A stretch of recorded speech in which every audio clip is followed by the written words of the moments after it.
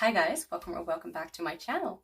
I am Jess, and in today's pick a card, we'll be looking into how has their perception about you changed. So we'll be taking a look at how the person in your mind has viewed you before and how they view you differently right now, and what has made them see you differently.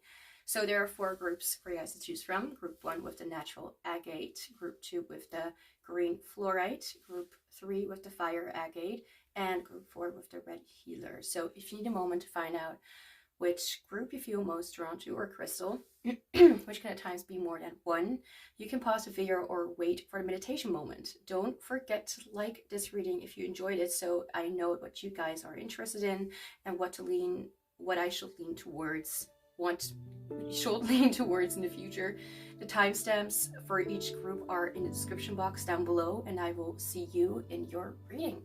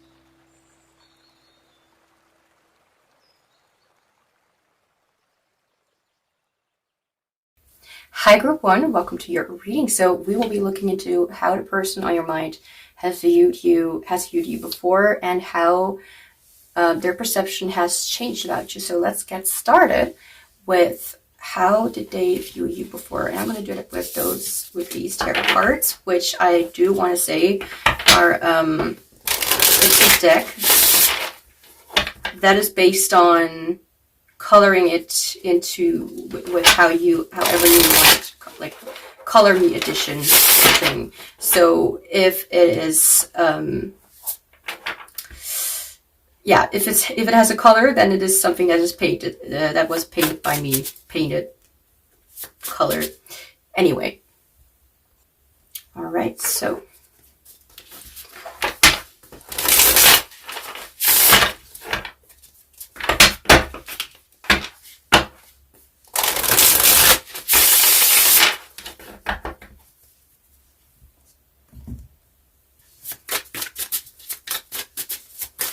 this time we're going to start with the tarot, and we're also going to take some oracle cards and tarot and all that good stuff. Anyway, how did they view you before? Knight of Swords. I hear the word rush.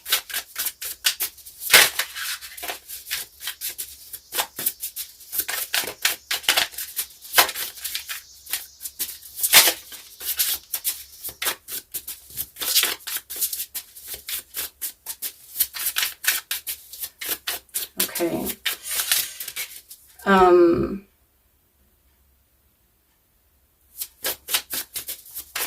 How did they view you before? Can I have a clarifier for the Knight of Swords? Two of Cups. Okay. Good to know.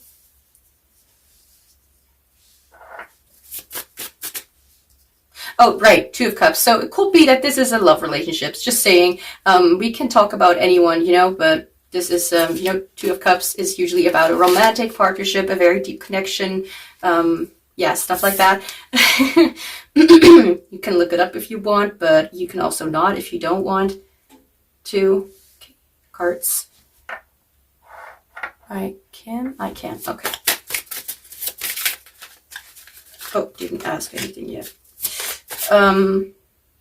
So with the Knight of Swords and the Two of Cups together, I feel like they used to view you before as someone who will dive into a relationship And I feel like it may not be the most, well, it could have been like not the most romantic relationship, or it's not necessarily about whatever connection. I mean, it's likely to be a romantic connection, as that's, I don't know, that's, I find that to be my part of my interest, like romantic connections and doing readings about that. So if you have any suggestions for like romantic or whatever romance kind of readings, please comment down below, because I can't read your mind. Anyway, so Knight of Swords is like, let's just do it already. Let's not work out too many details or too much about what is going to happen next. Like, it's almost like the Knight of Wands, but differently, because this is focused on mentality, focused on truth and on personal opinions. So it could be that you may not have been very like for example, if there was a relationship, it could be that it was a relationship where you were the kind of person who will dive in headfirst in a relationship, but not be too concerned about what that will actually be about. Like, so you're like, oh yeah, let's hang out, let's hang out, or let's try it out, but not really knowing even what emotions really mean, or what not saying like majority, like it's never in any way meant as offensive. Like maybe not knowing what relationships were like, what you were really feeling, or maybe not being too focused, like you had a connection that was not entirely focused on romance, but if this will be about how they viewed you before, and I feel like this will mainly talk about you being very fast to go into relationships, or being a little bit stubborn when it comes to relationships, or both. Can I have more? How did they view you before? My stomach is interrupting me. It's letting me know that it is in need of some what's that called? Of some yeah, food. Like usually. Let's be honest, like ones who have been here before will probably have seen or heard my stomach yeah, rumble during the reading, and me commenting and talking back to my stomach like, you know, shut up. Anyway, how did they view you before? I really have to say, like, they would view you as a warrior, like, not to, like, be dramatic, but I really feel like they saw you as someone who was not afraid of anything.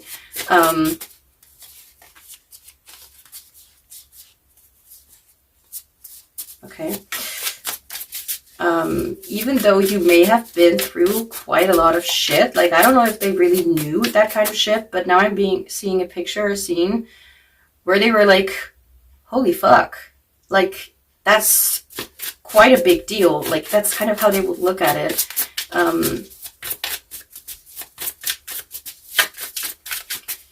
How did they view you before? We have the Two of Pentacles. Oh, that's in the picture, all right. In the card. I, by the way, did not feel like I wanted to color the entire everything of every card. I thought I wanted to keep some black and white kind of shiz in there. So I did not, like, and it will take quite long. Like, my hands were really dirty from all the colors. So anyway, Two of Pentacles. Oh, chill. After I asked a question. Oh, awesome. Let's make a screenshot. The time that I'm filming is 18:18. So 6 p.m. 18. Anyway.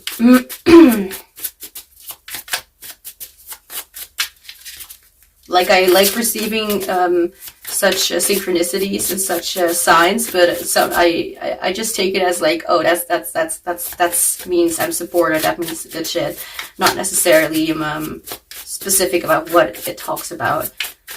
Anyway, I'm not really, just like astrology, I don't know much about that, just like numerology. Anyway, or only the basics. How did they view you before? Chill, please. Two of Pentacles talks about,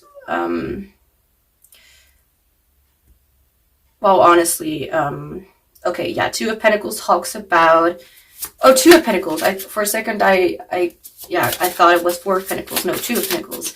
It's like, okay, so I'm getting an up and about vibe. I'm also getting the vibe of like having a messy, not necessarily messy in a bad way, but like, no, not difficult. Okay, I'm being called to say difficult or messy life, but I just wanted to say like of a life that is very full of everything. Like everything is happening at once, or it's just for fripp's sake. What is it? The word, I'm missing a word in my mental vocabulary right now.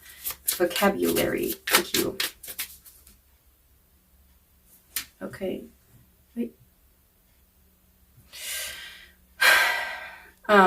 Busy. It's like very full, like everything is happening, like maybe like student life or whatever, I don't know. You know, but I am being reminded of student life, like dormitory stuff. Like it could be the case. I don't know. Like I don't know what it's like to live in a dormitory or anything like that. I only see that in the game like Life is Strange or anything. So it's not really, yeah, not my own experience. Nor do I really think we have something like that where I live. But I'm not sure about that. I'm not gonna make, you know, I don't want to say things that are actually not true in the end, and then I have to deal with the fact that I was wrong. Two of Pentacles. Can I have a clarifier for Two of Pentacles? Okay, Spirit just told me to also not forget the colors that I'm seeing in the cards. Like I'm being reminded of purple. We have blue. I mean, I did kind of, you know, kind of think of that while doing, well, painting cards, but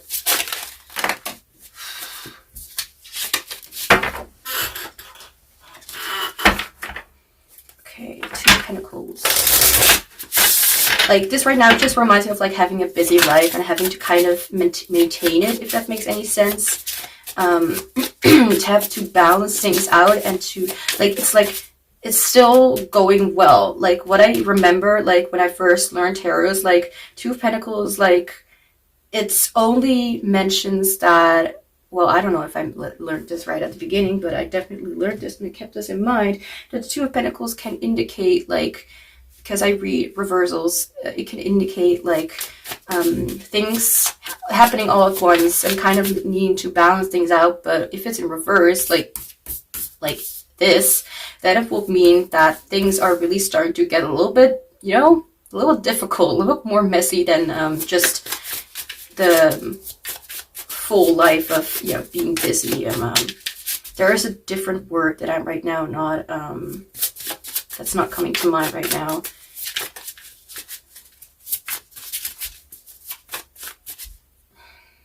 Like you have many things, like for example, you have kids, you have a job, you have your pets to feed, you have a partner to look toward to, like you have so many things going on that you don't really have time for yourself, or don't really have time for friends, or just things are just going, just very floaty. I don't know, but I like speaking my mind during readings, because who knows, it kind of can resonate with other people as well.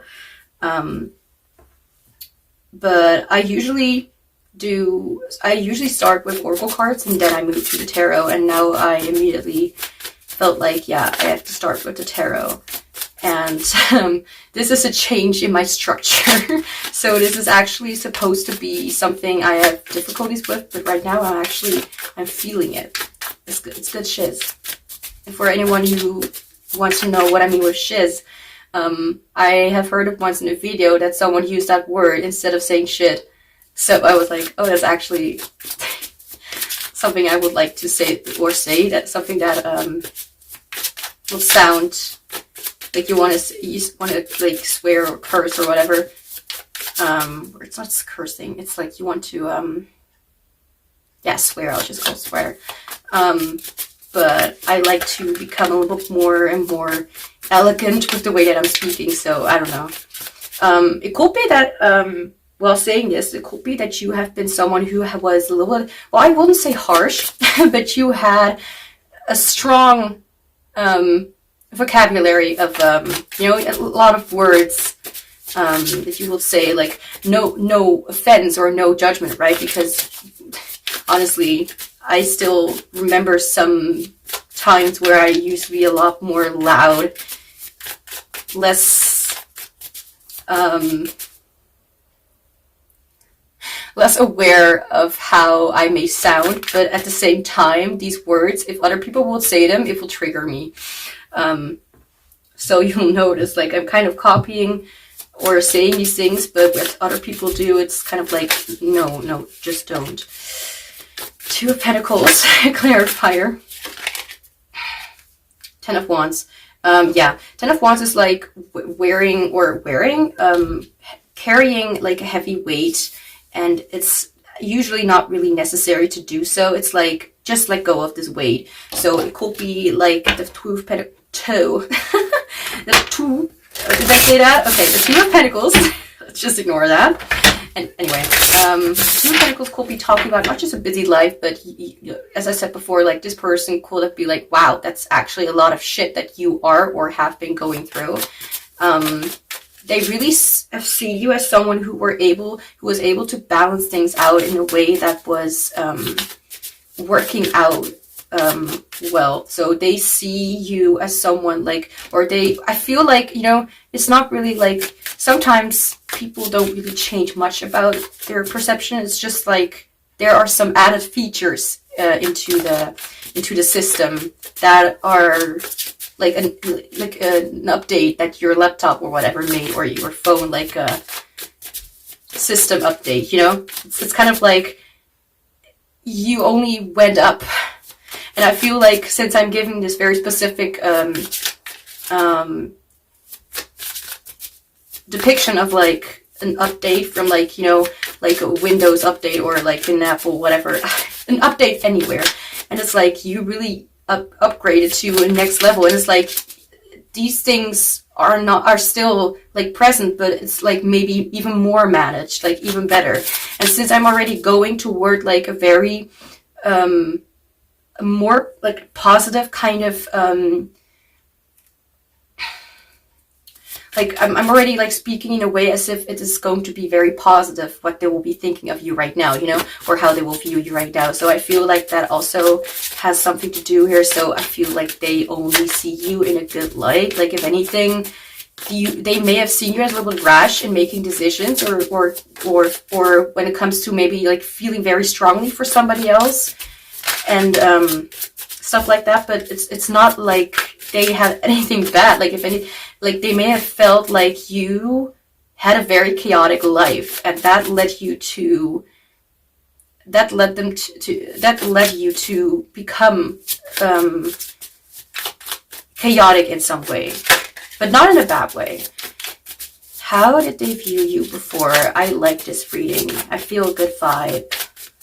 Also, I usually feel a good vibe when I'm able to explain things. If I can't explain it, then it's also like, you know, the other person or other side of who I'm trying to read or what I'm trying to read is kind of like closed off, or like you need to find it out on your own. So stomach, shut up. And don't rumble that much. I can feel that.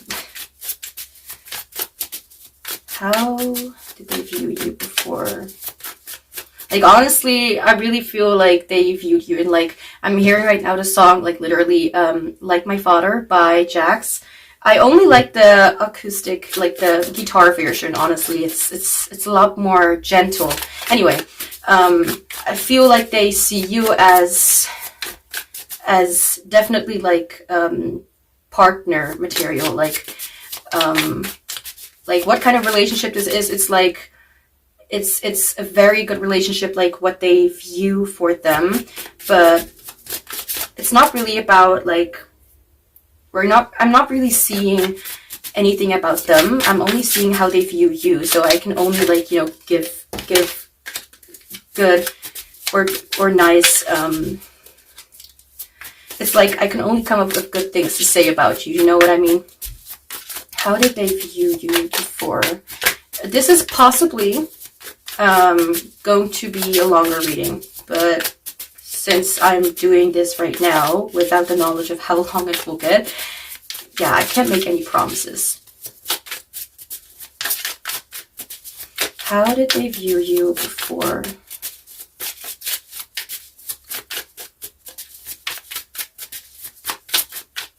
Spirit, please give me a card for how. I said a card, like not a few cards. Let's try that again. Okay. We have the 2 of Wands, 3 of Wands. It's like I almost get blinded because I see 2, you know, 1 at this side and 1 at this side, but actually it's 2 at this side.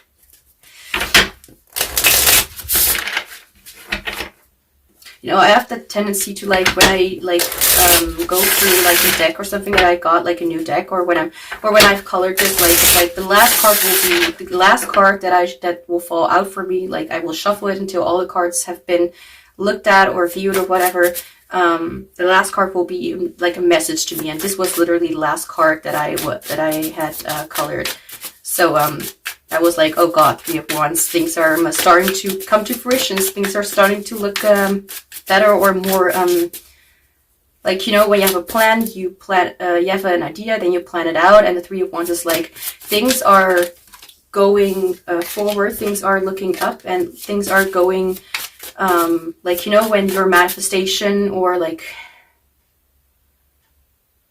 it's like you want to say something to someone, so you have the idea of sending them a text message, then you write it down and plan out what you want to say, and the 3 of Wands is like you having just like or not just, but having sent the message, so it's like on the way to that person, you know what I mean? So it's like a very active card. Can I have a clarifier please for the 3 of Wands about how they used to view you? Now I said, instead of how did they view you, I said how they used to view you. Okay. Pardon me every time when I say something, when I analyze it and be like, wait, because that could be significant to the reading, and I don't want to miss out on giving any kind of any information that could be relevant to some people. Anyway, clarifier, the Hermit. All right. Oh, let me just put you to the side. Okay, the Hermit, 3 of Wands. I need to think about this before I know.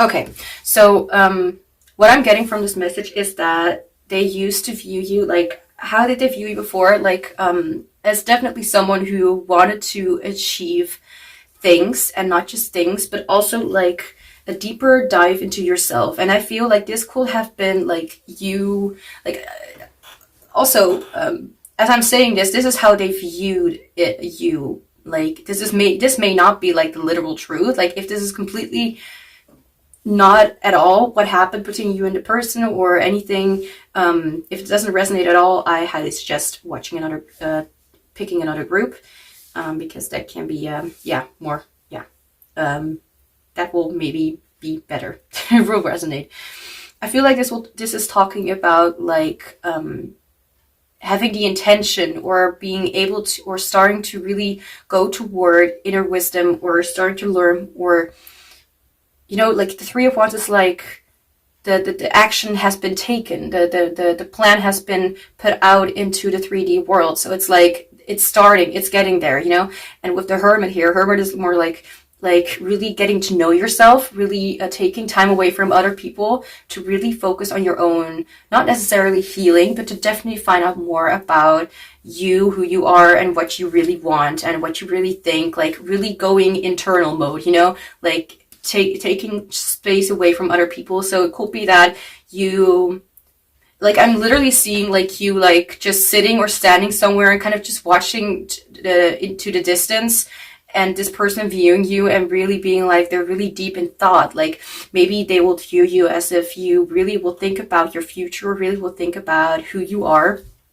Like they will think that you are very, I'm hearing perceptive, but especially like you will like really put a lot of effort, or like made the effort toward really bringing more awareness to about who you are and what you want. Like maybe you were a little bit disheveled by all the experiences that you had, and you did not really have the energy or the time, I mean, to really focus on what you want, but more on really maintaining some sort of relationships or holding burdens for others that were not really yours to carry. Like they really see like this, like the Ten of Wands literally says like, this is not necessary. Like this is a burden. This is not a responsibility. This is a burden. So, you know, and a responsibility, what would be a responsibility in the tarot? Just quickly. That will be honestly like the Four of Pentacles, the Two of Pentacles. Oh, there we go, the Four of Pentacles. The Knight of Pentacles will be responsibility, but the Ten of Wands, it's like too many burdens, too many ideas, too many things going on, and carrying it. And it's like, we all have one, this sounds a little weird, but we all have one wand, and you're carrying 10 of them, or you have carried 10 of them, at least in their perception, how they view you. So it's like, you are carrying an unnecessary burden, like something that has been just pushed to, like onto you, and it's like you just got to deal with it, and you're like, well, okay, so I have to figure out how to balance everything going on, including my life and other people's lives, or other people's bullshit. So yeah, that's what I see when it comes to how they viewed you before. So let's get more information about how they view you right now. So let's see. Okay. And now we'll get some oracle cards. I will always try my best to not take too long, but if it turns out to be longer than yeah, expected, then it will be because it was necessary, or because my brain was just kind of not, yeah, anything that is necessary, which I am human, let me be. So, how do they view you now? Or in other words, how, like, what has changed about their perception about you? Like, sorry, I have like a script in front of me, and I see that it has typos. Like, you know, when you have ADHD, and you're like, your mind goes so fast that you forget to, like, write that one word. This is the story of my life. Actually, one second. Okay. I quickly just rewrote the script a little bit. Like I emailed it to myself, and then I just have it in front of me. Anyway, because otherwise I can't focus. So, how do they view you now? And what has changed? But we'll see that. Oh my gosh. Okay. Dude, I want one card, not three.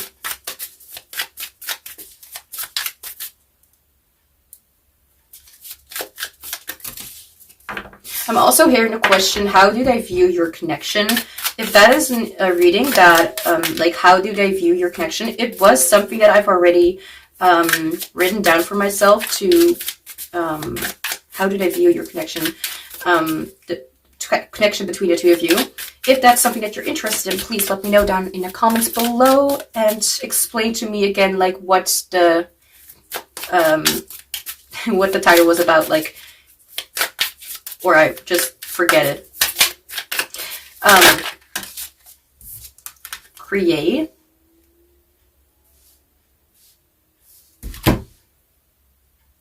There's this feeling that I want to explain, because every time when I listen to my music and I wear my headphones to not be distracted by outside noise or people or whatever, because that just happens, it just makes me feel more safe. I don't know how other people feel about it, you know, noise canceling headphones, but I just listen to music, which makes it even harder to hear outside noise.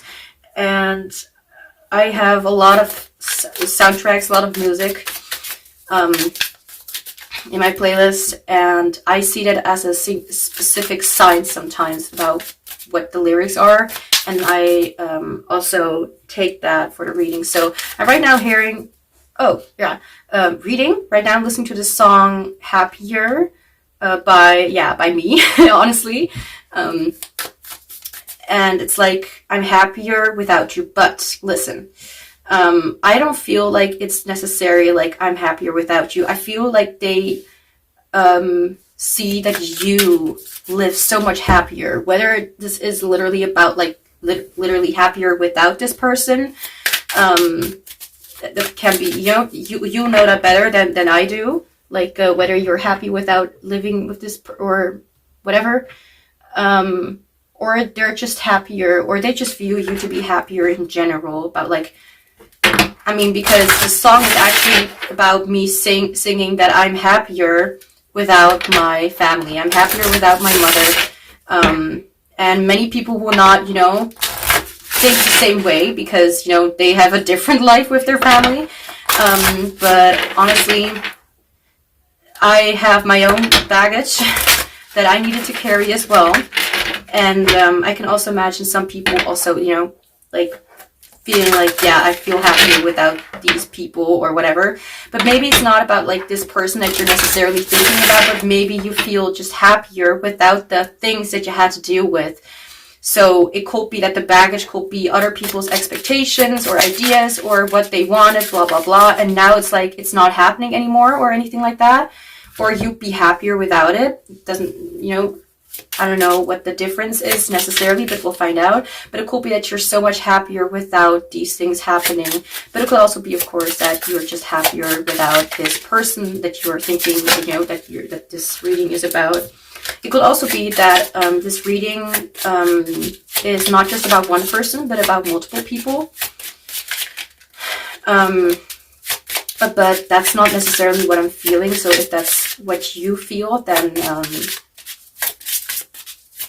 yeah. Anyway, so how did I view you now? Okay, let's try it again. What's about the number 3? I'm like, with this deck, 3 cards fell out at first, but this one as well. So the number 3 or 33 or just 33, like, repeated numbers could be significant. Which, what I have learned about that number, and I don't really see it that way anymore, and not necessarily, depends on the situation, it's whatever. But what I've been told is that the number 3 is all about creativity. But that was a few years back, so it's like, nah, like, just like dream interpretation, just because you look it up doesn't necessarily mean that it means the same message for everyone, it's like, it's vague. So just look into the meaning yourself. So, or the reading idea of, like, what are these numbers trying to tell me, or whatever. What are these signs? Whatever. Just if that's also something you're interested in, let me know down in the comments below, because I cannot read someone's mind, and I will definitely forget it if people will not mention it. It's just the way it is. Okay, so how did I view you now?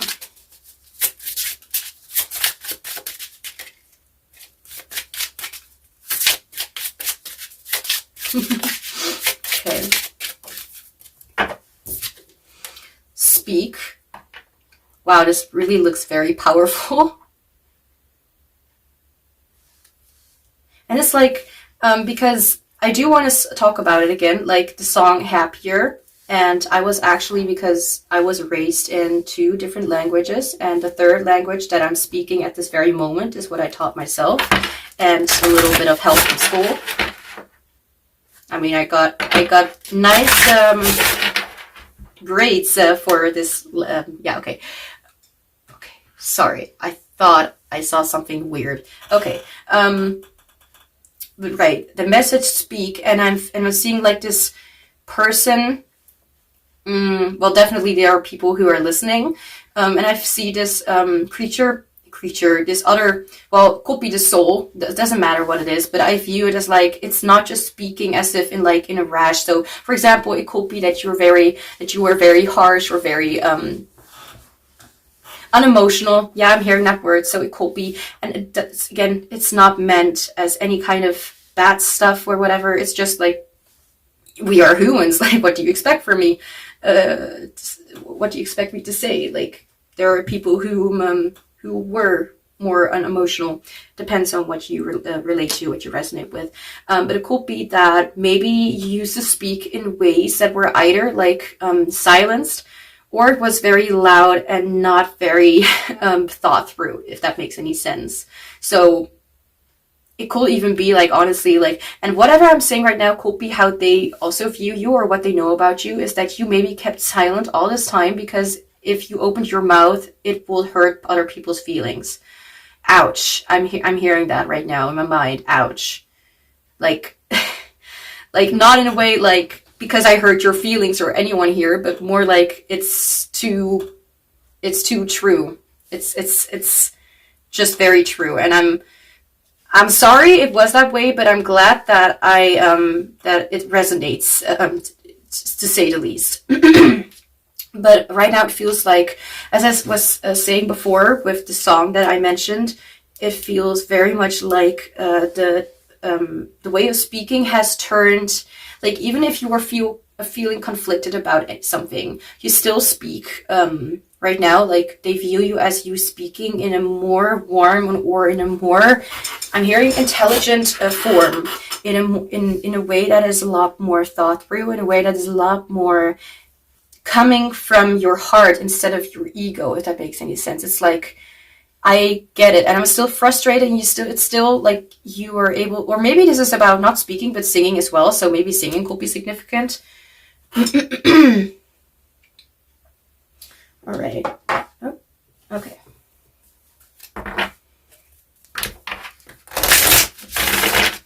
Create, speak.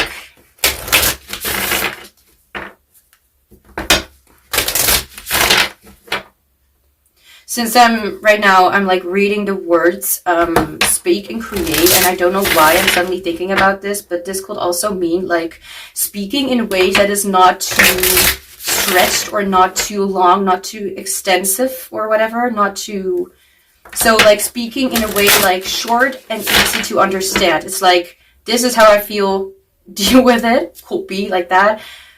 Or it could be like, maybe you tried like like to over-explain in the past, for example, and now it's like, why do you not want to speak to me? Well, because I don't want to, because I'm not in the mood to talk to you. You know, it's like,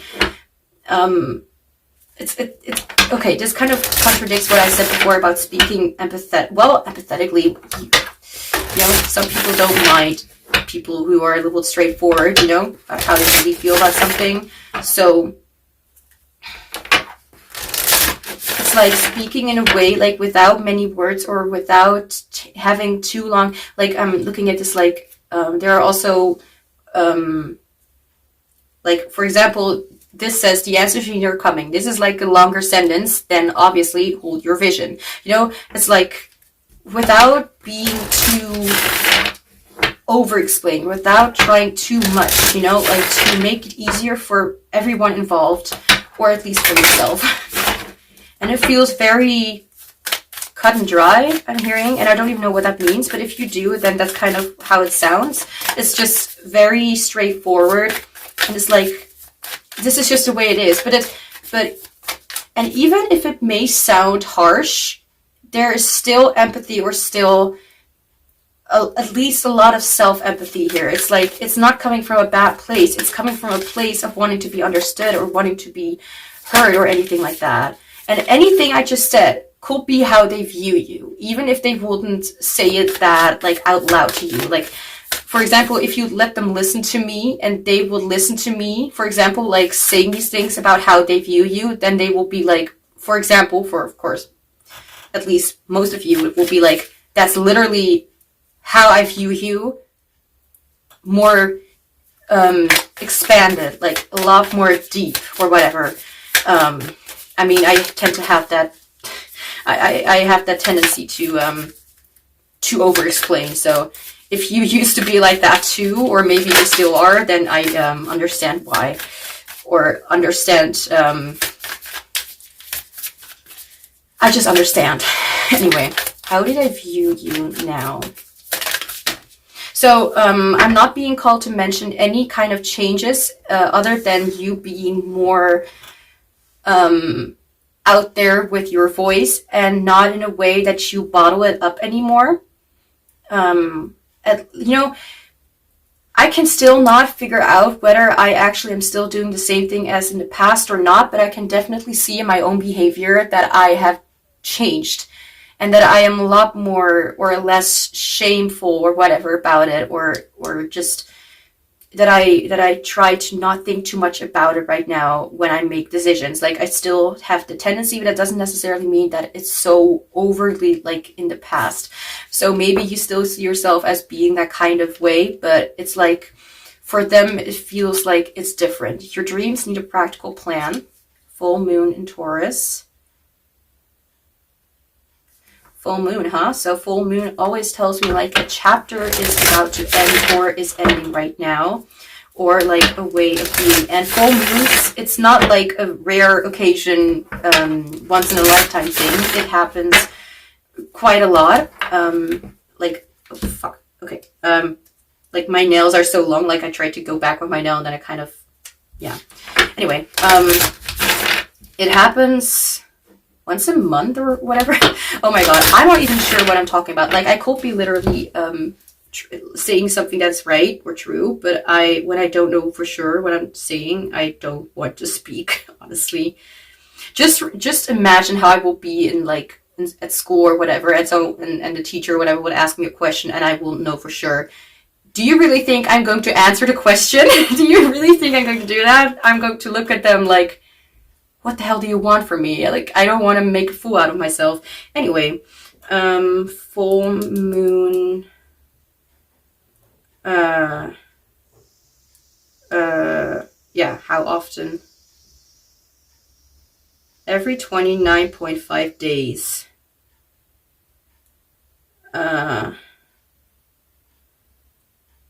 Like, yeah.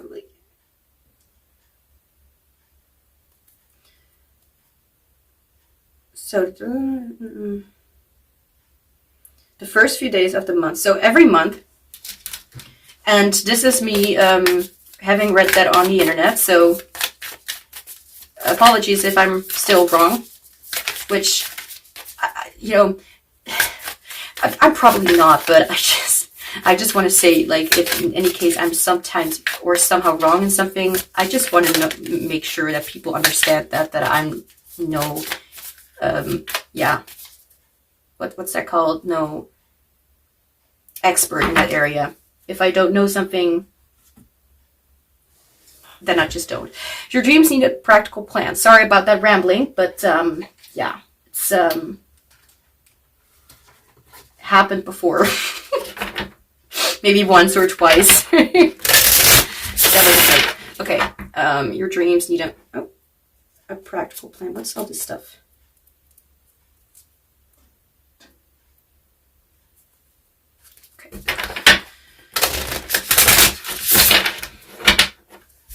Taurus, earth signs, air signs, fire signs. Ouch.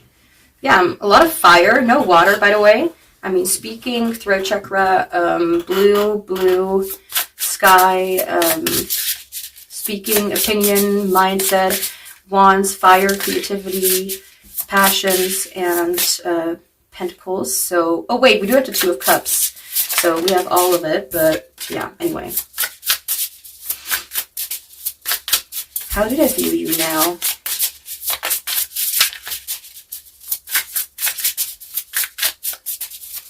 Spirit, how? Okay, thank you.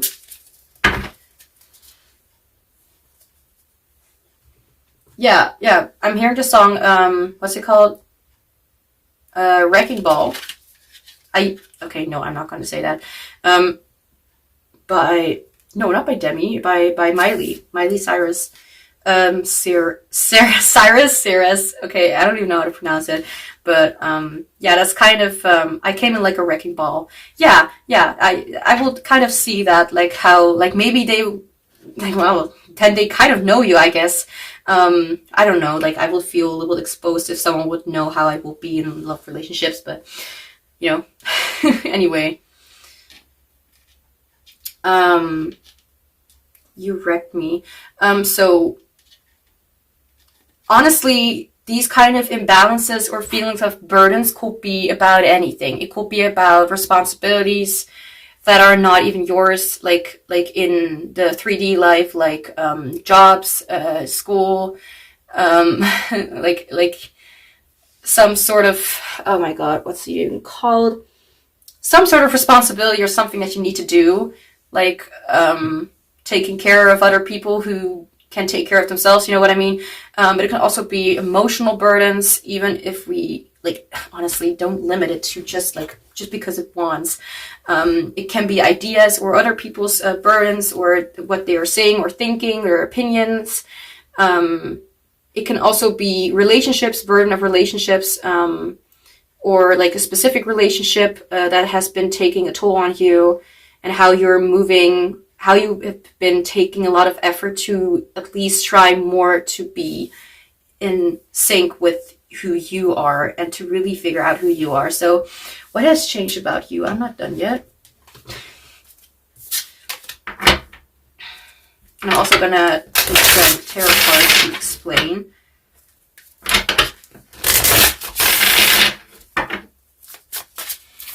How did I view you now? So what has changed?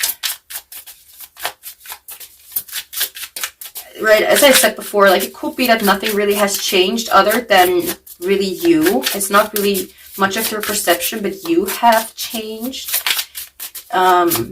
in how they look at you. But it's not like they see you as a completely different person. It's more like you, as I said in the beginning, you made upgrades, you made updates to your system. And I feel like this is all because of you I'm hearing reintroducing yourself to yourself. It's a nice way of saying it. All right, so how do they view you now? Or what has changed about their perception about you?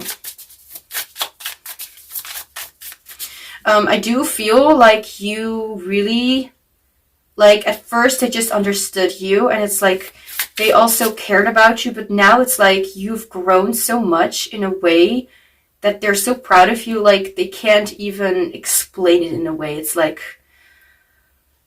you've really made a change in yourself, and it's not like, oh my god, you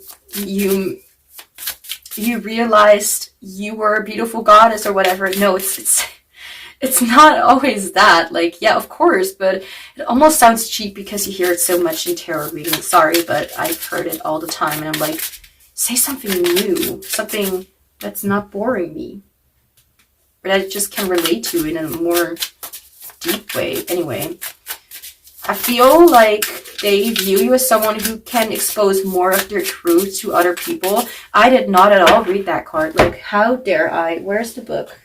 Because I knew, like, this is an astrology deck, but thank God we have a booklet with that. So yeah. Now I need to find the card, the asteroids. For a second reminded me of androids. Like, what's it called? Detroit Become Human. I wish I could just see the card where it is. Okay. Let's see.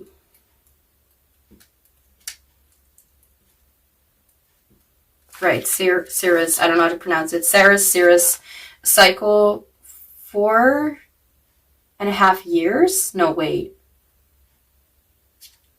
4, 1, stripe 2 years. I'm getting confused. Associated with Cancer, Virgo, and Taurus. We already have Taurus here, so Taurus, big on Taurus, but this is only extra. It's not necessarily a confirmation like that this is only for the ones who are a Taurus. Ceres is a nurturer of fertility, sustenance, nature, and love. Being the provider, unconditional love is given and received freely. It is connected to the nourishment and protection of the earth and its inhabitants.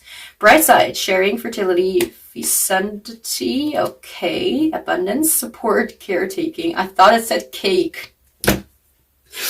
Maybe you like cake or whatever. Shadow side, overprotection, self-denial, clinging, deprivation, fair sharing. Okay, so we have it in upright, so I'm going to see the right side, you mostly. Nurturer, fertility, sustenance, nature, and love. It reminds me of the Empress, which could be, I mean, Taurus, yeah, okay. Anyway.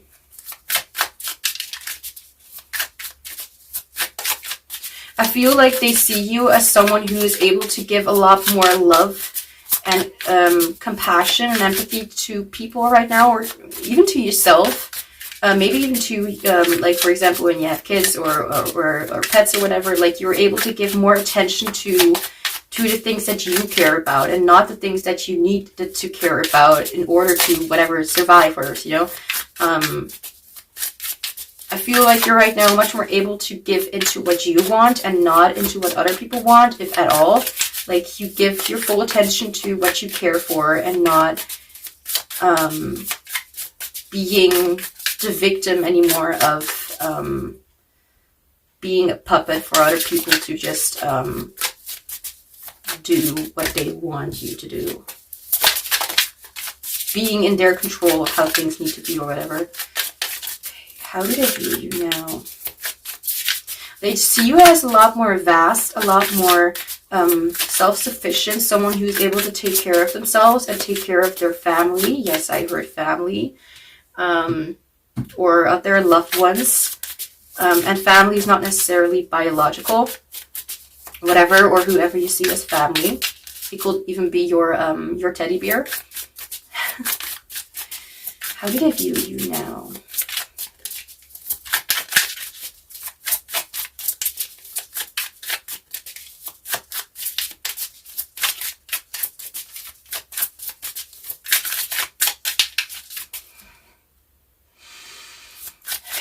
How do they view you now? Like, can I have a card, like, today? Okay,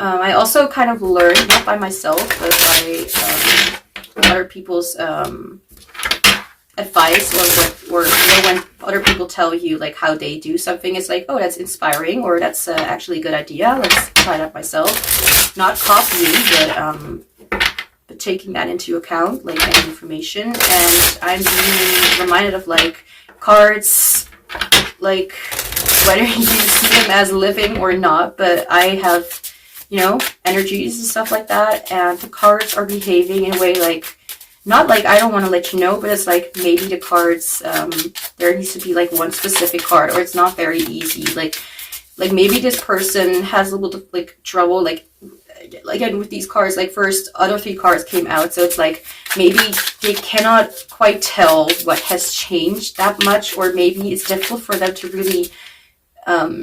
really understand or come to a conclusion or something like that, or it's not really easy for them to explain ambition. like they will see you a lot more as the Queen of Wands, if that card will come out, like someone who makes their dreams happen, who is able to enjoy their life and able to give that joy and share it with others, or invite other people to enjoy that as well.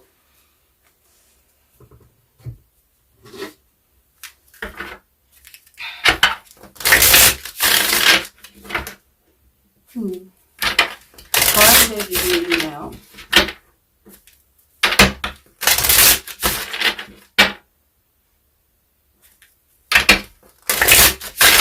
Okay. How do they view you now?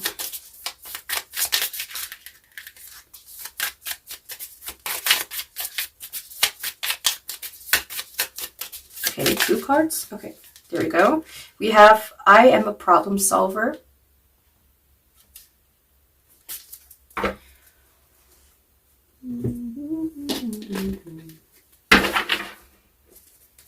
So mostly I can see that they, right now, like if anything has changed about perception, it's that you are a lot more open, a lot more broad, a lot more,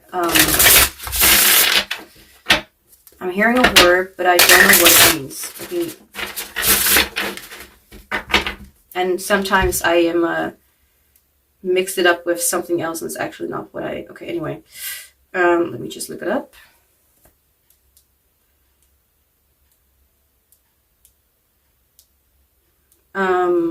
I heard the word auspicious, conducive to success, favorable.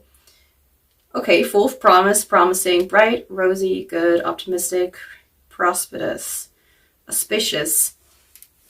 It kind of rhymed with, it kind of sounded like suspicious, so I was like, wait, what? But they seem really light, nothing really in a bad way, but it's like, they can't really, it's like, these changes are not necessarily overwhelming, but it's like you have such...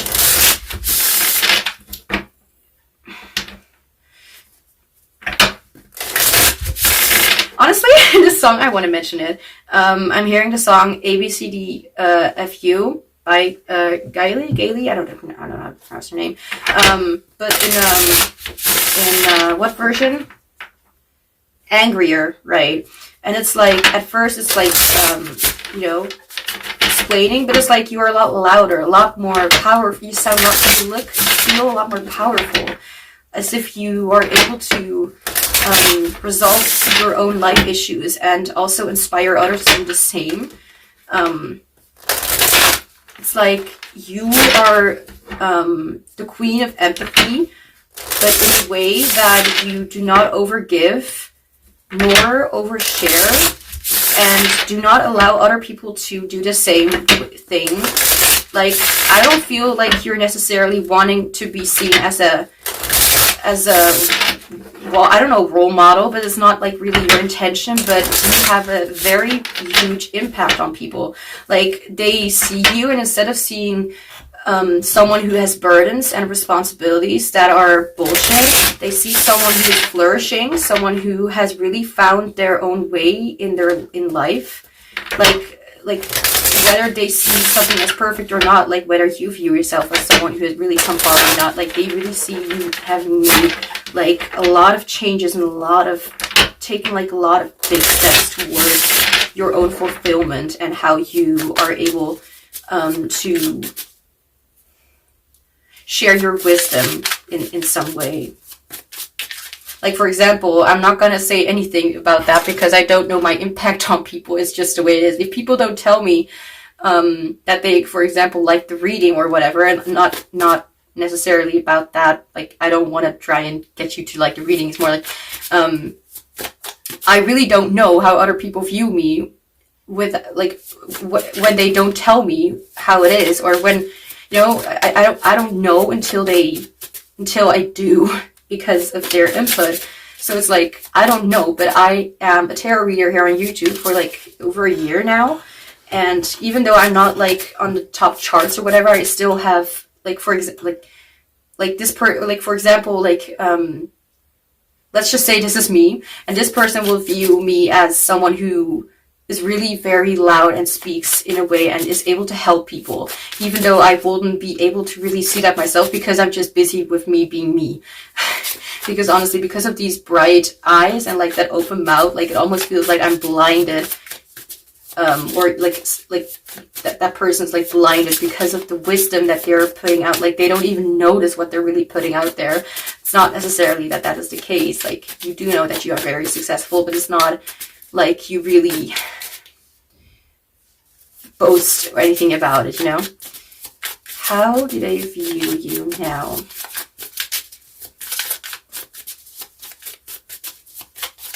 Oh my gosh. Okay. 9 of Swords. Clarifier, thank you. Okay, we have the Knight of Wands in reverse. Okay, interesting. Okay.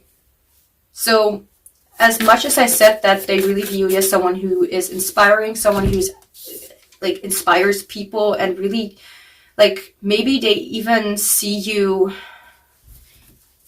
turning like experiences into wisdom, but I also see like I feel like the Nine of Swords is like very much talking about anxieties, about like not being able to sleep because something is like really keeping you up. It's like something, it can be external, like for example your neighbor's making a lot of noise or music or whatever and you're like, stop it, stop the noise.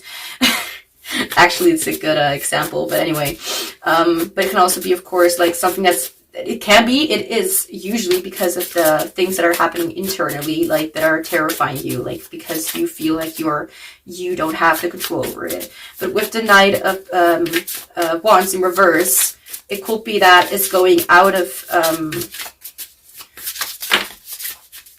having pursued that. Let me see, because I'm getting distracted by myself as per usual.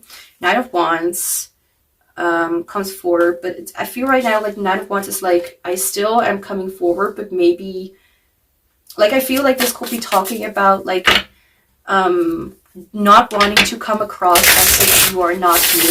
For example, like like just speak in a way that's a lot less, I don't know, whatever, but it still feels, or they still view you to be burdened by something. Maybe it's not necessarily like, this could be of course trauma, so this can be like, for example, whatever happened in the past and that still has an impact on you, you know, so that's why you maybe are less open to really exploring new ideas or to really go for something because you still are very affected by it, if that makes any sense.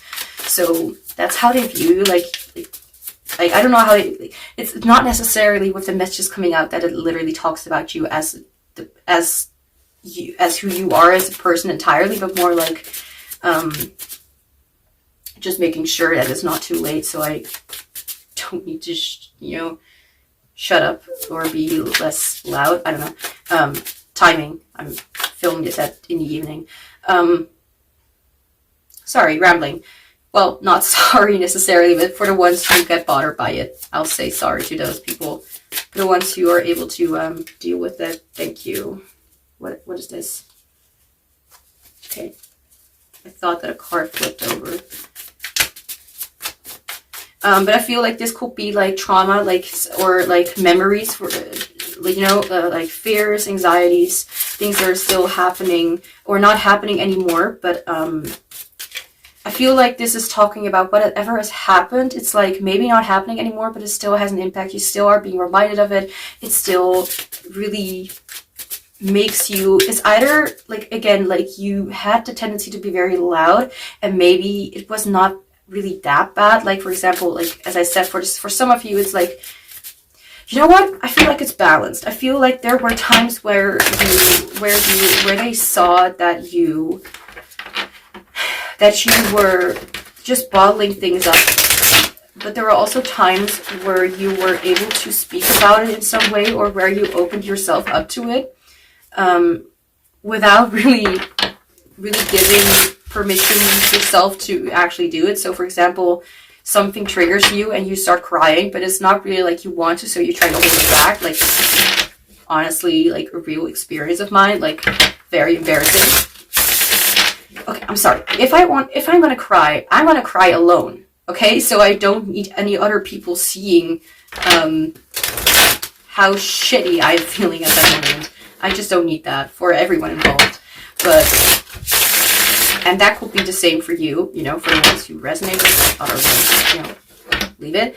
Knight of Wands, it could be that you still have the tendency to kind of come forward with it, but it's not, okay. The Knight of Wands right now, I'm being reminded, Knight of Swords, you know, quick connection thing, associative thinking. I'm right now being reminded, like the Knight of Wands could be an indicator that because the Knight of Wands is actually not unemotional. If anything, the Knight of Swords or Swords will be a little less emotional, and Pentacles, but Wands can get swayed in emotion, or in the feelings, you know, as passion or whatever. And it could be that you're very passionate about something, but maybe like you want to really speak about something, but you don't really do that because it's like you have already been thinking about it enough or anything. Like they view you to be holding back a little bit, or you're like just kind of throwing everything out and it's not making, or it doesn't seem like it's making any sense, or it's just like everything at once and it's like, okay, so what's happening, you know? Again, no judgment, just saying. How did I view you now? Okay, we're over an hour, which it's better than 2 hours. I mean, some people will disagree, which I will be surprised to hear that. I just kind of crumble inside when knowing that you have to listen to my blabbering over an hour. I mean, I already have to do that myself, so. And do you really think I'm going to remember what I tell myself? I'm not going to remember what I said like 90% of this reading. Okay, how did I view you now? Knight of Pentacles, that's interesting. Because we have the Knight of Wands in reverse. So again, like this may also be like a confirmation that this card's actually saying, like, instead of like screaming it or really putting it out there, it's like you instead think it through, or you're more of someone who plans it out before really speaking it out. So you're able to say things in a way that are a lot more controlled, or a lot less I'm hearing a lot less violent, a lot less I'm hearing a word. Let's figure it out. Perpetual. I don't even know what I was talking about. Never ending or changing. Never ending story. I'm so sorry. I'm cringing. I'm cringing. Unending, everlasting, eternal. I don't even know what I was saying anymore. But if you do, then yeah. I don't even know if it's making any sense. But if it doesn't, just leave it. Can I have a clarifier for the Knight of Pentacles more specifically?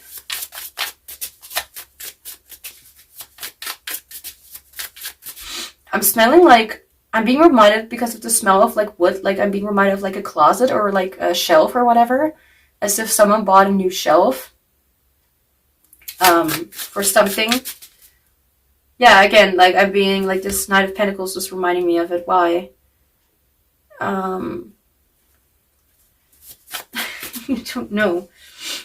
Oh, and I'm looking at the time again, it's 1919, so it's safe to say that, oh, and my phone is 91%, so 191991. Yeah.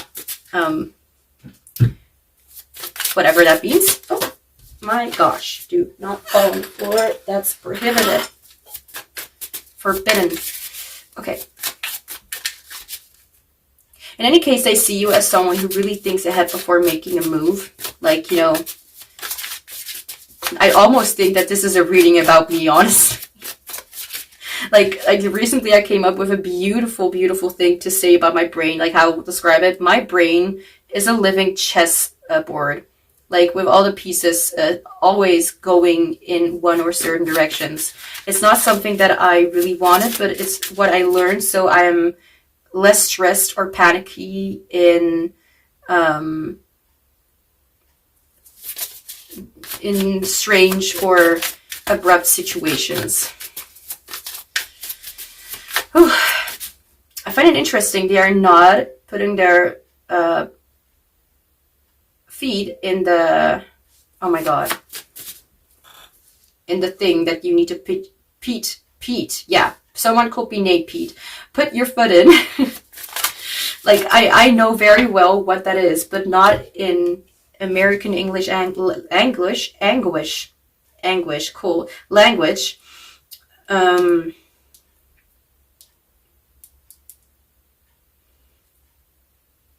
Clamp, shackle, strap, hoop. Like, I'm honestly, I'm scared to even say it. Like, you learn it in a certain language, but there are words that you just don't know. But they're not putting their foot in that thing, which is like more like the less need to control things, and it's like being, what's that called? Because in actual writing lessons, I remember these times where we like will like not as like I won't call it like a game, but like where we just do little tricks where we do what we are not used to, like for example, leaning forward. Or like sitting without, without the sitting up and down and up and down, all that stuff.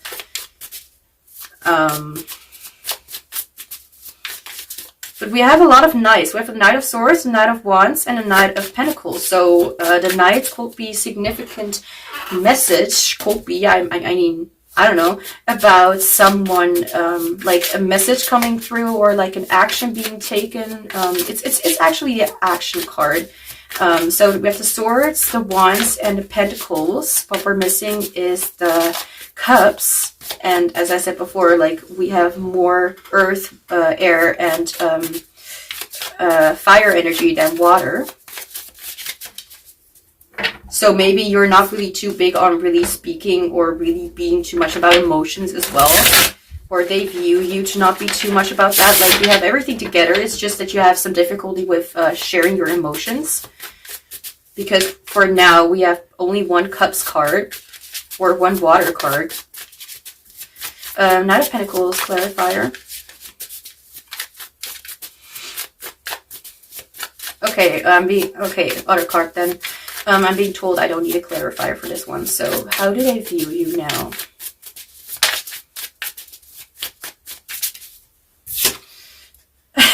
Knight of Cups. Knight of Cups. We have all the knights. Can I just, because I appreciate when people do that too, that they give me all the information that they can, even though they don't know it. So I'm going to look it up. Tarot, all knights.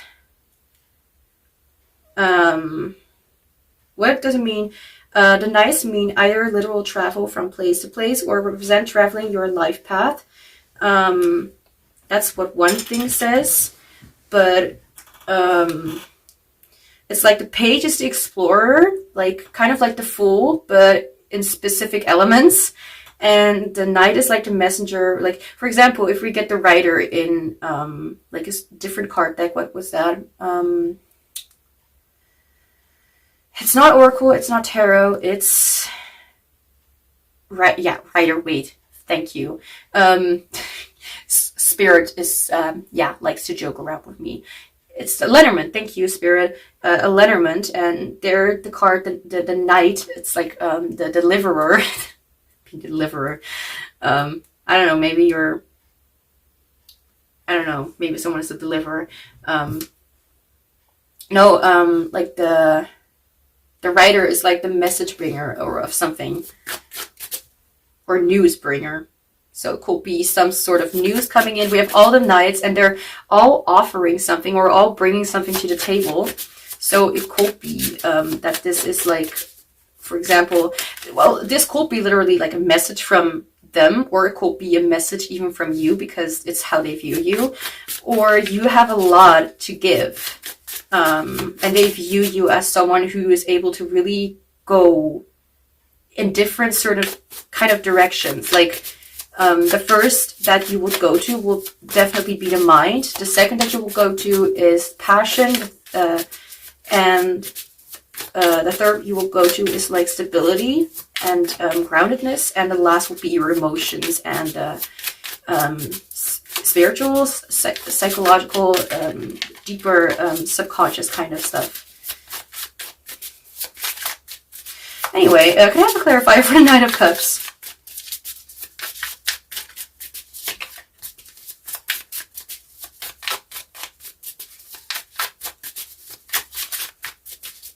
Thank you, by the way, for everyone who is here with me with this reading, because whether people would notice or not, but it's not like I judge anyone, alright? But I still have sometimes moments where I dislike the energy. It's like too exhausting or too frustrating or it's too boring. Sorry. It's like, the situation. I have heard this so many times before. Like, what is this, you know? So I'm thanking you for having this energy and being this far ahead, even if it's not necessarily something you have control over. Well, kind of like we all have control over our own, you know, destiny shit. To have everything like fated, like faith and fate exists. It's just like you choose whether you want that fate or not. Like you can always choose a different direction as long as that's really what you want. Don't believe that mistakes are real when it comes to making decisions. When it comes to your life. Anyway, I don't know why I suddenly said that. Can I have a clarifier, please, for the Knight of Cups?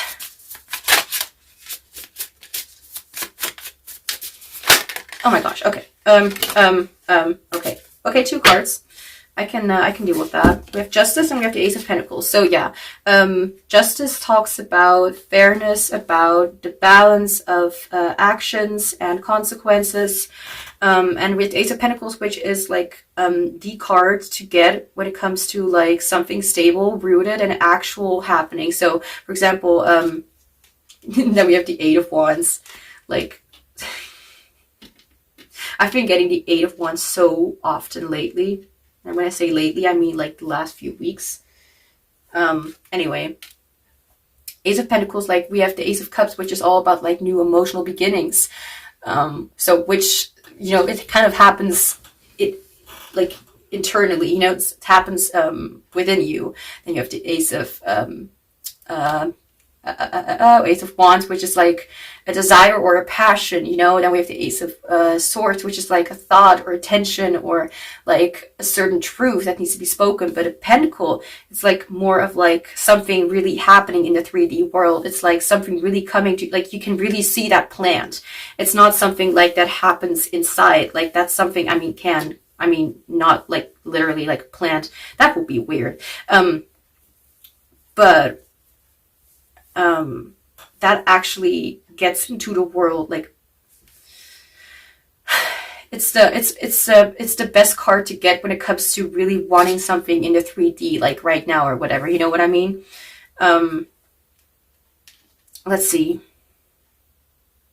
So it could be that this means like, I mean, this is about kind of how they view you, but I also feel like there's a message like that you need to know, anything that they really want to tell you or something that they want you to know, that they want to speak out loud or do out loud, anything like that. We have 3 knights next to each other. Can I just say that? Anyway, like they can see, I feel like they can see like you as being like, okay, yeah, this is like maybe seeing that you are ready for something, for like an opportunity, or for like you're ready to be supported, you're ready to be I mean, I just heard taken care of. You're ready to really, like, I mean, with Ace of Pentacles, it's like to really get something or do or have something in the 3D, like really right now.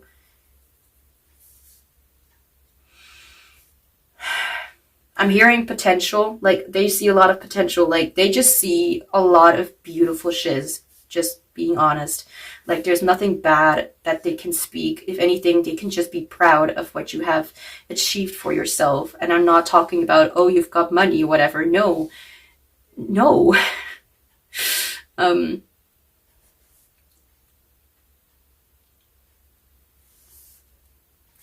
I think they can see something so broad, like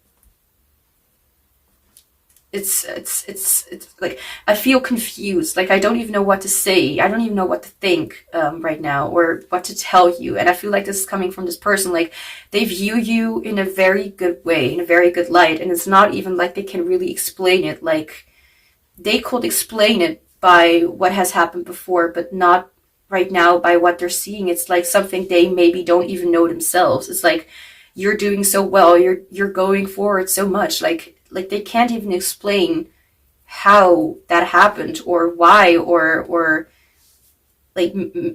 they haven't had that opportunity themselves for something, or something like that. Whew. Before I'm going to end the reading, though, I'm going to first shuffle some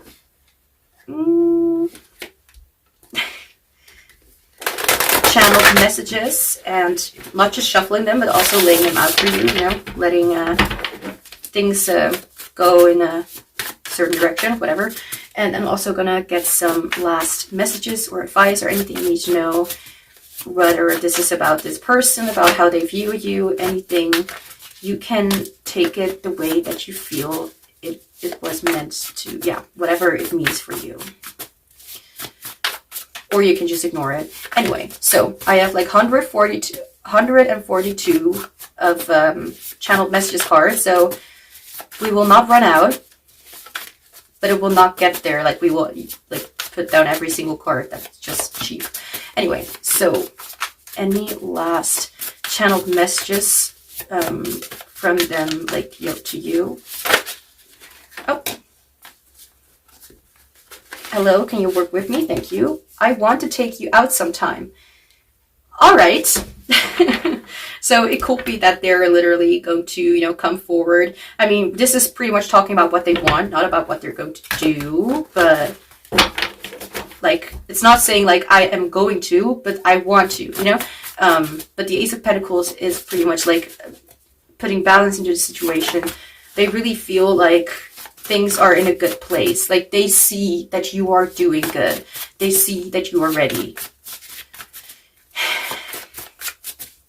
I was watching another reading, and it kind of said the same thing, but it was not really about their perception. It was more like what was going to happen next in the connection, and something like the same came up. But this is also, but if I were to watch both that reading and this reading, I will be like, okay, this is not just implying that they that it's true, confirming the information, but it also looks like it seems like they know or view that to be true as well. It's not just something that a reader says, but also something that they think as well. I don't know. Anyway. Oh my gosh. Okay. Renewal and enlightenment. You don't know how much you've helped me, especially in the darkest times of my life. Okay. Can't say much else about that. It's just a card that came out. You will know what that will talk about. Spiritual insight. Oh my gosh. Okay. As I said before, they really see where you are right now, or how they see you right now is it made some huge upgrades and some huge steps, and it's they haven't, or they don't feel like they know what you have to do to even get here. They don't even know if they are at the same kind of level. I don't know. I've gone through a lot of spiritual awakenings and gained a lot more insight. I'm hearing wisdom as well about my life and our connection. All right, this is talking about your connection with this person. All right.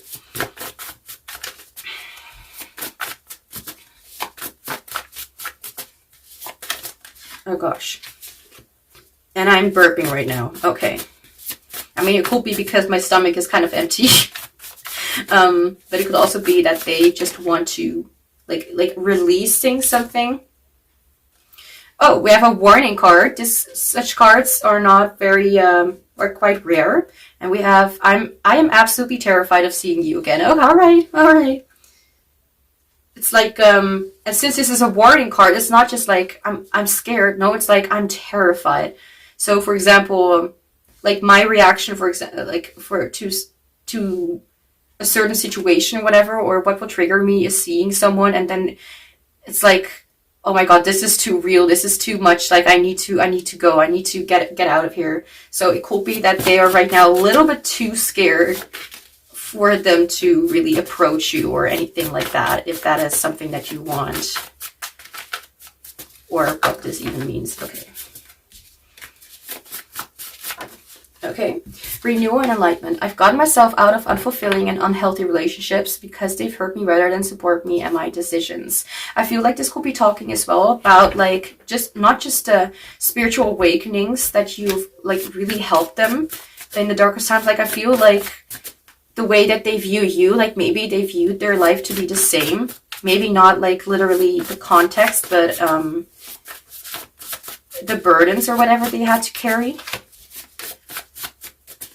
Maybe you've helped them realize that they don't need to stick to certain relationships that do not at all align with them or help them or even make them feel just a little bit better.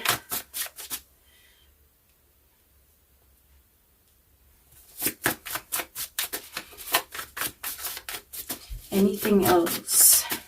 Channeled messages from your person, from this person.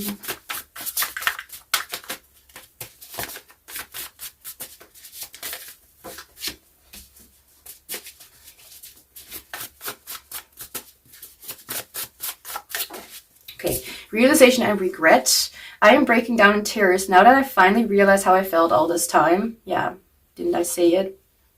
I mean, did you really help them, I guess? I mean, the emotional part as well, like whether you and they are like the same like that, like you put your emotions a little more down on the priority list. So it's like a whole new kind of way of looking or feeling once you realize that you've been like holding on to burdens or whatever. And I feel like a lot of people will actually understand or empathize or resonate with this, how this person is feeling or something. Admiration and adoration. Your imperfections are so perfect to me.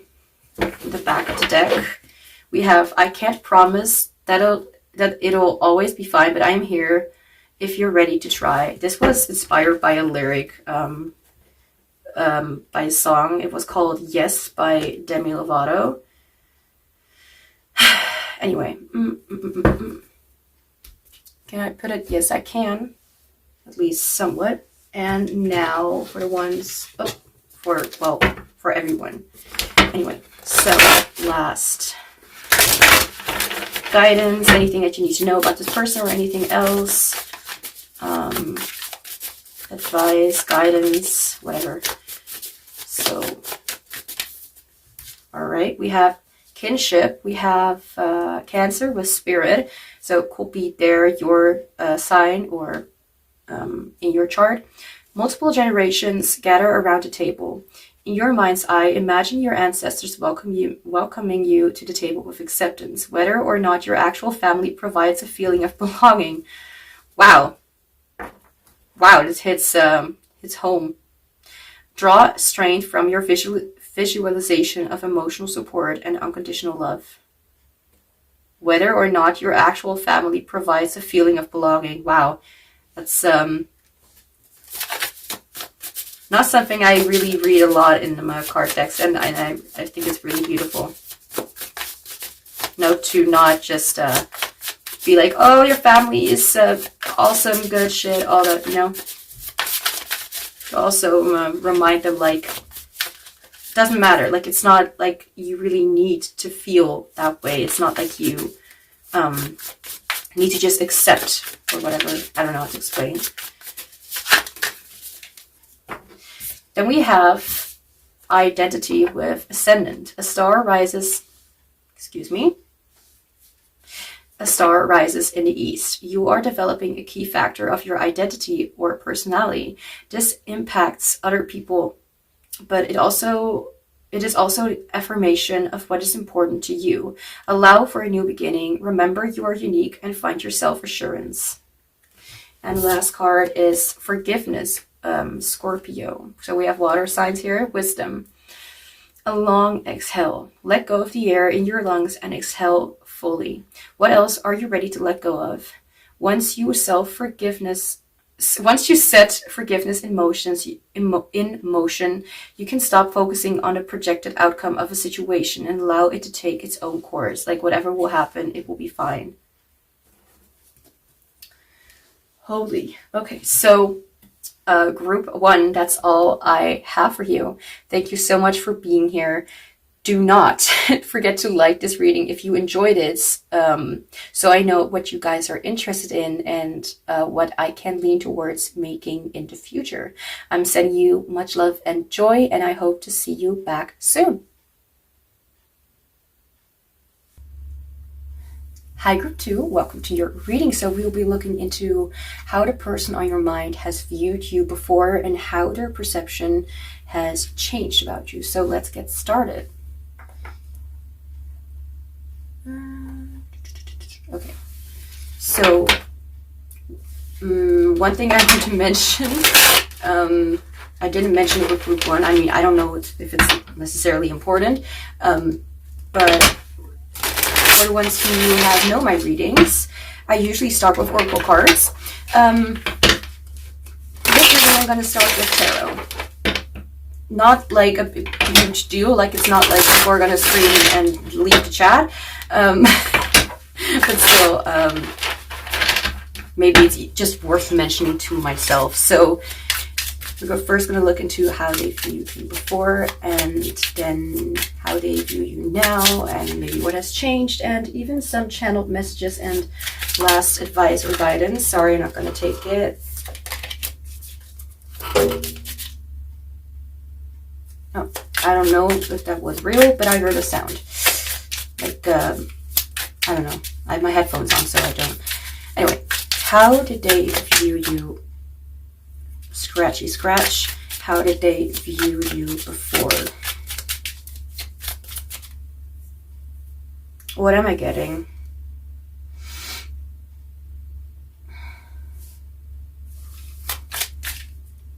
There's like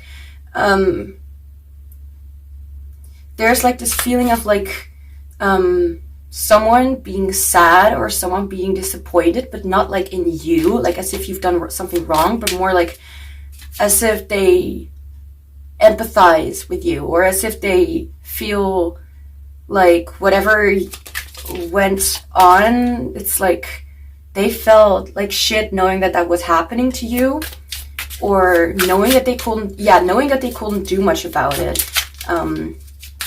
That's what I'm getting. Oh, chill. That's what I'm getting. This deck is, by the way, quite new, and I love it. It's really pretty, and I love, you know, the texture or something. Sometimes I literally don't use some really cute tarot decks or oracle decks because Queen of Swords, because they just don't feel right, or like the cards feel weird, or the texture. This is the kind of deck that I would use more often. It's, if you want to know the name, it's in the description box down below. I always put my card decks in the description box down below. Queen of Swords. Okay, not like that.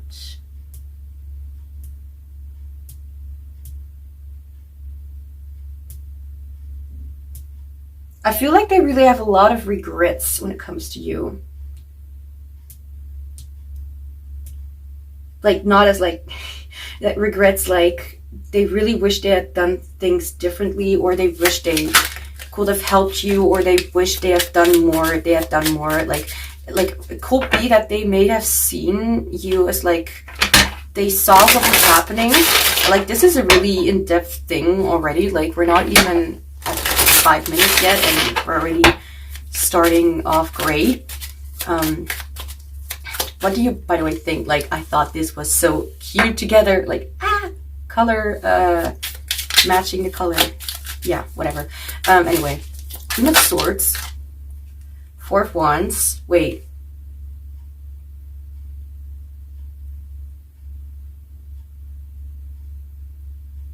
Apologies for the pause, but I'm not feeling good about this. I'll try to get, if the card falls out again, then I'll take it. And I have a clarifier for the Queen of Swords because I didn't ask for a clarifier, you know. I'm sorry, but I'm that much of a pest. I don't know.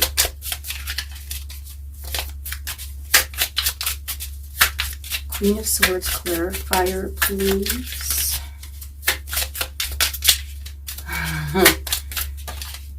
Chill.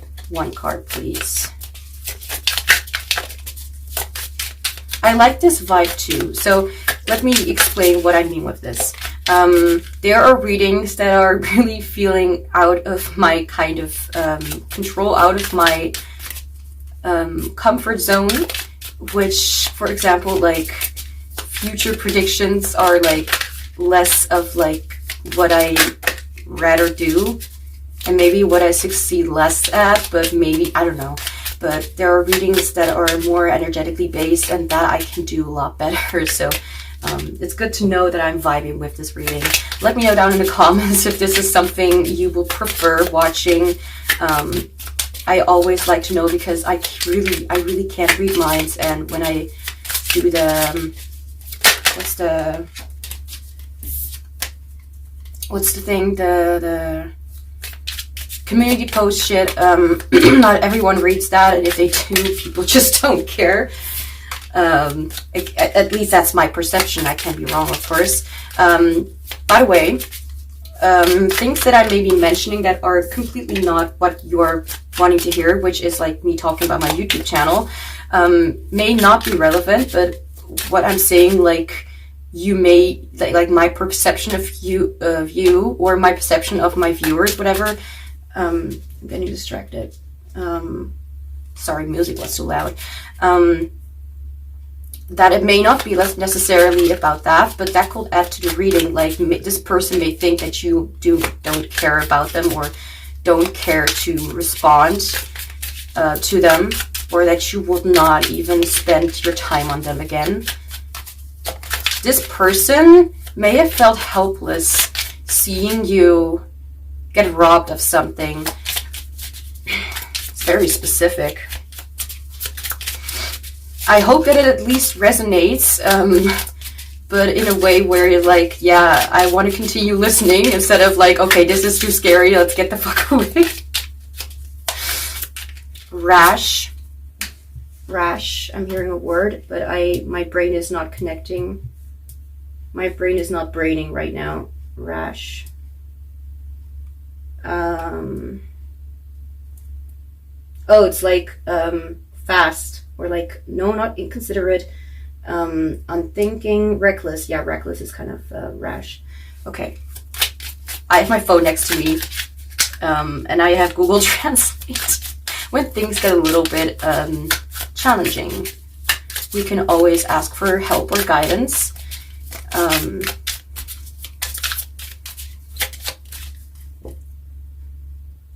Why do I feel like most of you, honestly, really, like, you really, like, I feel like,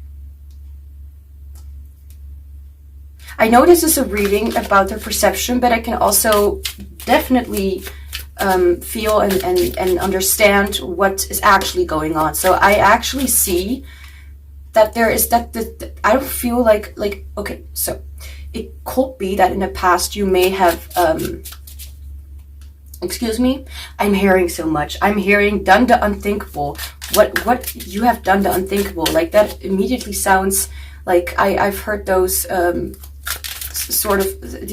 heard those sorts of sayings, like in like horror games, or like in very not good, you know, kind of situations, like done the unthinkable, like commit something terrible, you know, to themselves, you know, stuff like that. But I don't know if that is relevant in any case, but in any way, but if yes, then yeah, whatever. You know, sometimes messages are not really something you want to hear. So it's like, I don't know, I sometimes wish I could shut up and not talk, just because I'm also am not really making myself very happy with what I'm thinking or talking about. Anyway, coughing. Also, I just noticed, I'm noticing a lot of like specific details right now. So it could be that you or this person like is very like detail oriented, like looks at a lot of parts. Okay, that sounds a little weird. But looks or sees a lot of details about certain situations. But what I wanted to mention is that this is like a bluish, greenish kind of color, almost grayish, and this is green fluorite. But since it's so light, well, pastel colors. I mean, that's why I love this deck in the first place. When I saw it, I was like, well, saw it when I heard about it and saw the imagery. I was like, I need to have this, especially with this. Love it. Blue is like the color, to me, the color of truth, and green is the color of like nature and love and compassion, empathy, stuff like that. So there's a mix of that. It's like, I feel like with you, and I'm going to get into the how they view you part. I mean, I kind of already did, but I'm going to continue on doing that because I like being in depth. What the hell is this? That was a little bit of dirt. Okay. Queen of Swords. For example, how would I say it? I could like explain in a way like, I know my personality is truthful, honest, but deep, intellectual, stuff like that. I am the Queen of Swords. So when I was thinking about it, it's like when people think like it's a bad thing, like Queen of Swords, when you ever heard about that, it's not necessarily. I mean, I've heard stories like, oh yeah, the Queen of Swords has been hurt before and now she protects her heart. Like, I feel like it's a little bit of rubbish, sorry, the rubbish part, but I feel like she is just very, like, it's like TDE, like extra thinking, like, how do we get the job done? You know, like, how do we move forward? Like, what do we do to succeed? And what is true and what is not? And how to confront and confirm and not just people please to make other people feel better about themselves because they do things their own way. So something about that, anything that I could have mentioned could be significant, even if it's something that is completely irrelevant, or not even like I said, like with my YouTube channel, like I like translating those kind of things as well into the reading, whatever I'm mentioning. Can I have a clarifier for the Queen of Swords? Because what I said, and I kept kind of going off the rail, I apologize for the rambling, but I like to explain things, is that the Queen of Swords right now reminds me of like, just because I like truth doesn't mean I don't own love, doesn't mean that I don't have a heart. You know, I feel like even though you will maybe like, you know, like I said, like this person may think that they've done like shit, like really bad shit. Like I honestly think for the most of you that they really feel that they just didn't help you when you were going through shit. That's kind of how I see it. I'm hearing swear buddies. I don't know what that's about, but like whether or not you relate to that, it can be for some, of course, like for some not, for some. Like it's like I'm right now being comfortable with saying shit or like fuck or this, you know, it's like for some it's not comfortable, and I apologize for yeah, for that happening, because in the first reading I was saying shiz because that's something I heard before, and I was like, that's a really good thing actually, to kind of censor these words. But now I'm like just being very straightforward, just blurting it out before thinking about it. You know, it's like very creative. I feel like they see you as someone, honestly, or they have seen you because this is the past. But since I'm saying they see you, I feel like this is still maybe, this is still happening currently. They still view you, and they have viewed you as someone who is, I'm hearing incredibly wise. Like, this person is very, like, whatever they're, like the way that I'm, like, channeling these messages, it's like, the more closed off I feel, the more or the less is coming through. The less I'm talking, the less open they are, or the less open the energy is. And I'm talking a lot. I'm rambling all over the place, and I'm trying to explain everything. And every time new information comes in, like, I like those kind of situations, scenarios. But at the same time, it's like, dude, let me finish my sentence. You could have met, like, somewhere in the 2010, like 2010, 2011, 12, 13, 14, 15, something like that, around those years. But that's, I'm here in the year 2003. Like, any of these years could be like birth years, or well, 2013. But yeah, anyway, that will be pretty young.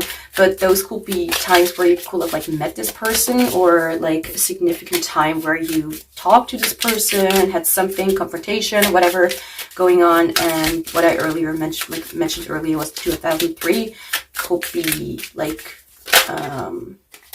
day. I'm getting distracted. Could be a time where you or someone important in this situation was born. How did they view you before? We're only at the first card, and we're at 15 minutes. Interesting. Can I have a clarifier for the Queen of Swords? Sometimes I don't even need a clarifier, and I will... Okay. And we have Justice. Yeah, okay, Justice, which is more like, you know, fairness, rightness. It's not about, like, being unkind or mean or too harsh. It's like... It's the balance between knowing what is right and what is wrong, and knowing what good and what is bad, and what is truth and what is lies. You know, I feel like they view you, like, and I honestly feel like this is not just their objective, like, this is not just like their own how they perceive you. I honestly feel like this is the case. Like, they really see you as someone who's very righteous, or not righteous, no, like, very justice, yeah, truth and rights, and all that stuff. Like, hard, like, seriously, this person wants to speak, it has to speak to you. Hi. I'm back to earth. At least I'm in a process of going back to earth. Oh my gosh, okay. Look. Just because this deck is very slippery-ish doesn't necessarily mean that they always fall out immediately all the time. I feel like this person, like, since I'm analyzing this, how the deck behaves as well, I learned that sometime, like, I learned that a little, well, I don't know. I don't know. I learned that at one time somewhere in my life. Like, and I feel like, I'm hearing waiting for their turn. It's like they have respect for you. Like, they let you speak whenever you want to speak, when you have something to say. And there's like a balance, like, okay, now you have something to say, and let's listen to what you have to think, or have to say, or what you think about it. It's like, I honestly feel, what is this? Like, the relationship between the two of you felt very, very natural. I like the relationship, the connection, however you want to, however you will perceive it, or however it felt like. I'm kind of losing track of my thoughts. The cards, like, I just want to shuffle and think. Like, there's a balancing conversation. Like, it could be that the two of you are still right now in contact, like literally, like you're still like texting or talking to each other. Maybe you're literally sitting next to them. I don't know. But if you do, please, let's just all act as if I just said nothing. Let's just act as if it's your neighbor. No, why am I mentioning all these stupid things? How did they view you before? I feel like you're witty, or you like, or you have a sense of humor, and I'm not talking about myself right now because I was making stupid jokes. I don't know. Okay. And I'm being reminded, because of a song's intro, I'm being reminded actually of a different song, which is like This Love. It's called This Love by Taylor Swift. Like, whatever connection the two of you have, it's like, it's really nice. It feels very easy, but they may put a lot of weight on things that they did not have control over and that they did not help you with. I feel like they wanted to be there for you in a way that they just couldn't, and now they are regretting their decisions. I feel like if you ever perceived it in that way as well, like you feel like, or you felt anger, or just like a lot of pain, or just, you know, some sort of reaction that is not very positive or whatever. Well, positive, what's not very, what's, you know, what you're still troubled with in some way. I feel like for the most of you, at least, it's not necessarily like that it's like there's a lot of, I don't even know if it's forgiveness, but like letting go of it. Like, it's just not necessary to think about it anymore. Like, you've done enough of the work. Cards keep on falling on the floor, and I am dealing with it. How did they view you before?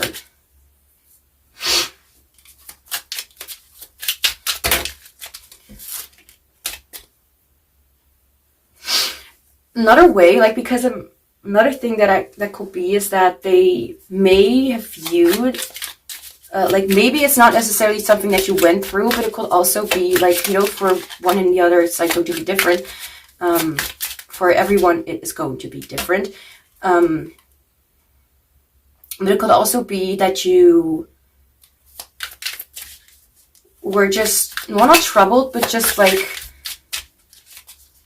didn't understand certain things, or they didn't understand certain things, and I'm immediately, when I wanted to say it, I kind of forgot what I was wanting to talk about. So it's like, it may not necessarily be like circumstances that really like happen to you, but maybe like they try to express themselves more, or they try to be more there for you a lot more, or they try to make time for you, but they were busy or whatever.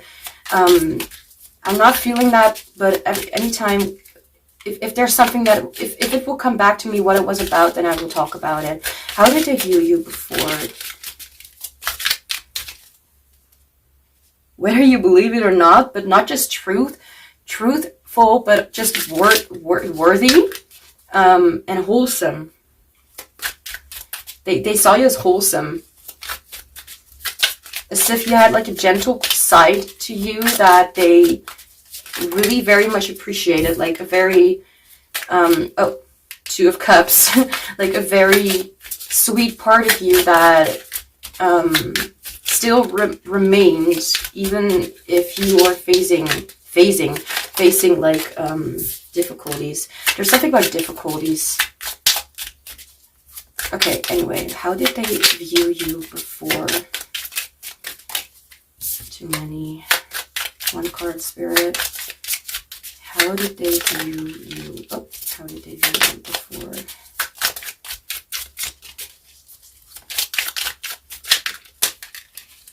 Four of Cups. Okay.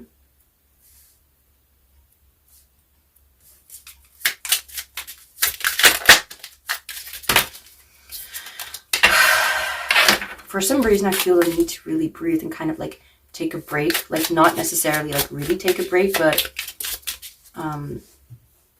as much as I love it, and there is a, yeah, I can do something with it, it's also kind of frustrating to keep on feeling someone's energy.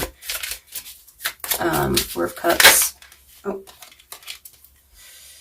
Okay, Four of Cups. Right. Let me just kind of get a reference. Remind myself. Ah, all right. Four of Cups. Okay. Sometimes I don't remember the imagery of like the tarot cards in the Rider-Waite, and I'm like, wait, that was my reminder of what the card was about. Okay, clarifier for the Four of Cups.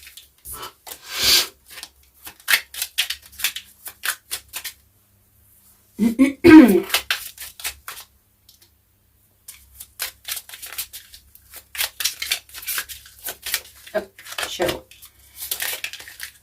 Four of Cups. Okay.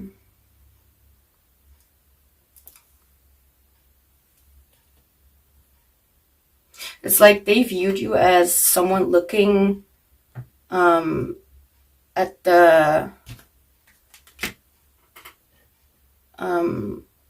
viewing the grass to be greener on the other side of the fence or whatever. But since I'm not really sure right now, like what it's really talking about, I'll, stay quiet. Okay. We have the Nine of Cups. Okay.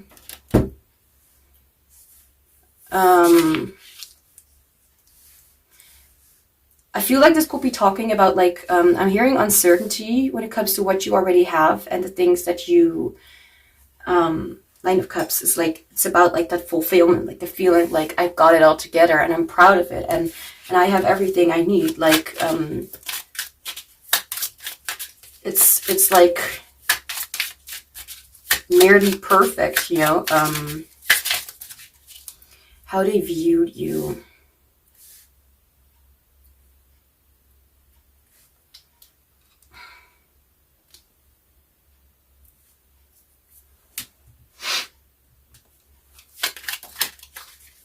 I feel like they view you as, or they have viewed you as if you always got distracted by other things around you and were not able to see what you had with you. Or maybe you were looking, like I'm being reminded of like this song called Never, Already Enough, by Rachel Schroeder, I think, and some other artists that I can't really, I'll just, no. In my mind, it's like, I can't see a second person, so there is no second person. Anyway. And it's like, people tell me that I should keep looking and looking and looking, and for me to feel whole. But what if I was whole the entire time? Something like that. Not that the song was necessarily saying that, or singing. The lyric was about that, but that's kind of what it's about. Like, you feel like you need to look for something, but you had it all along. I feel like this is about like yourself. Like they view you to have had. Like, we're already, like, this connection feels so easy. It's like, I don't even know how to explain it. Ease in a way, like, let's not worry too much about things. Let's just keep going and not be too stuck in the past or something. It feels like that. They have viewed you as someone who was not able to see their own beauty in what they had, because you got distracted by other things or other priorities, like other people in your life or things that you wanted to achieve. And through that, you never really noticed that what you wanted to achieve all along. So, for example, like you want to be happy with yourself. It's like the main intention. But you, for example, think that you need to do A, B, C to do that. Like, for example, go to the gym or like get your hair done or to do this and to do that. But to really, really love yourself is not to be able to look in a mirror and be like, oh, that's what looks pretty. I mean, that can, of course, be a part of loving yourself. But that's also like loving your qualities, what you have to offer, like what you are and what you do and how you approach things, like your mind, or how you are empathetic and how you can relate to others or whatever. Like, of course there are more things, but those are just some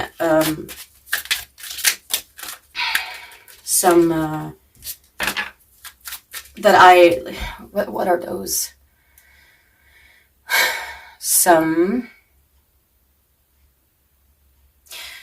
things that I have just come up with, like, flip's sake. Let's phone, do not work against me.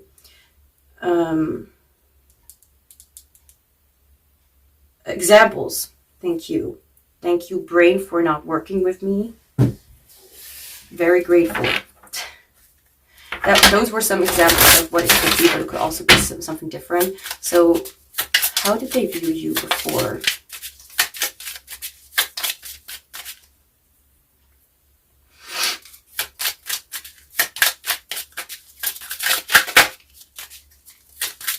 Okay, now I understand why I need to feel the energy, because if I don't feel it, then I don't get it. Okay, I'll just shut up then. Because I said earlier, like, it can be frustrating. Like, yeah, okay. It could be that they may have seen you, and it feels kind of like not even casual, kind of feels, okay, I'm hearing the word vain. As if there was not really, like, what you were worrying about was not really something you needed to worry about at all. Or it was something that had nothing to do with who you really are. It's more about how your body is represented or something, but not about the important things that, like, your body is an accessory kind of to help you get stuff done, I guess. The internal shit is more important. Anyway, it's also nice to have some self-love here from outside. Like, wow, I love looking in a mirror. Okay. How did they view you before? Anything else, Spirit? We have the Five of Pentacles. I'm hearing lack mentality. As if you didn't have something that you should have had. And it could be, like, literally, like what you owned or what you could achieve. Like, maybe you didn't see yourself as, or they view you to not have seen that you did not see yourself as if you were worthy. Maybe you viewed yourself as if, like, they think that you viewed yourself as if you're, as if you continuously, without breaks, without rest, need to prove yourself or something, or to need to feel worthy, because it's like the Five of Pentacles is like, I feel rejected, or I feel left, I feel like I don't have, or I'm not doing enough, or something like that. It's like, it can be many things, but that's kind of what's coming through to me right now. Can I have a clarifier for the Five of Pentacles, please?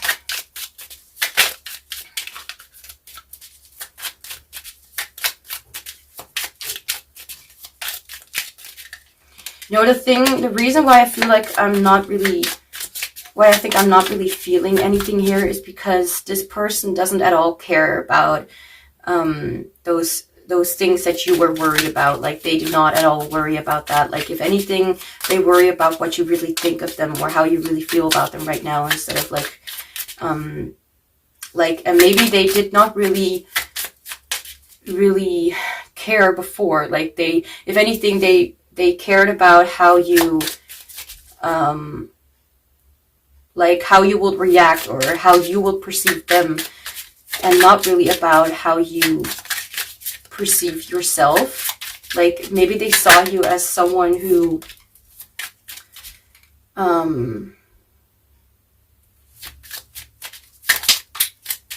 like, there was a part of you that they really adored, but there was an other part that they just didn't understand. And maybe they could be that they do now, and it's like, oh, I wish I could have been there for them, or I wish I could have told them like they were worthy, or I wish I could have been more helpful. I feel like that's the case. Oh my gosh.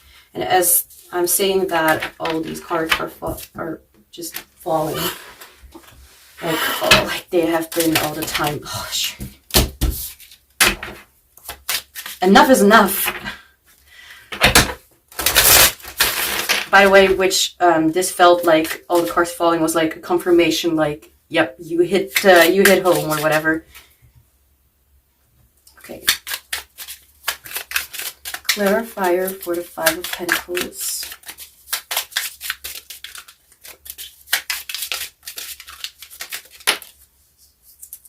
King of Pentacles.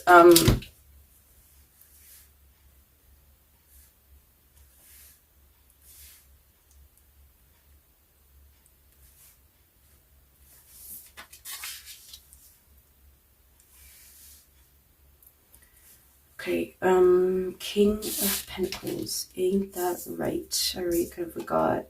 King of Pentacles. Alright. I'll just... No, don't you dare fall. The deck has its own mind.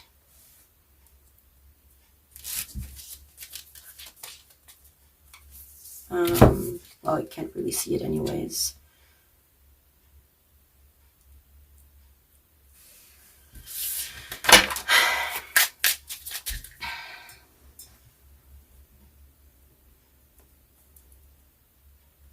Yeah, I feel like they saw you as some, like they viewed you as if, or what they could see about you is that you were struggling with something. And again, I feel like they just feel like they haven't been there for you the best way, like in the way that you really deserved, in the way that, like, for example, like, I feel like they viewed it as something like they could have done that, but instead they didn't. Like, instead they did something else. But I feel like they only didn't do that because they were a little bit anxious about how you would react or how you will perceive their behavior. Because I feel like their mind is completely focused on you, like, not necessarily about anxiety, but more like what do I do? Do I need to do this? Do I need to do that? Like, whatever connection this is, I feel like they may have felt inexperienced in certain topics. So, for example, if it's like a romantic connection or whatever, like a partnership like that, it's like I have no experience with anything. Like, yeah, and then as I say that, like, I saw the Two of Cups showing up. Like, I feel like they really feel something for you, you know, or they felt something for you, definitely. And it's like, how do I respond? How do I continue? How do I approach this? Like, I feel like they, like, especially if you were like younger, like kids, teenagers or something, it's like whole new world. What is this? So now we're going to look into how they view you now. Like, I'm going to get some oracle cards, and I'm also going to get some tarot cards after that as well. Yeah, okay.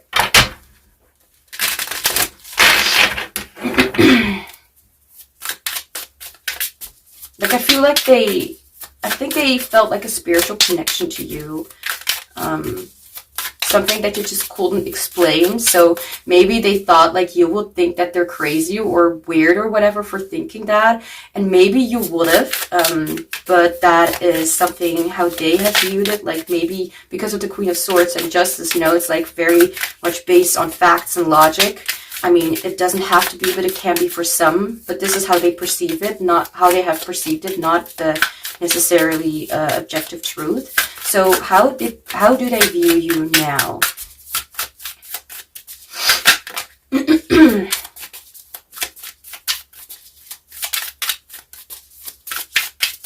I honestly feel like they don't really think like you have changed a lot. Not because you like changed in your personality, the way that you view the world or something like that. Abundance. Yeah, I can put it here. Okay.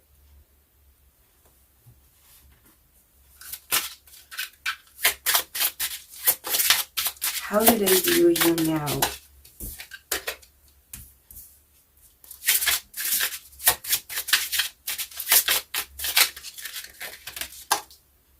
Meditation.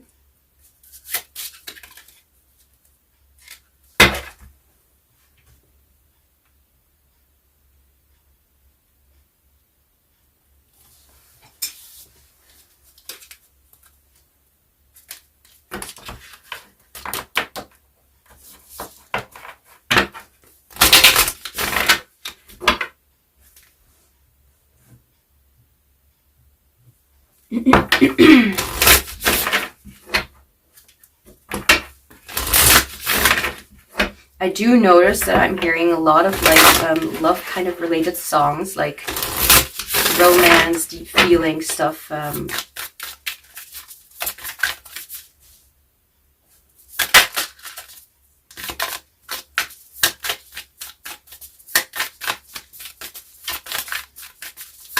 How do they view you now? Surrender to the divine. Yeah, definitely. I mean, I don't know if they're also like spiritual or like very, I mean, I don't know if they're also very intellectually or whatever, intellectually driven. I don't know. But whatever the case, I feel like they do believe, do have a spiritual belief, or do believe that this is a spiritual connection. And this is how they view you right now, right? So, full moon. And I also feel like they think something is coming to fruition, or something is coming closer and closer to an end of a cycle or a whole new cycle. I think, yeah, an end of a cycle. But the end of a cycle also means that something new is going to come as well. So sooner or later, you know? Okay.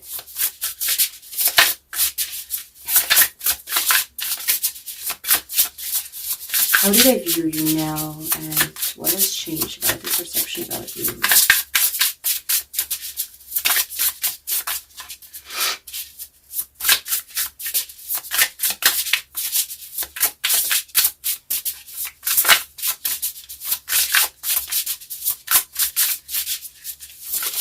I'm hearing a spiritual teacher.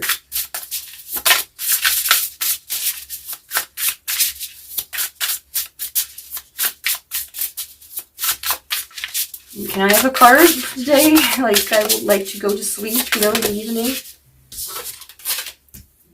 A card, not multiple.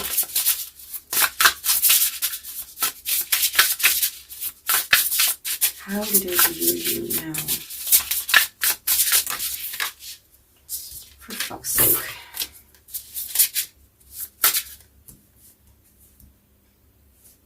I am stubborn as well, okay? One card is going to fall out and that's it.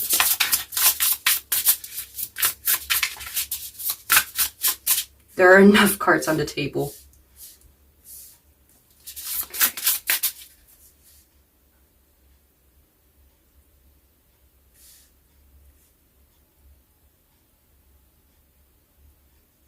Bear with me. Why does it feel...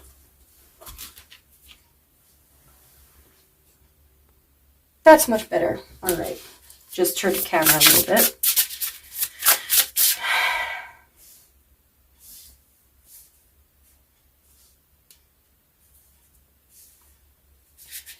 Dude, don't.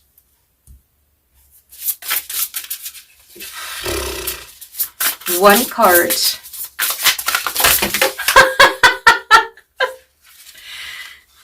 That's what you get from being stubborn.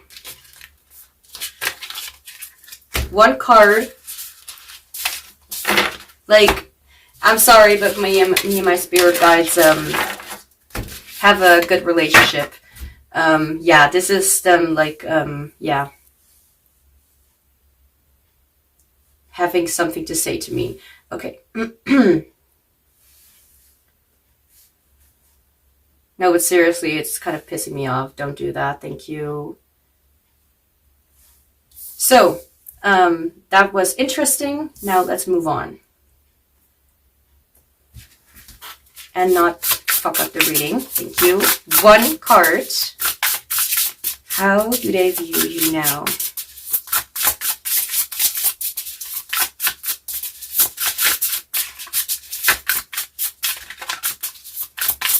How do they view you now? Thank you. It's not that hard, Aquarius. Okay. You or them could be an Aquarius.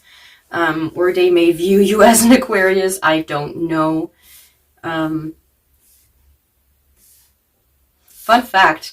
I was born literally like 3.5 hours after the last day of the Aquarius season.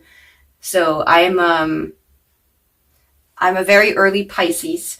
Let's see. I wanted to do something. Right, that book. That book I wanted to look at. So, where are you? Okay. Let's hope this doesn't take too long. There we go. This,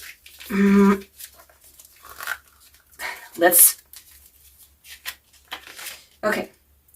So this innovative inventor revolutionizes with every step. Originality and freedom are essential to this genius of the stars. Restrict Aquarius and you doom it to exile or boredom. Its collective consciousness creates forward movement. So air, fixed, active, Uranus, water bearer, the 11th house. Bright side, progressive, liberal, people-oriented, tolerant, independent, intellectual, unorthodox. Shadow side, inconsistent, aloof, contrary, disorganized, inconsiderate. Where do I put you? Okay. I'm not done yet.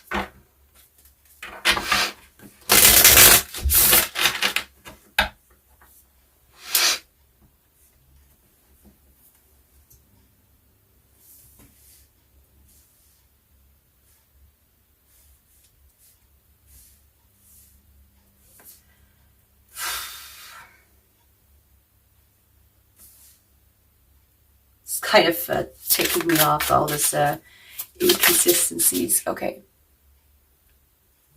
Are you kidding me?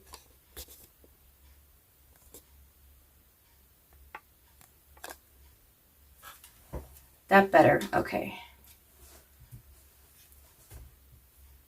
It will look strange, like the way that I see it is like it's normal, but the camera is like turned a little bit weird, and then it's like very crooked, whatever.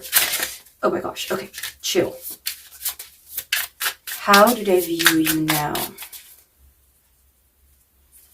I definitely think they are really thinking a lot about you. Like they can't stop thinking about you for whatever reason. I feel like they still remember you very strongly as someone who had their own opinion, someone who had to say what they had to say. Even if it's not very often when you will say it in their point of view. Like you are like the secret bearer. Like you don't really show like much of your opinion or like much of like your thinking or like, so you can be very harsh or whatever. Or you can be very, you know, like very straightforward, and that may be like, whoa, like holy, that's very damn, like boom, you know, out there. And it's like you don't really show it much out there. It's not really like you give it off much to people. Like they like you're still like a mystery to them in some way. All they know is that you are very straightforward and honest. And it's like, well, how do you feel? Like, what do you really think? Like, what do you think about me? Or like, it's almost like they don't know what to really think, or whether you, whether they really, have done something wrong, or, you know, it's like they were a little unsure whether they should be too worried about something or whether they should just let it go or whatever. It's like you made them a little bit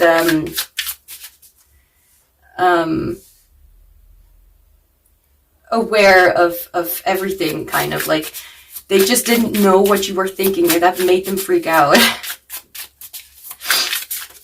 for some reason it's making me laugh.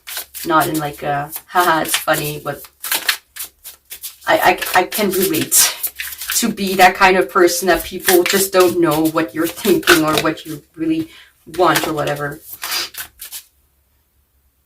But they do or have definitely seen that you try to achieve something for yourself, or you try to, but like as if you didn't deem yourself to be worthy enough of something. We have abundance again. All right. Well, it's definitely not something bad. At least, I mean, we're gonna, you know what, we'll figure it out. I just need to like stop talking and just let what comes out just come out. How do they view you now?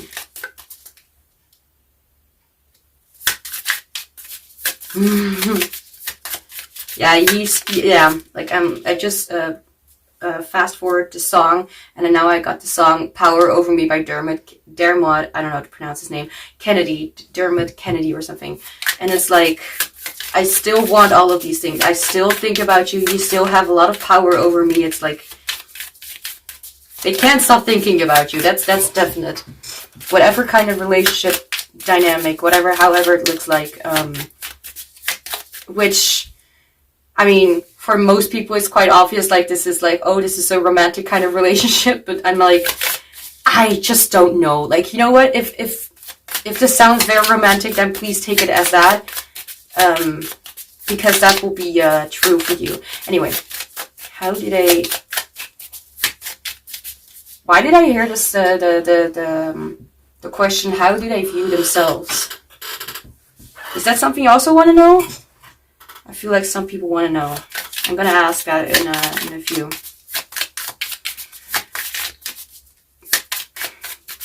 How do they view you now? I'm hearing the word determined. Okay. Jesus. We have I am knowledge. What I am flipping back, and here I am responsible for my life. Number 5. I was singing a little bit. Ouch. Okay. Yeah, I feel like there's something about your face, and I don't want to make anyone self-conscious or whatever, but there's like so much zoomed in on the face. There's mystery, there's determination, there is authenticity, and it's I feel like they can right now see, like here it feels like they're kind of looking they're looking elsewhere, not at you, you know, so it's like distracted maybe by outside influences or something like that, and here it's like looking straight at you, so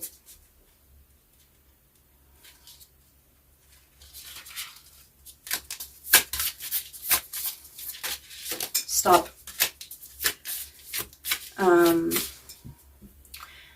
I feel like they see you right now as someone who really found their calling, who really found a lot more out about themselves and how to use their knowledge to their advantages and how to use their curiosity.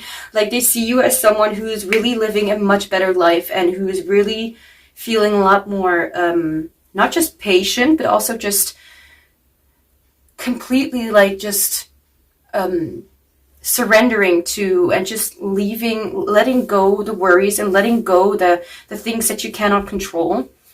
And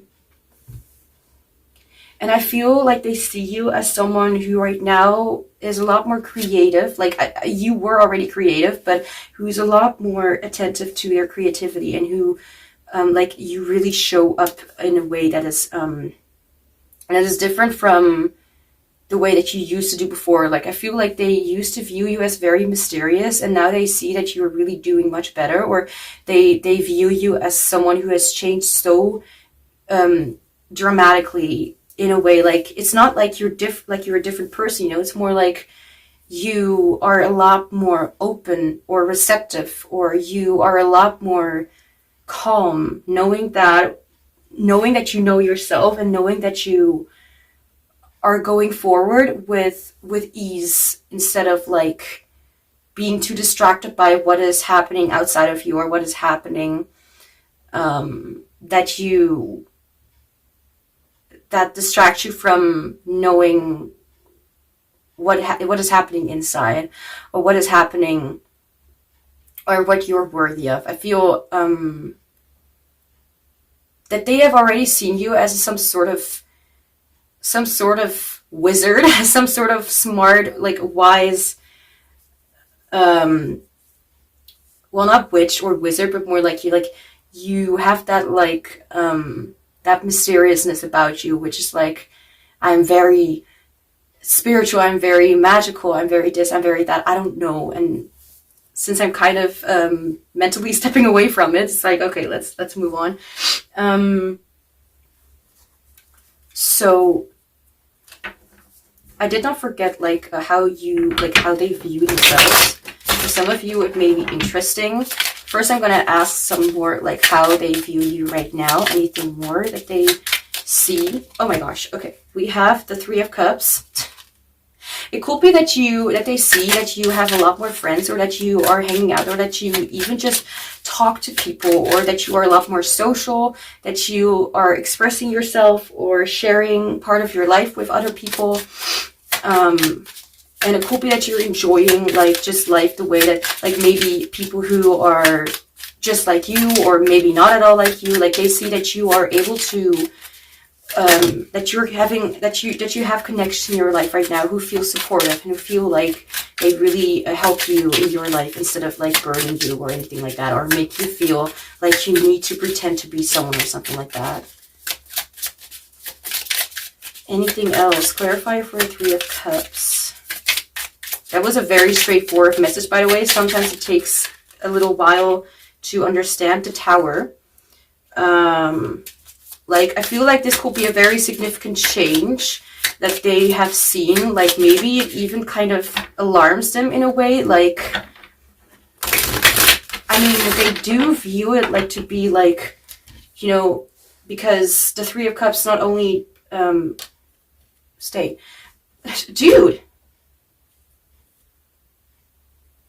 not now. They do view you to be in healthier relationships, or in relationships that make you feel like you are, you know, with your tribe. The Three of Cups, it's all about like friendships, not collaboration, that's the Three of Pentacles, and celebrations, and coming together to enjoy your time, or to just have fun, or to just communicate, socialize, but not necessarily in a way where you need to meet new people or something like that. But they just maybe saw something, like you having, maybe something that really struck them was like that you have a connection with someone that is completely the opposite like you, or someone who is just like you, and you're like, and they're like shocked by that or something like that, or like maybe it's some sort of like connections. It could also be like just one or two friends. Like, it doesn't necessarily have to be like a whole crowd of people. Like, for my fellow introverts, that will be a nightmare. And if not, then yeah, then it's a daydream or something. I don't know. A daydream and a nightmare. Anyway, I'm thinking too much. Like, maybe I feel like they just see you connecting with people that they just are really shocked about, that you either are connecting with other people in the first place, that you really are, or maybe, oh my gosh, why did I not think of this before? Maybe they see a completely different side of you once you're with your friends, or once you're with people who you feel comfortable with. And they're like completely shocked. Like, it completely turns their world around in some way. And it's like, maybe they see you, like, for example, like, you were very quiet before, and then they see you hysterically laughing with someone else, and they're like, what happened? Like, did you drink, or did you whatever? Like, what is this? Like, this is a completely different side of you. It's interesting. I feel like they really see you in a way that is, like, you're really going for it, and you're really, like, I don't think they see it necessarily as something bad, but they're just really shocked to get to know you better, if that makes any sense. or maybe they view you as to be a lot more open in general when it comes to people or socializing, or how you are a lot more yourself, or to them. But for most of you, it's like when it comes to different friendships. How did I view you now? Oh, chill.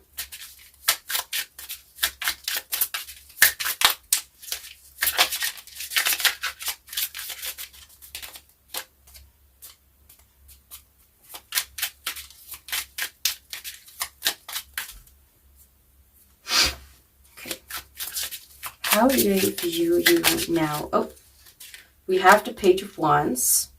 Okay. All right, can I have a clarifier for the Page of Wands? There was a time, Three of Wands, where I felt really disconnected from tarot, and I felt a lot more connected to Oracle, which still happens. But since I started doing this video, like with Group 1, I was like, I'm really surprised with how much I like to do tarot readings a lot more instead of like Oracle card. At least right now, like I don't know how it will change in the next few days. Or just like up ahead, but I'm enjoying this right now. Anyway, the Page of Wands to me is like being inspired to me. Like right now, it's like making new ideas or thinking of creative projects that you could start. And not just having an idea, but like having multiple ideas. Like I'm thinking of like, I don't even know. And then we have the Three of Wands, which is like, so I feel like they see you right now as if, as you being not just open with your feelings, or just open with different connections that they would not have expected. Which, by the way, could even seem that the two of you are like really similar, but at the same time, it's like not. Or just soul tribe, you know, then it's going to be similar or very deep in the first place, you know, but. Okay, Three of Wands, right? Yeah, Three of Wands. Oh, now okay.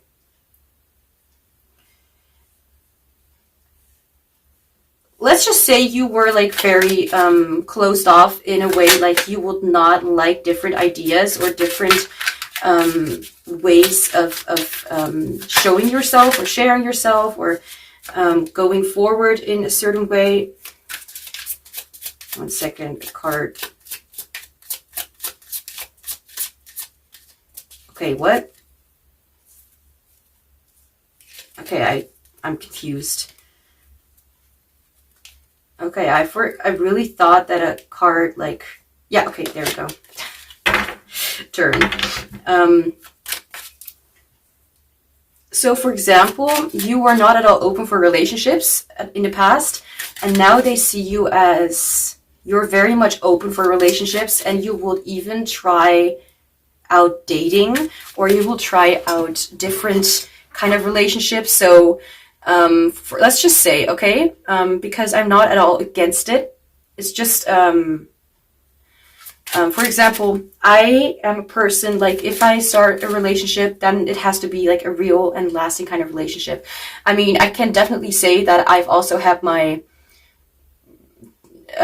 errors in the past when it comes to relationships, and it's like faking, like, it's the masking shit, like, in autistic, individuals, and I didn't really want to be in those relationships, or those were not really like very stable or lasting or whatever, you know. When you meet people and you're like, I'm glad, like you made me laugh, thank you for this good day, and now I never want to see you again. Like, it's not something that you can handle like all the time, you know, or something like that. Like to have a deep conversation with someone for the more extroverted people out there, and it's like, okay, now I need a break from those kind of things. Like, it's fun for like once or something, but it's not like real relationship stuff or whatever. That's also what I relate to. Let's just say that. You know, you're just socializing. I guess it's just called socializing. That's just something I'm not used to. Okay, but I feel like, for example, like what I wanted to say actually was like, I'm not at all someone who had, right now, I do not want to have like a relationship that is like not really a relationship, but just a one-time thing or whatever. That's just not how I work. Like, and I am not someone who gets attracted to someone on the first time that I see them. Like, I can think like someone is like pretty or handsome, but I'm like, yeah, but I don't feel anything for them, so I'm like, I'm not feeling attracted. I can see like they're good looking, but that doesn't mean that I automatically need to feel like I want to go into like in bed with them. You know what I mean? It's like, let's chill. I mean, for the ones who do like that, go ahead. Like, do not chill, or chill in your own way. But what I mean is like, that's not something for me. But let's just say you have been like that too, or they have viewed you to be like that. Then, for example, you will be a lot more open to try out new things. At least that's how they see you right now. That's how they catch on your energy. Or, you know, whatever. Anything else that they view you, like how they view you right now? Anything like about what has changed? Like a lot more out there, a lot more open, a lot more social or whatever. Ow.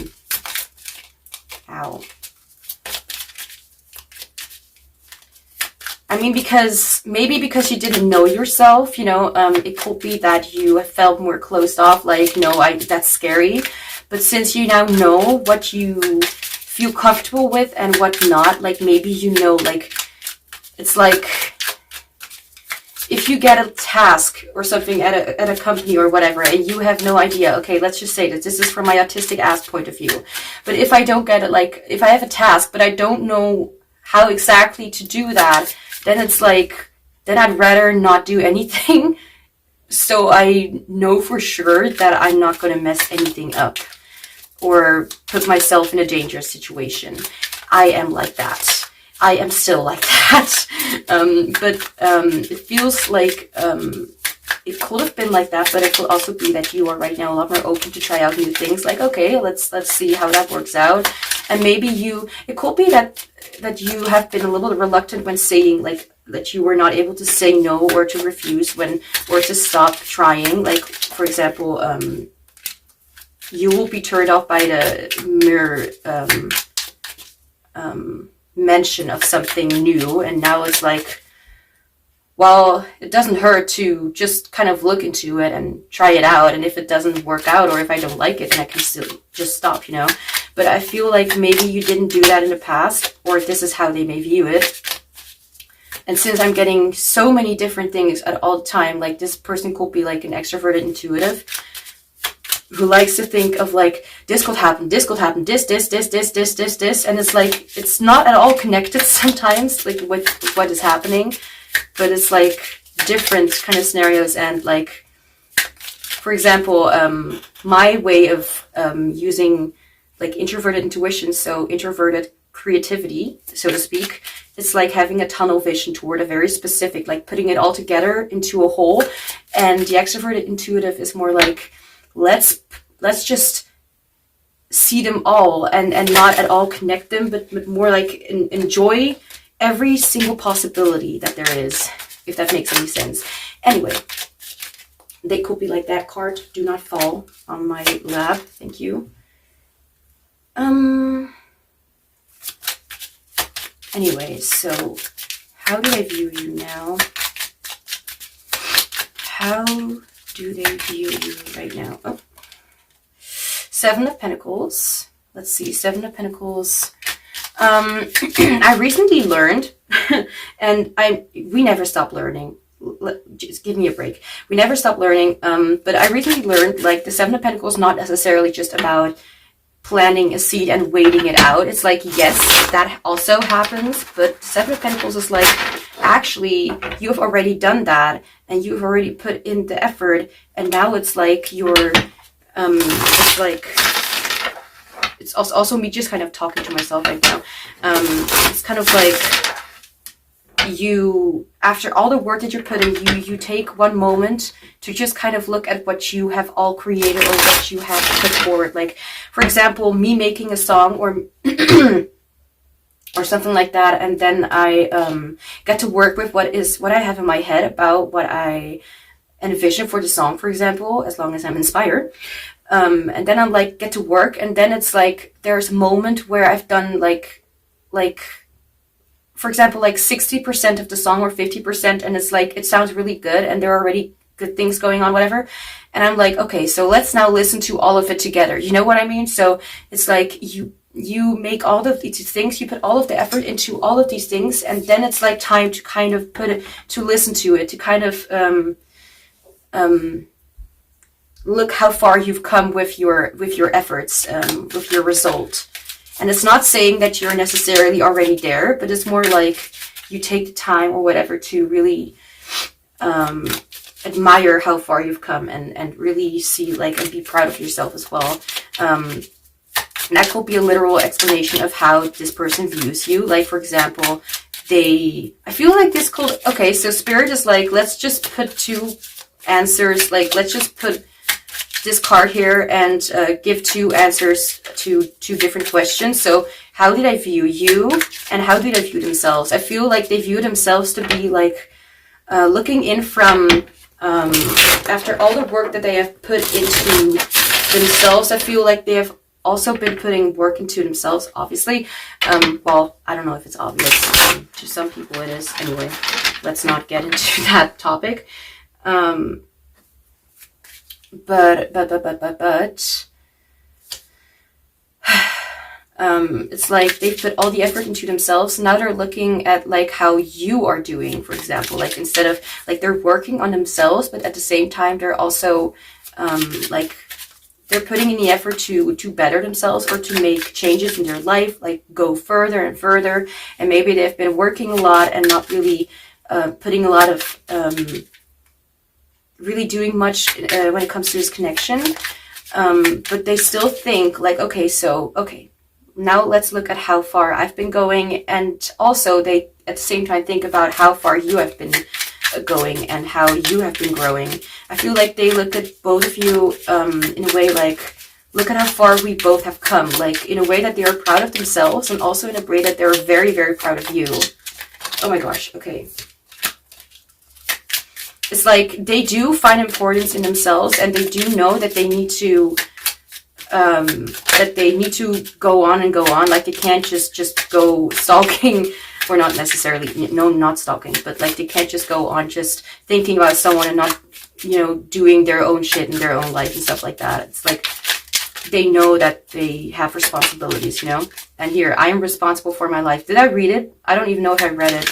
But number 5, I am responsible for my life. Clarifier for the 7 of Pentacles.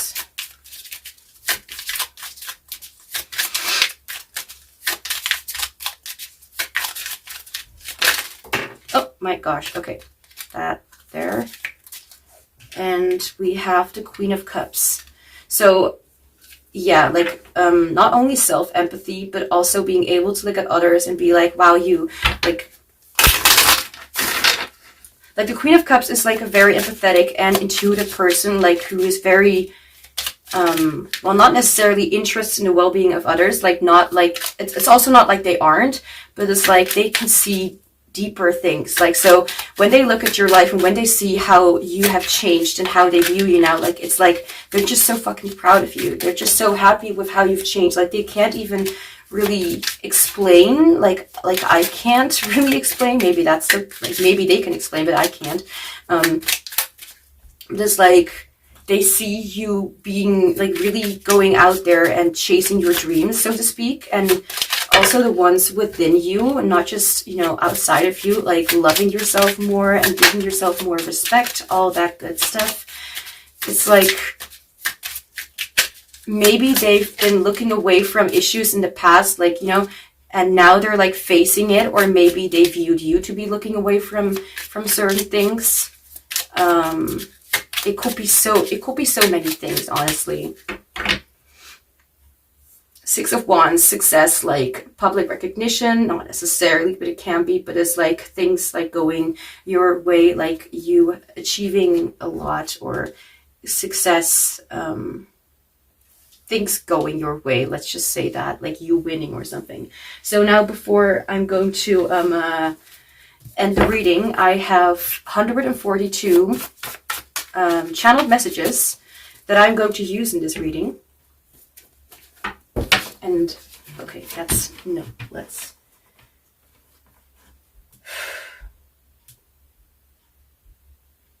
okay. I'm going to try and shuffle it. Please bear with me.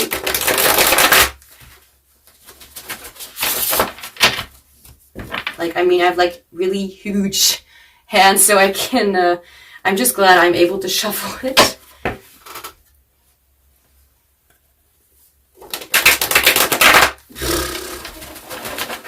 The struggle, it's definitely there. Okay, but it's worth it. So, anything else, like channeled messages from them to you, like right now?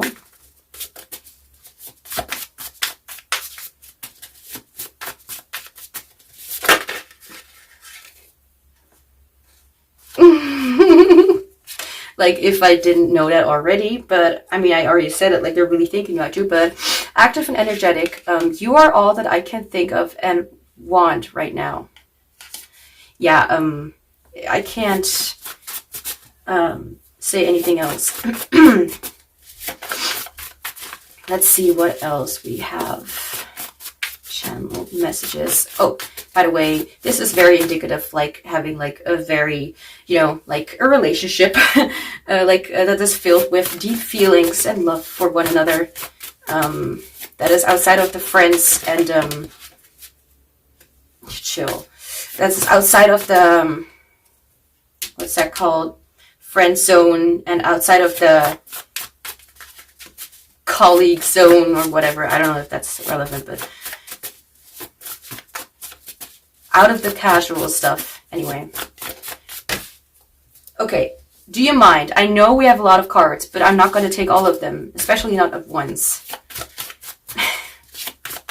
Just saying. Anyway. Channeled messages from them to you. Anything they want you to know, you know, whatever. Okay. We have spiritual insight. Okay, that's interesting. This fell out for group 1 as well. I've gone through a lot of spiritual awakenings and gained a lot more insight about my life, you know, their life as well, and our connection.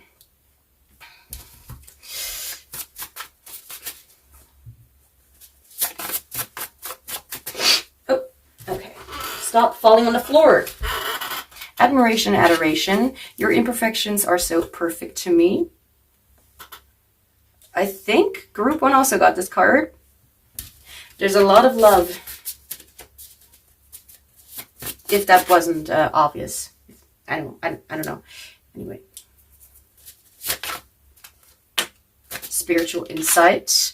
I'm starting to open myself up to a greater power than only myself and to what I know. Okay, that's also very interesting.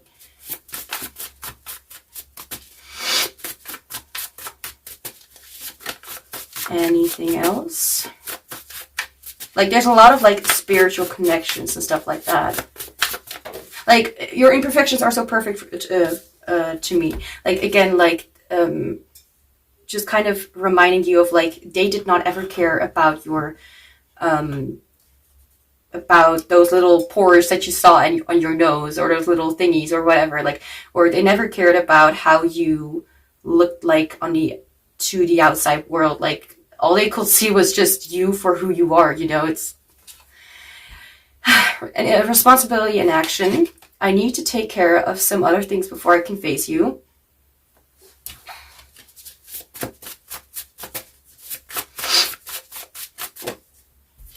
Okay, I'm done. Cards are not going to fall on the floor anymore. I'll take it back and I'll shuffle again. That's setting limits. There we go. But I want one card. It's like when I let the cards fall on the floor and I still take them, even though I'm angry, I'm not setting limits. It's like I said, I want one card, and I don't want the cards to fall on the floor. So it's not very hard to see. Look at that. I mean, 2 cards, but still. Anyway, a lot of responsibility. I need to take responsibility for my actions and behavior. And also, I'd rather know I've tried something than having done nothing at all out of fear. Wow, okay, I still feel called to take one more card. No, don't mess up, okay? Don't mess it up. Okay, it kind of already did, but still. Like, getting too messy, it's bothering me. Okay, move.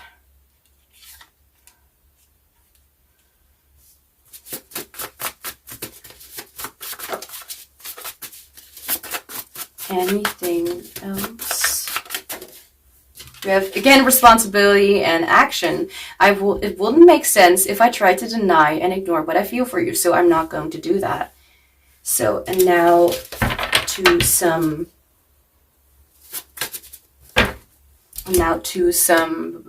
last advice messages about anything else, how they view you, or what you need to know about this connection. I don't know. Just see it however it fits.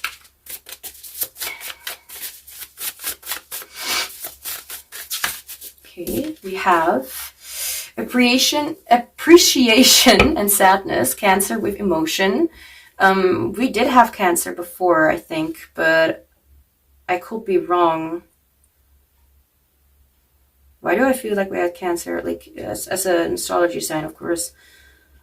Like, I don't know. Anyway, a love letter to yourself. You may have found yourself filled with gratitude recently. This is a rich and fulfilling time, but if instead you have been yearning to ease somber feelings, consider that giving thanks can make you happier. Experiment by writing a thank you note to yourself. Experiment. You know, if it doesn't work, then leave it. That's what I always say to people, like, if it doesn't work, you don't need to force. But also don't give up on the first try. That's, yeah, anyway.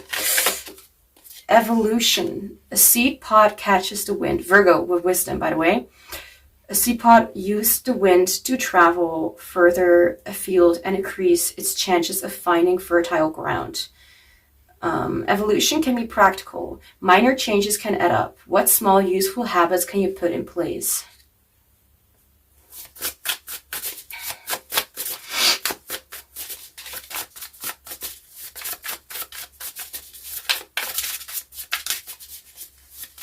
Getting like a plant or like flowers in your home, if that is something that you can take care of, then that could be something that you may want to consider or may want to look into, whatever.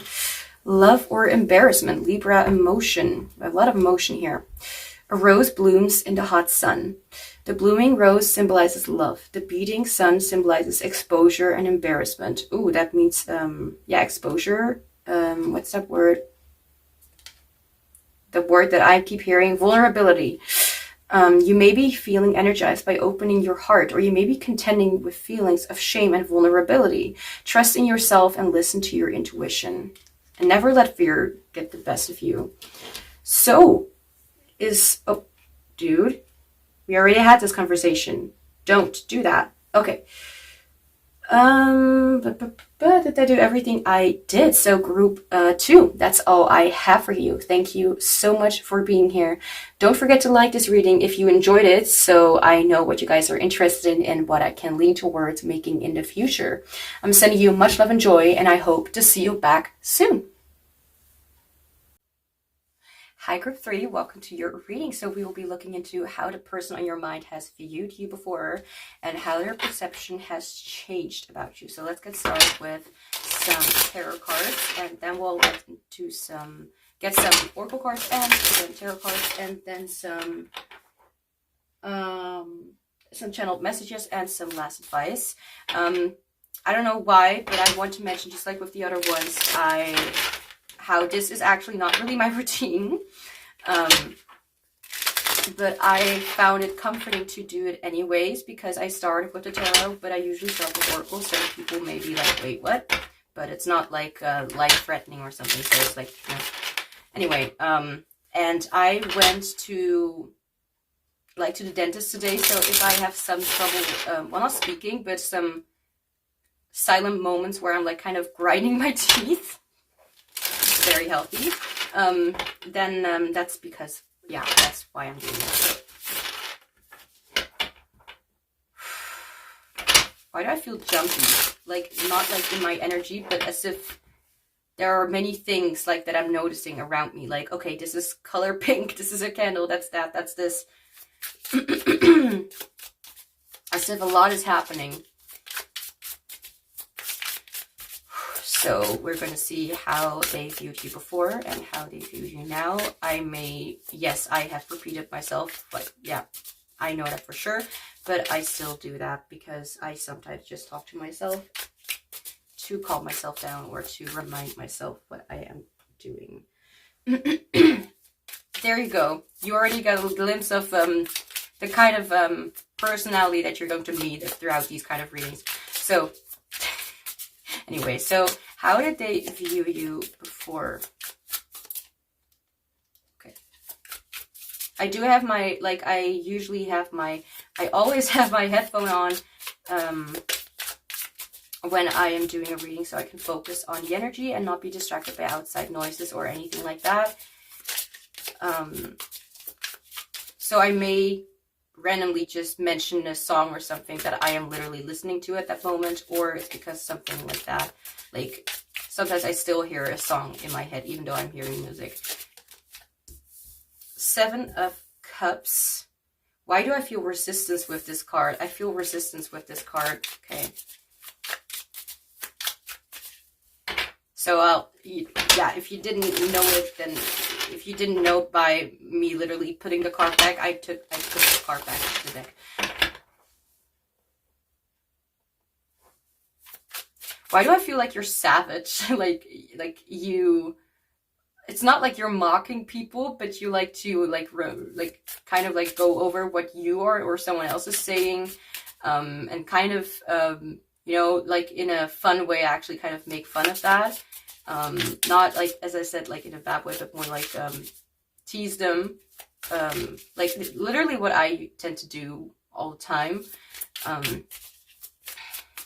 Or this person may have viewed you before or still, but because, anyway, how they viewed you before. Like someone who's a little bit sassy with, or a little bit, what's that? You know, like taking something and like, for example, someone's saying break leg and you're like, well, I hope not, you know, something like that. Like, it's like you kind of take the saying, whatever is being said, seriously, and you kind of joke about it, if that makes any sense. That's maybe how they view you. Yeah, I do feel like they view you as someone who's sassy and who knows how to respond to certain things, like in a way, like to make them realize, like, you do know what you're saying is not really very smart, or not really very thought through. Like, you do know that this is not like a very good plan. You, like, I don't know.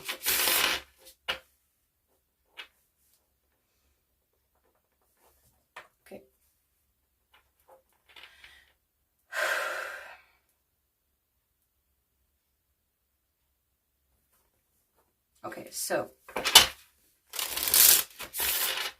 it could be that they are like scared of you, like not like terrified, like as if you are a serial killer or something. I mean, I certainly don't hope so. I mean, come on, like we have weird but also normal people, like at the same time, like only like, you know, like there ain't no bad energies vibing with me. That's just the way it is. Only good energies are able to vibe with me. Me just trying to convince myself, pretty much. Self-deprecating or something like that, kind of humor could be significant. Or like you just, like, they just remember you as a very, like, funny person or someone who is very witty. Witty is a good one. as long as I didn't say it before, because that will be embarrassing. So, how did they view you before? Teeth. How did they, like, if anyone is like wondering, like, my teeth has been like really, like, not really dentist, but like really cleansed thoroughly, and it may have been a little bit well, hurtful. Some parts sensitive. How did they view you before? By the way, if I'm mentioning anything that could be significant or in any way, even though it's not necessarily about this reading, like I'm telling a story or saying something about, I don't know, then it could be that this is like a very significant message that only some people are able to catch, like, you know, because that is very significant to them. And for the other people, it's going to be just like me talking bullshit. So just like literally me right now talking very specifically about what I am doing. So this could also be a sign like that you are the kind of person, they view you to be someone who really knows a lot about themselves, you know, something like that. Over-explainy kind of type. I'm hearing the word nervous. How did they view you before? Thank you. We have the Emperor. Like, I'm not surprised. The Emperor is like, you know, knows who he is, knows what he has, knows how to get to where he wants. It's a masculine kind of energy instead of feminine. Whatever your you or your significant other person, whoever you're thinking about, however you and they identify.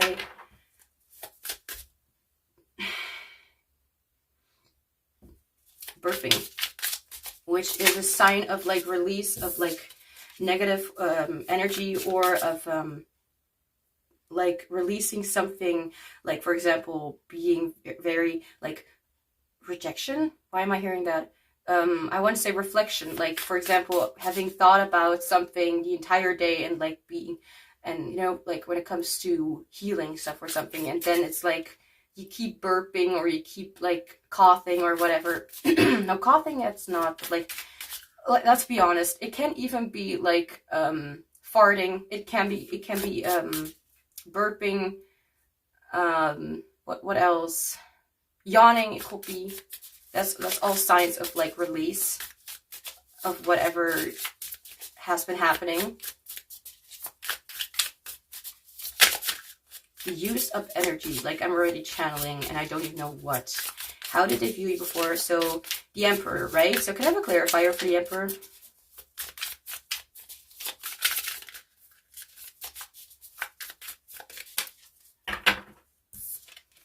We have the Chariot. Wow, we have a lot of major arcana already. I feel very casual around you, as if either you get me or you just vibe with me. Or we're just kind of, I'm not saying that we're like, you know, I don't want to say anything like that, like, to my viewers, you know, because we're obviously sort of strangers, but, it's like that we would understand each other. I'm not necessarily speaking about like we have a soul connection, you know, like me and you, the viewer. I hope I'm not freaking anyone out by this. I'm freaking myself out, that's the one. But maybe you just really vibe with what I'm saying or how I am. So for some reason I felt called to say that. So the Emperor and the Chariot together, it's quite powerful. And the way that I'm saying it right now is maybe not sounding as powerful as it is. But the Emperor, like, you know, the Emperor is about like stability, structure, routine, not necessarily, but more about like, I know how I... it's kind of like King of Wands, but also not. Why not just get the book? Did I already? No, I didn't. Why is it? Okay.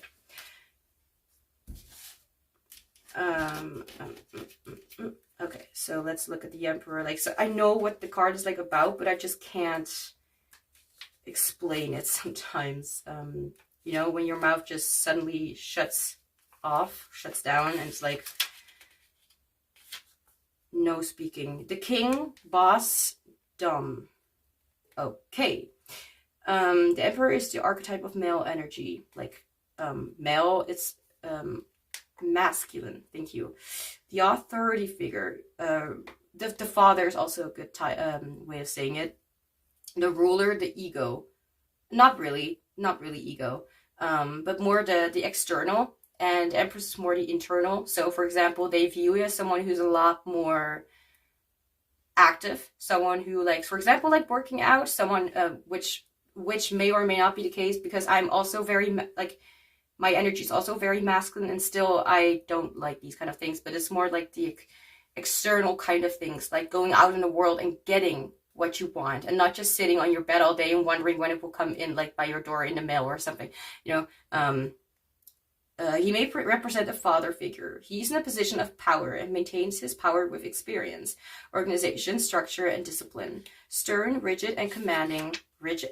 It's a little bit vain to just say it like that.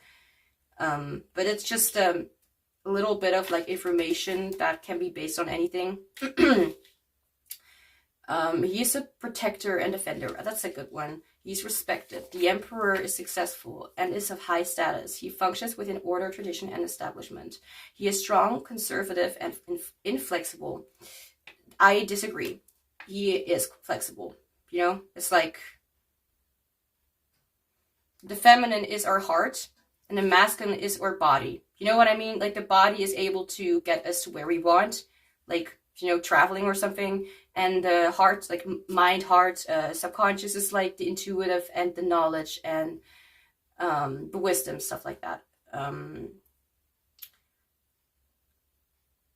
Sorry, I don't agree with inflexible, but anyway, he has common sense and a strong desire to be in control and to rule over his surroundings. He represents rules and regulations and the status quo. Also, don't vibe with that. It's just like a reading with me ranting about how some things are not making sense about what is being said. Anyway, beware with this one because the ego can kind of get out of control. Okay, maybe I should stop reading this one. Would I rather be feared or loved? Easy, both. I want people to be afraid of how much they love me. That's actually a good one. Michael Scott, The Office. Sorry for that laugh. That's just me. Why did I apologize? The Emperor is like, he knows what he's made of. He got where he, you know, I don't even know how to explain it, but the Emperor can be flexible. It's just like, he knows how to get things done. He knows how to get forward. He knows how to take action and to be strong in your beliefs, values, all that stuff. Not necessarily that, but I don't know why I felt called to say that. And with the Chariot also, both are major arcana, and major arcana represent like huge life decisions or huge life stories, whatever. And the Chariot represents like the determination to get to your desires, to get to where you want to be. So if this is how they will view you, how they viewed you before, then I will think that they viewed you as someone who was very, very sure of where they wanted to go and how they had to get there, and really had maybe like things planned out for the future and how to get there. So like the first thing that we're already getting to know about their perception about you, how they have viewed you before, is that they viewed you as someone who really will do anything to get to where they desire to be, or was really very like, you're not very, I mean, in the sense of like when you were younger, or like in the past, they used to view you like someone who was a little bit less flexible when it comes to like what you wanted to achieve or what your dreams were. So you will go forward. In their eyes, they will view it like you like definitely knowing what you want and what you deserve, possibly, and you are not letting anyone getting in the way of how you even if you will try to stand in front of the Chariot is like, it's either you move or I'll just ride right over you. Like I'll just step right over you, and not in a way like as if it's a bad thing necessarily, but it's like ignoring what others have to say, like opinions or whatever, and it's like your desire is the most important thing, and it's like a priority, if that makes any sense. It's like no, you're not going to stop me from reaching that goal. I'm going to do everything in my power to get there. You know what I mean? It's a pretty strong energy, like, and it kind of feels like as long as you have a dream, you also have a goal. I don't know if that even makes sense, but that's kind of what came through. So what else for how they viewed you before? We have the Fool. We have another major arcana.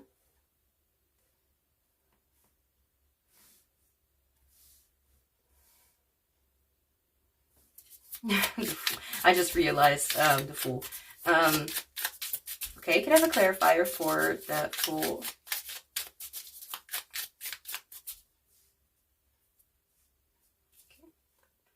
Yeah, I'll just put it here. Just moving some things for my comfort.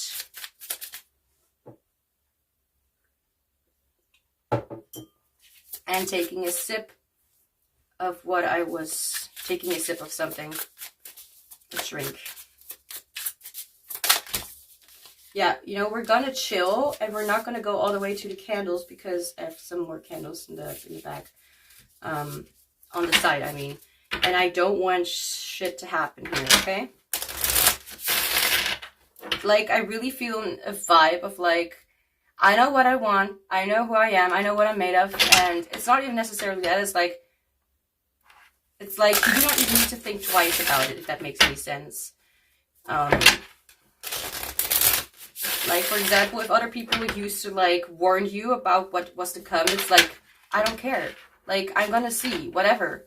Like, or maybe even ignoring their comments because they will just be like, because you will know, like, they were only meant to, there to slow me down, to make me feel less motivated or inspired. No, motivated, that's the better word. Clarifier for the Fool.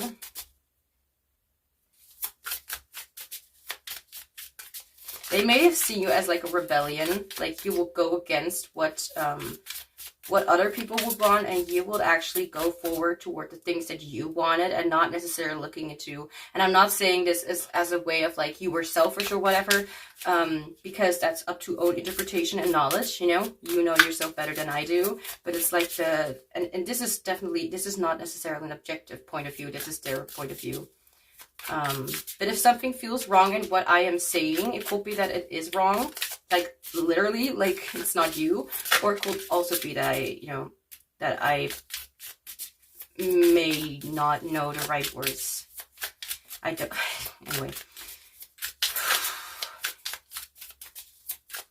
how did they view you right before? Can I buy a clarifier for the Fool? We have the Sun. Okay, so many major arcana. Like, this person, it's not possible for this person to not have seen you as some sort of important person in their life.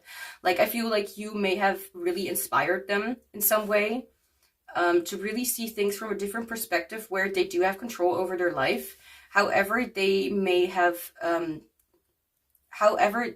whatever this situation was like before, like, okay.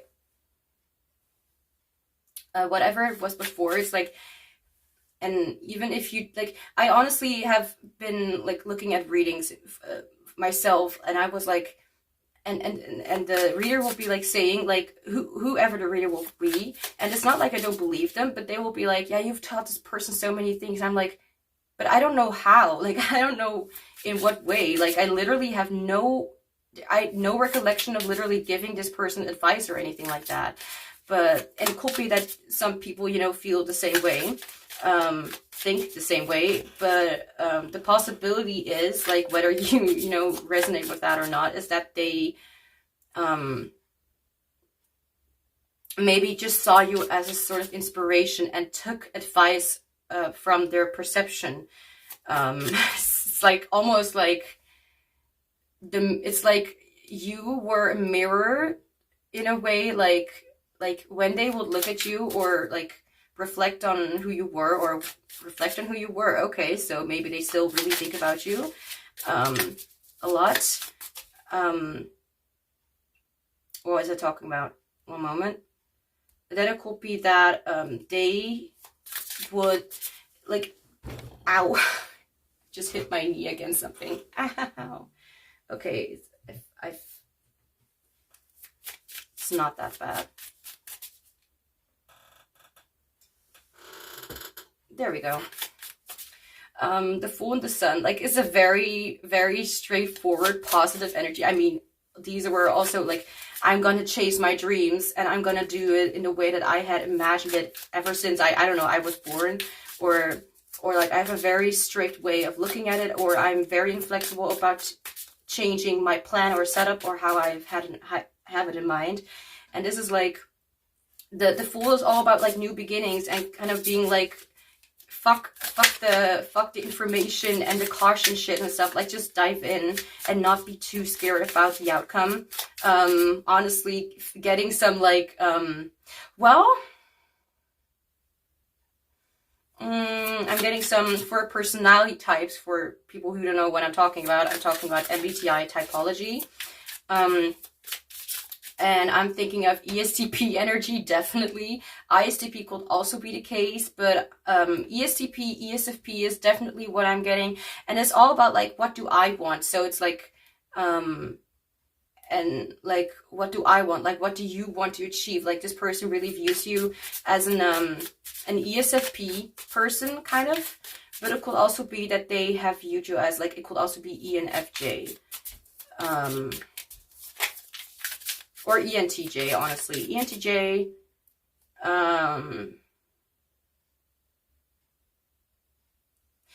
ESTJ, ENFJ, ESFP, ISFP, or ESTP. Could be any of them. Like, if one of those do not really, just like with astrology signs, if those do not match your real type or whatever, it's just an energy kind of thing. Like, it's kind of how it feels like to me. With the Fool and the Sun together, it's like, the Fool is like, let's just dive in without, like, head first, without worrying too much about what will happen. Like, I have faith that things will turn out well, actually. And the Sun is, like, extremely positive energy about things to come, and, like, self-expression and not being ashamed, and inner child. It's like a lot of joy and celebration in some way. So it's like they saw you as someone who would just explore explore the things that really gave you a lot of joy, and really made you feel very much more connected to feeling refreshed and renewed every single day. So, for example, it would literally be like just enjoying life to the fullest, in whatever way possible. It's about chasing your dreams without asking too many questions.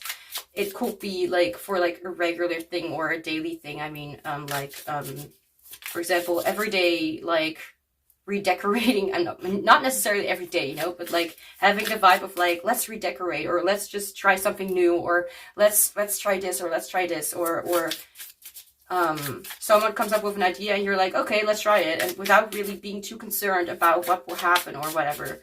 And I'm not saying that you're literally like letting go of control in the way of like, well, let's see what happens. At the same time, we have the Emperor, which is like an ESTJ, ENTJ energy. And the Fool is like more like an ESFP energy. The Sun, yeah, sort of like that.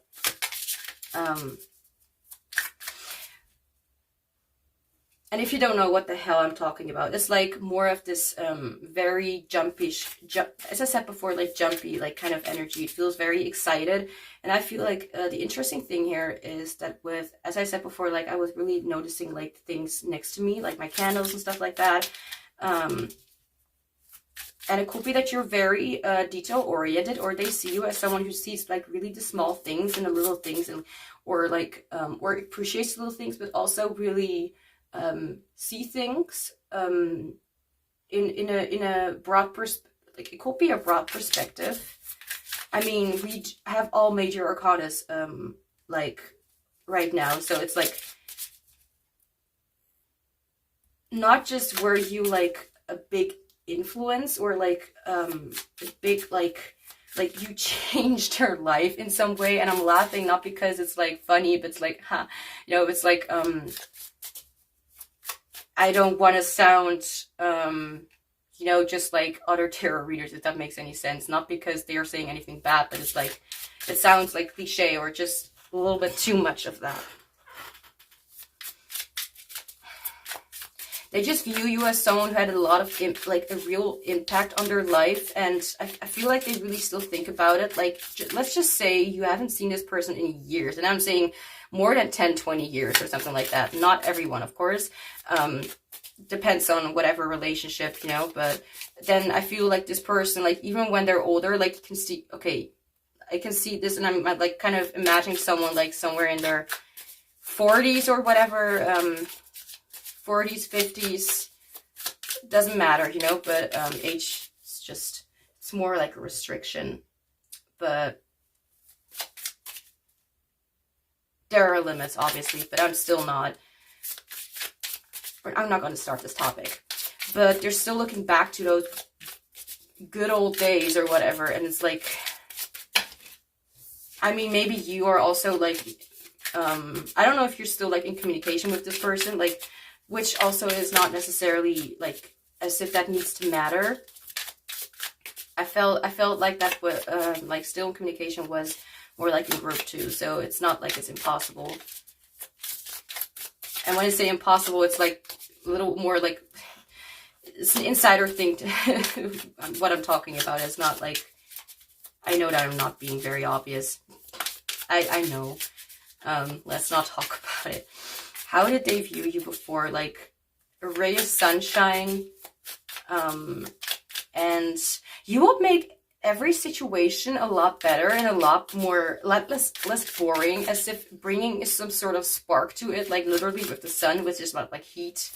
I mean, not about heat, but it's like the sun is obviously very warm the closer and closer you get, and warm is like an understatement.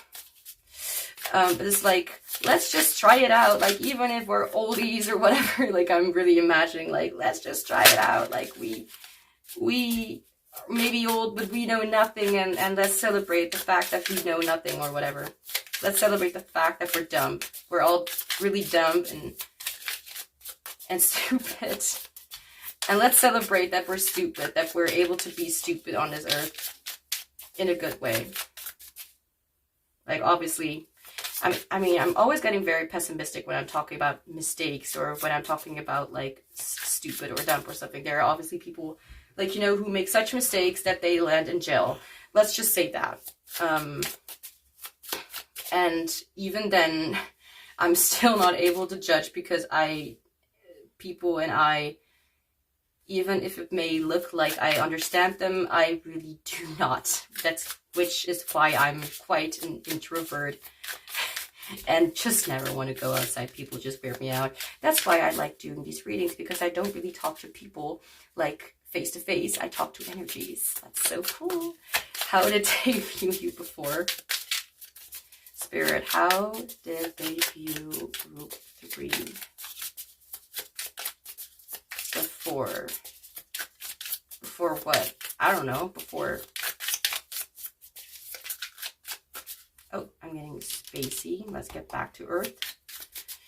How did they view you before?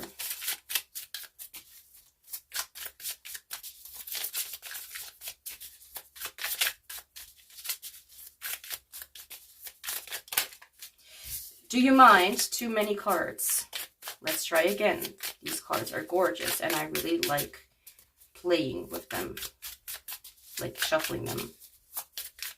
So if you still see me like shuffling the cards, even though the cards are literally already on the table, it's like, it's just a self-stimulation thing that I like to do. It's like, it's very satisfying to feel and to look at.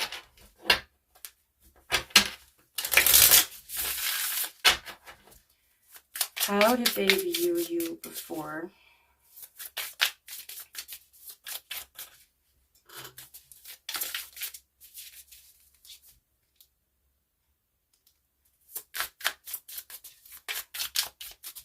I'm not feeling this one.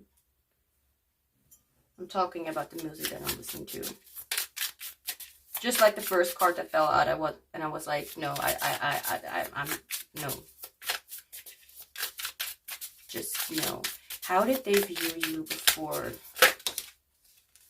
Okay, I literally saw that card before when shuffling. We have 8 of Cups in reverse. That's interesting. However, I don't know right now whether this is literally about them, like how they viewed you or how they viewed you. You know what I mean? Like whether it's their perception, like something about them. Like for example, 8 of Cups in reverse could be talking about I'm returning.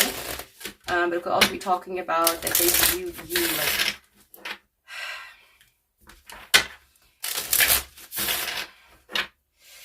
It's probably not going to be for the majority of you, but I always feel like just because I view myself that way, I may come across as very complex or very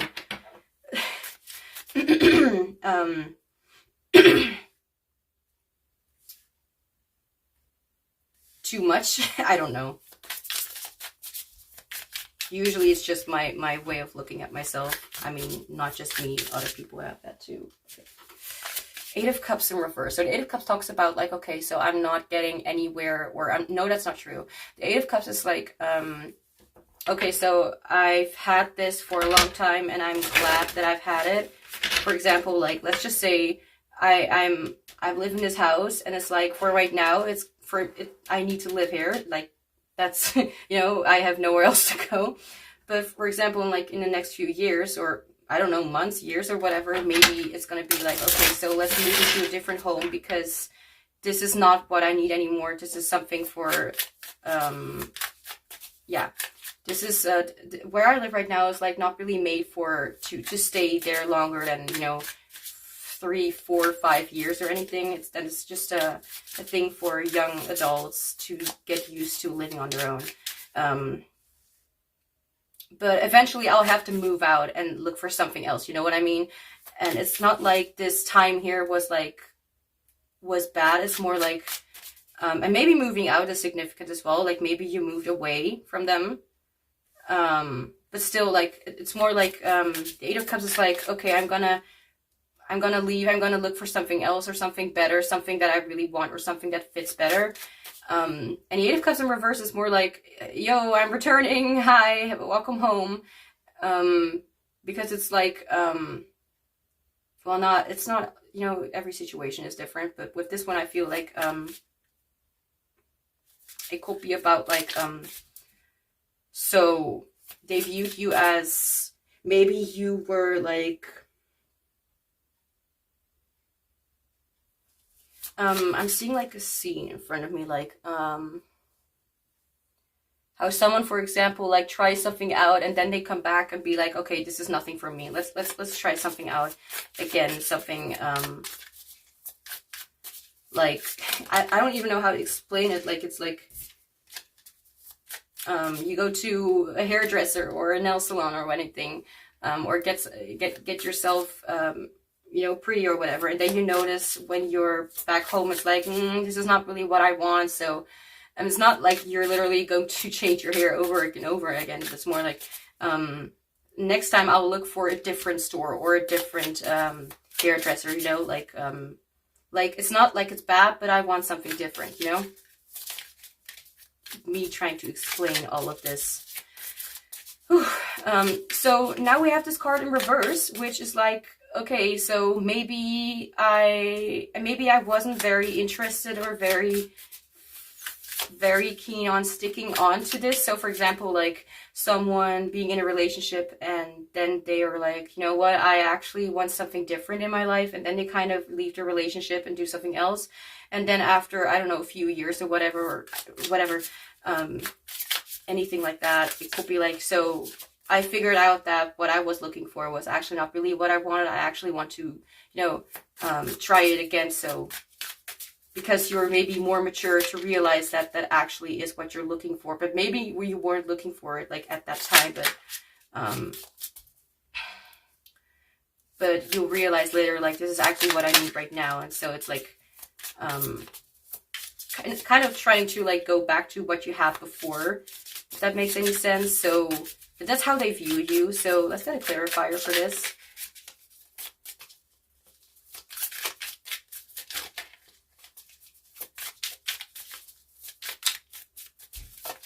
Clarifier for the Eight of Cups in reverse. Two of Pentacles. It could be that the situation may have been unsatisfying for you.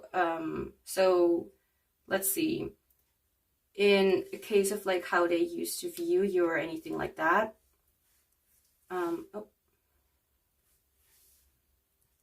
feel like they used to view you as someone who... Two of Pentacles. Two of Pentacles about like trying to keep balance of things while they're a little bit in a chaotic state. So you have, it's not necessarily responsibilities, but for example, you have multiple things to worry about or multiple things to juggle at the same time. It's like it's still going well, but the longer you keep going on like this, the more you will realize that, or not even realize, because some people don't, that hanging on to doing so much at once or doing so much and all that stuff could lead to literal burnout, or could just lead to being overwhelmed, if that makes any sense. Whew. So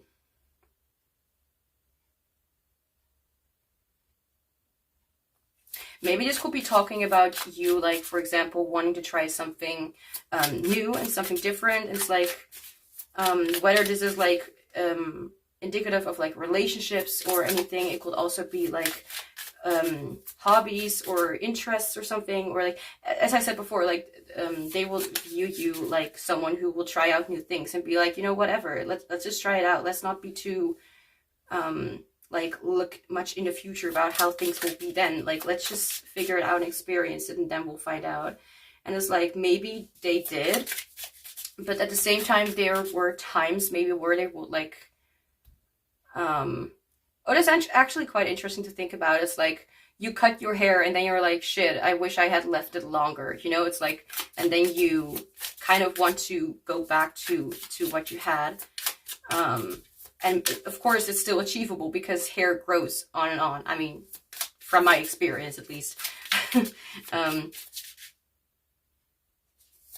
So it could be, it could be like that. So that they view you as someone who will try out different things and then notice, like because you're still like, you will be like looking for something and wanting to go towards something, but it's like, I think that you don't even know what they viewed you as if you don't really know what you're actually looking for, and then you'll notice that you've been adding on more and more plates on top of the like a lot more and more responsibilities or sticks onto your back. Like, this is not really what I want actually, like, and now I still have to take care of it, you know. It's like, you know, that's what comes from experience. It's like consequences and like knowing what you want and what you don't want. So it could be like that they viewed you to be like very I'm hearing expressive, even though I wanted to say something different. Like, they view you to be very knowledgeable, or they viewed you to be very go forward with something that I don't know anything about, and still, and then maybe realize with some things, like, this is not for me, like, I'll never try this again, like, this is nothing. And maybe they just realize that you maybe keep returning back to the same route because you never really knew what you wanted in the first place. You just wanted to experience life, and you don't know what exactly that may have meant for you. Not saying that this is literally how it has been, but this is how they viewed you back then.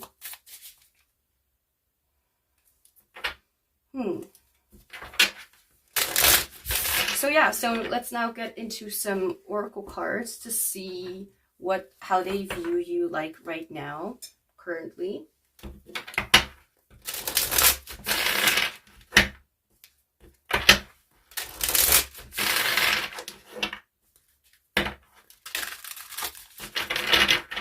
All right, so how do they view you now?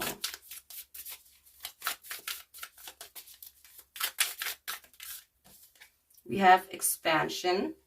Look at all these colors. Where do I put you here?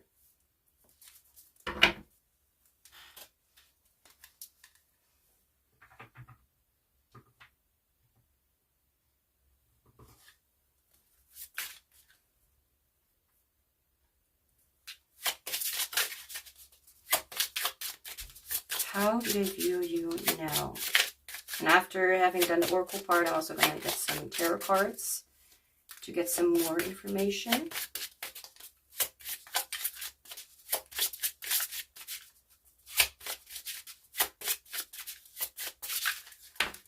Okay, we have manifest. Like still all of these colors.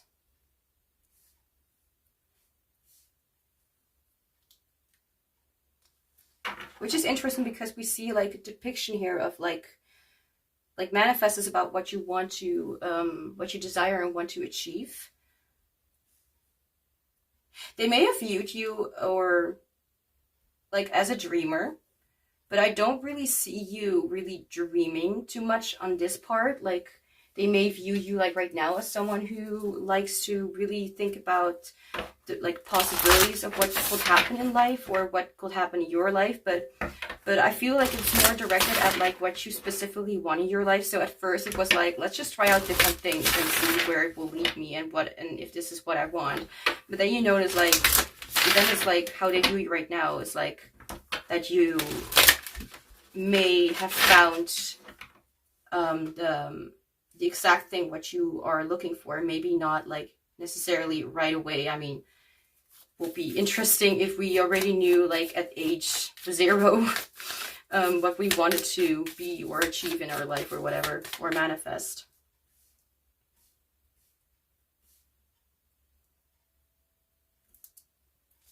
I'm hearing soul wish, like a wish, I mean obviously from your soul. So yeah, I don't know. Let's continue.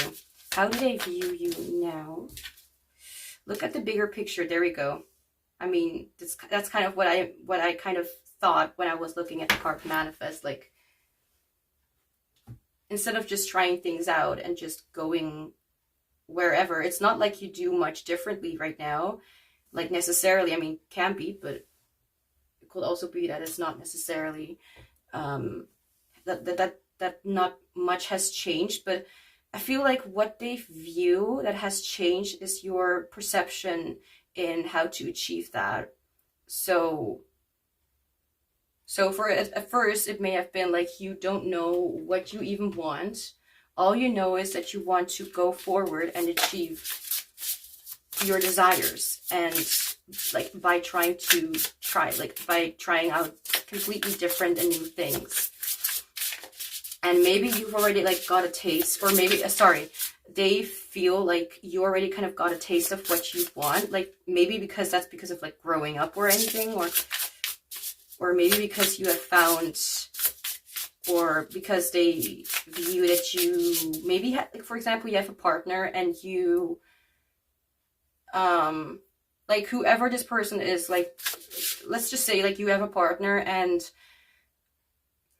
maybe you didn't know it yet in the past, like you, for example, wanted to start a family, but now you know, like, oh, I want to start a family, and they view you to be manifesting something like that, or to not confirm, to go into that direction. So how do they view you now? Anything else? They view you, they look at you now definitely in a different way, where you, instead of just trying out new things and being a little, for example, reckless about it or whatever, not that this is saying much about recklessness, but about like you and the inability to really find what you are looking for, like to really even know what you want.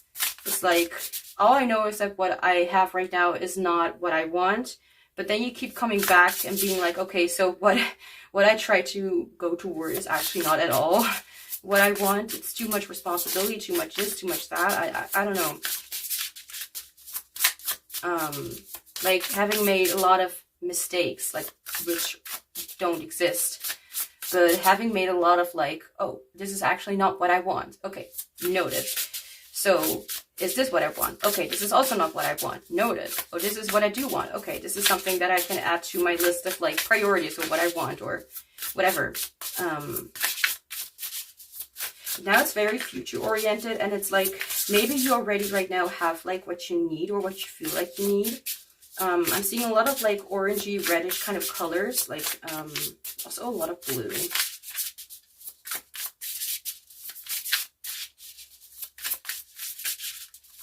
Like there's definitely something you want to manifest, and they view you to be like very dedicated to whatever. I'll take them both.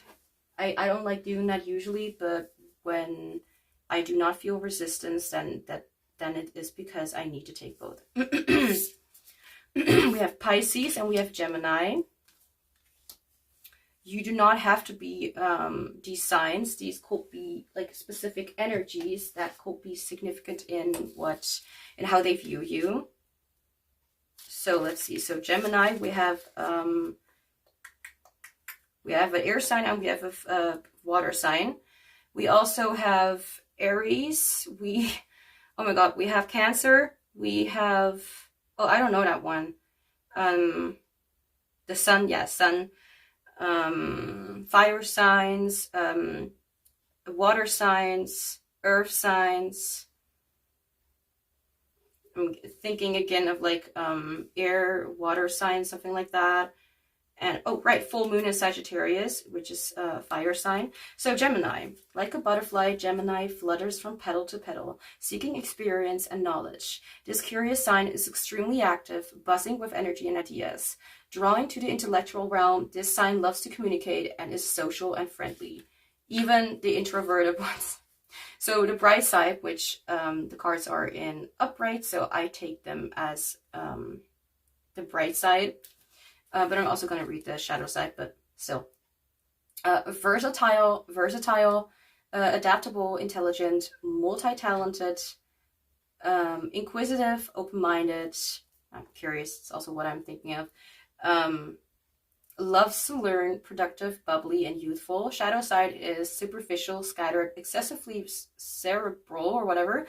I don't know that word. Chatty, uncomfortable with emotions, fickle, restless. And then we also have Pisces. Okay. There we go. Always the last ones. I'm a Pisces, so I know. Anyway.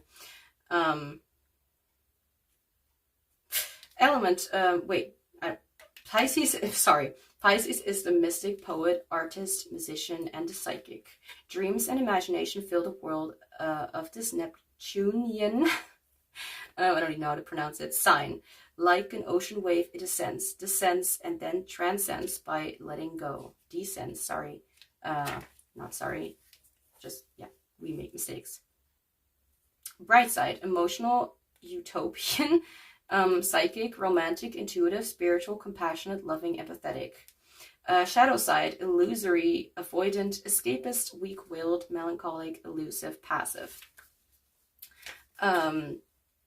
These signs could be significant or they could not. It's not a necessity. Like if it's confirmation for someone, then it is. If it is not, then that doesn't take away from the reading. Just because you aren't these signs doesn't mean that this reading is not for you, because that's bullshit. Just so you know. But I'm not done yet with the Oracle cards, even though I always think so. Because the table is, yeah, it's full of cards.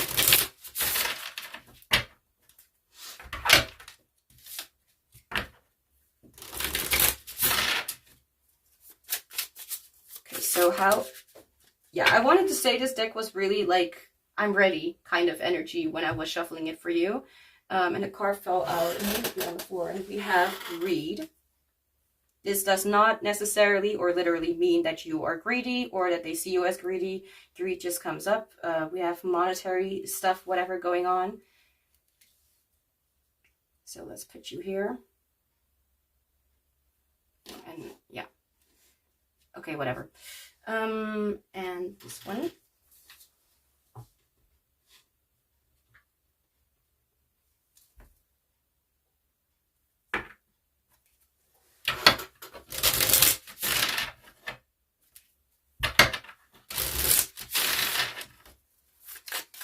Okay, so how do they view you now? Oh my god. Okay, I was kind of distracted for a moment, and then, yeah, and then I was still distracted. Okay. We have I am authentic and I am determined. So determination is definitely what they see. So for numbers, we have the number 4, the number 5, 7. We have the number 0. We have the number 19. We have number 20, number 10, number 1, number 8, number 2, number 37, number 42. Yeah, 5 as well. Okay, anyway. I'm hearing the word explosion. Yeah, like not like your home is going to explode. Okay, that's just not how it works. But like an explosion of emotions or an explosion of ideas, you know, something like that. Or maybe the word is significant in some way. So how do I view you now? I feel like a lot has shifted for them in the way that they perceive you, because they look at you right now and they see definitely a more, like, not like you were not mature before, but a more grown-up version of you and a more accepted version of you, who is not necessarily looking at every single choice and opportunity and taking it blindly.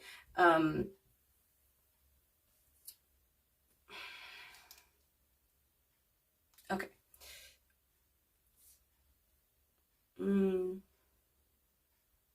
Why? Okay, for a second I was like, why do I feel like I'm missing something? Right, I'm missing the tarot cards.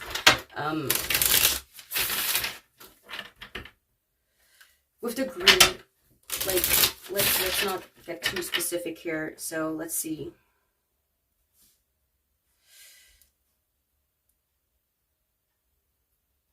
So I feel like not a lot has changed when it comes to your joy and your way of expressing. Maybe a little bit slower and maybe a little more, maybe it's, I don't know why I feel called to say this, but maybe a little more natural, as if you feel more rooted to the ground, so to speak, as if you do not need to constantly jump off a cliff or something, if that makes any sense, and jump into the water or into the clouds. I don't know. You know, but let's just imagine that we're wearing safety vests or something. Okay, anyway. I feel like this person right now views you definitely as a changed person, someone who is a lot more, like, maybe a lot more open for, like, not, well, criticism is also what I'm hearing, but like constructive criticism, you know what I mean? Like, not in a way, like, as if you're, like, as, like, very tangible, like, and too sensitive. I feel like you have become a lot more open-minded when it comes to other people's perceptions as well, like how they look at how they want to achieve it. Like, maybe you even draw, like, inspiration from it. Like, again, like, whether this is true or not, like, maybe this doesn't at all resonate, but why would you still be here? But if it doesn't, then still feel free to watch another group or, you know, another reader, if they have the same sort of content or whatever. Or if they don't, I don't know, do something with your life that is joyful or whatever. They feel like you have become a lot more, like, I feel like you were so blinded. Like, they would look at you like as if they saw you as if you were really stuck in, like in a one-way street or something like that, as if you can only go toward that one thing. And it's not like there's anything bad with being determined and having a goal in mind, or, sorry, the desk is shaky. It's just like that you were maybe not very, like, you were determined to do something, but you just didn't know what to do or where to go and how to do it. So it's like, how do we get started? Like, whether, like, a lot has changed or not, but whether you view that to be that way, I feel like they look at you right now as if you have a lot more stability in your life, in a way that you are also open for letting your creative ideas flow. So maybe you were not at all interested in, like, really learning a lot. Maybe you were very interested in experiencing a lot. It's more like they viewed you to be, well, in this case, I feel like maybe a little bit inflexible, but this is going to be resonating with every single one of you. But at the same time, like, you do not, of course, you know, have a say about what they're perceiving and what they're thinking. That's their responsibility, I guess. Like maybe, like again, okay, I'm hearing jumping from one relationship to the other. This is not necessarily for every one of you, but if that resonates, then it could be. So, how do they view you now, and what has changed about their perception about you?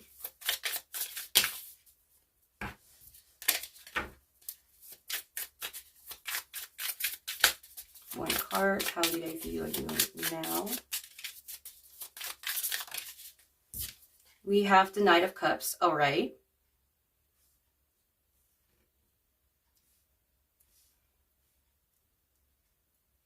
Like, I feel like they view you as if you, like, from an objective point of view, I'm kind of feeling as if, or like energetically objective, I don't know how to even say it, but it feels like maybe at first you were so, like, kind of in a process of doing something specific that you didn't realize what was right in front of you or what you really wanted. So for example, like you maybe, like whatever kind of relationship you had with them, like let's for example say for some people it's like you have a relationship with this person, or you had something going on, or I don't know, something. It doesn't necessarily have to be like romantic or whatever, but maybe you like kind of lost touch of,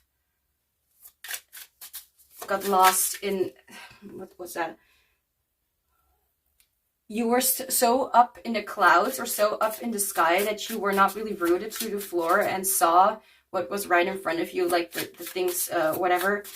And it's not necessarily like they view you like that. It's like all they can see right now is like the way that you have grown and have become more emotionally open for a connection. So for example, like if you were more the kind of person to be having different sorts of partners every single time, no matter how many, like for example, for some it can be like 4 partners and for the other it can be 20. You know what I mean? It's like, it's going to be different for everyone. But they view you to be like really like stubbornly going toward that direction, whatever direction it was, for like emotional fulfillment, not realizing that it was never going to be giving you emotional fulfillment. It was only giving you like that short-lived satisfaction of having someone around you. And right now it kind of feels like they see you as being more open for a real connection, as if you actually learned what it is like to really want something stable, like for you and your family, no matter if you already have a family or not. And I'm not necessarily seeing this as if this entire thing is like romantic.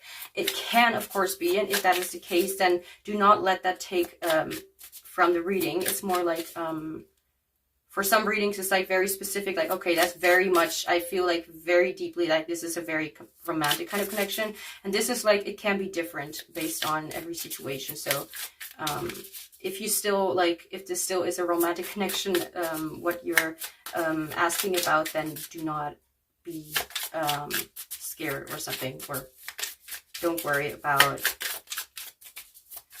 that. Clarify for the Knight of Cups. Like instead of like for example, it could be first you were like, I want to receive, and now you're more like, I want to give.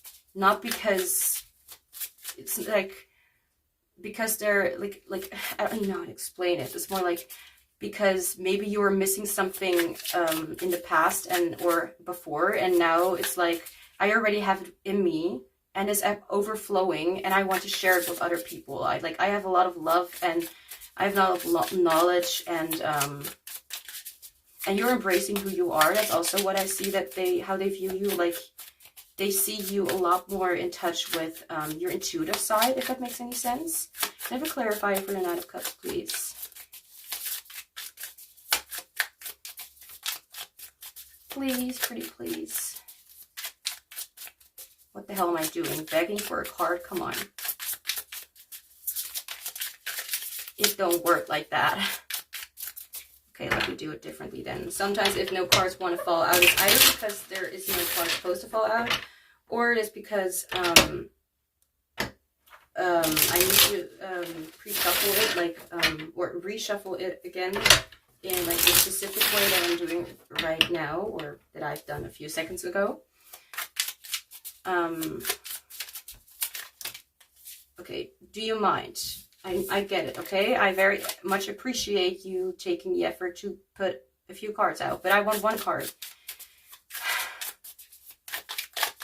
Did I mention before that I'm stubborn? Well, I'm allowed to be, if that helps me understand and explain what the cards mean. The Magician. Okay, it came out in reverse. Okay, I'm instantly being reminded of, like, right now they view you like, and I feel like this is also a little bit of an objective thing. Like right now, it's like you needed to kind of connect with yourself to be able to really manifest. So, for example, right now they see that maybe you're a lot more focused on your intuition, and we have Magician, manifest Magician, sorry. And it's like, I'm given a message like you need to connect more to yourself, and then you will realize like what you actually wanted, and that why the manifestations, why the things that you have been wanting to create for yourself have not really been coming true, how these wishes have not really, how these things have not really come into your reality, so to speak.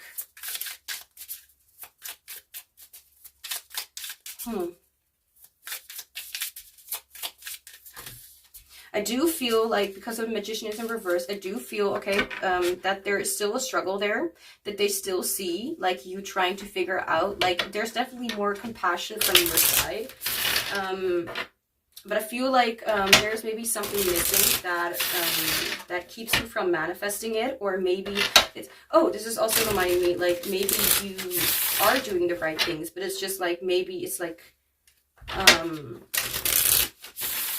maybe not the right time yet, but I don't really feel that necessarily. Because the first thing that instantly came through is like, you were not able to manifest or to achieve these things because you did not connect with yourself. And I feel like right now you're like in a lot more in a stable position, or in a position where you're able to receive, or where you're able to give. However, I'm being reminded that I feel like the Knight of Cups here, it's not necessarily at all like the depiction here, but there's like this vibe that I'm getting as if the Knight of Cups is like disappointed, or as if the Knight of Cups is like looking for someone to give them their cup. But it's like not there yet, you know? It's like, I don't have anyone to give my cup to. Like, here, look at this, 2 of Cups at the back of the deck. And it's like, you really, they see you as like really wanting that. However, the issue that I'm seeing here, like, people may not be interested in hearing this, but I'm still saying it because I feel called to, is that this message will be about you maybe not looking in the right place. Like, maybe you're looking to a different or they view you to be looking in a different direction and not seeing, again, for example, what you have right in front of you. So, for example, if this is this person, like, if this is, well, oh my god, I'm getting so much information. Okay, if this, for example, is a person that you may have not considered as a love interest, it could be that they actually are interested in giving you, or in offering you that, or receiving your cup, or giving you their cup as well. Like, whoever this is about. Like, for honestly, I have a feeling that like a lot of people will be watching and they don't even know who this is. And it doesn't necessarily have to be anything romantic, because usually when we think we need this, it's maybe actually a little bit different, but a different context, but still in a way that has to do, like, that indicates like anything that has to do with love, like partnership. But I feel like the reason why you may not have been achieving that or may not have been manifesting that, and I feel like this is not, maybe just not just coming from my side, but I feel like this person will really want to give you some sort of advice or some sort of message about your next step, or where you should look toward, instead of like being too caught up in your mind about, for example, wanting a certain relationship or dreaming about a certain partner, and thinking that what you have right now, like it's still, I still feel like you're quite there, like what do I mean, as if you've achieved quite a lot, like you already know what you want, but they still view you to be struggling with the difference, not the difference, the difference of something, struggling with the difference of what? I'm hearing maternal love. This is not for everybody, obviously. Like I'm channeling certain things, and it can be specific for one person, for the other. As I said before, like I still feel called to very much say, like there are people who are actually, for some of you, it's like there is a person who is definitely interested, and this is the person right now, like who we're talking about, like, and you're maybe just randomly thinking about someone, you're like, oh, whatever, how did they view you before? Like maybe a friend or a co-worker or whatever, or the boss. I mean, they do look kind of like, it did say like the boss, so maybe a boss. So maybe you're looking like things have been going better, but maybe you are missing something to manifest this. I do want to clarify, because I feel like I'm picking up on a lot of things, but I do want to be more specific, because you know, I love talking. I love doing this kind of reading, and I am enjoying doing this reading. It's just like I do, you know, have to finish this reading today somewhere. Do you mind? Too many cards.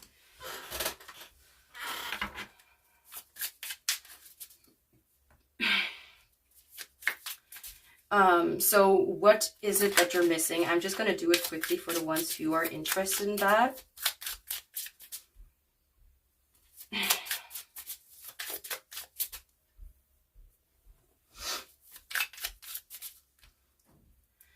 But I do have to comment on this. Like, I do feel like this person is not really, well, I don't know, I feel like because you might be looking in different directions, and they might not be as loud as they want to be. It might be miscommunicated, and things may not be very obvious for you or the both of you. They may even be like thinking about, like, do you even want me to give that cup to you? Like, but I do feel like this person is quite serious, like when it comes to you, or when it comes to how they view you. So not in a way like they're boring or just unimaginative or something like that, but they do really have intentions or something like that. Whatever kind of connection this is, even though that's not really what the reading is about. It's like, how do they view you now? But come on, like if you like those little extras, like even if it's not necessary, why am I? You know, I've heard before, like a quote, like, when I say something that I shouldn't have said, I just tell myself, why am I talking? I need to say that. I need to really apply that to my routine. Like, just when things are becoming a little bit, you know, I'm just saying, like, why am I talking? Let's just not talk at all. Like, not at all, but, you know, not at all. I'm confusing myself more than I'm confusing you. I am very certain. I literally like take what was that? Oh, I literally take medications to get myself to sleep at night because my brain is constantly online. I'm always yeah, I can keep myself company, that's for sure. Okay, how did I view you now? Right, sorry, I almost forgot. What is it that you're missing that you are, what is it that you're missing that could be bringing you the manifestation, the thing that you want? What are you missing? Like missing like what you really miss, like, oh, I miss this, but also like what you're not seeing or what you don't notice is right in front of you, you know, like something like that. No, not like that.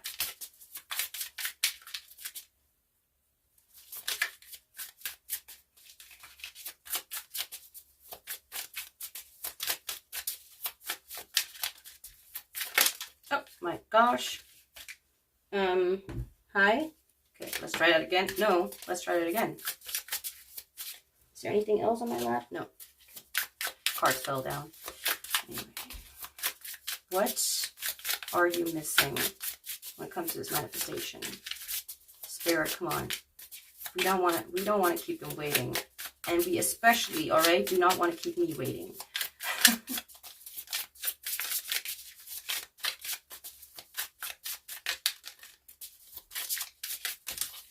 It's like when you're standing in a row of, like, for example, like at a, like when you're paying for your groceries or whatever, and then like you notice that something is not going the way it needs to, like you are not able to pay, or like your coins are falling on the floor, and like all the stress of that, like, and you know that there are people waiting. It's like there's something about that. Okay, Ten of Swords, and this is what you're missing. Okay, so okay, let's see. Ten of Swords is like a painful ending, like, oh, look at this. Okay, I without even noticing it, I put the card right next to the Knight of Cups, and we see the Knight of Cups looking toward those swords, if that makes any sense. So it could be what you're missing is that you still have the tendency to look into the past and get distracted by what you wanted back then and what you want right now. Like, I feel like what you're missing or not noticing is that you are each time like kind of cutting off your manifestation by focusing on the things that cannot be controlled anymore, and the things that you do not want anymore. But you're like, keep on, for example, terrifying yourself by the image of what has been going wrong. And it's not like that's bad. It's just like a recognition of like, know that it's, look, I used to think that I would never be able to forgive or even forget my wounds, and I'm still handling them, okay? I'm not in the process. Like, I'm still in the process of forgiving them and moving on. And I have never thought, all right, if my younger self will see me right now, she would like be like, yeah, sure. Like not believing it or just ignoring it. Like, yeah, come on, I don't believe it. Like, I don't believe that I can actually heal from this. And it's true, like, because something has such an impact on you right now, or, you know, it's hard to really think outside of that part of like, for at least for like, I am an INTJ and I have extroverted sensing as the last. So I still have the tendency to be like, yeah, maybe the future will be better, but I wish I wouldn't have that feeling right now. You know, it's like, yeah, like, of course the feelings are going to dissipate or whatever in the future, but that doesn't mean that the present doesn't hurt any less, you know?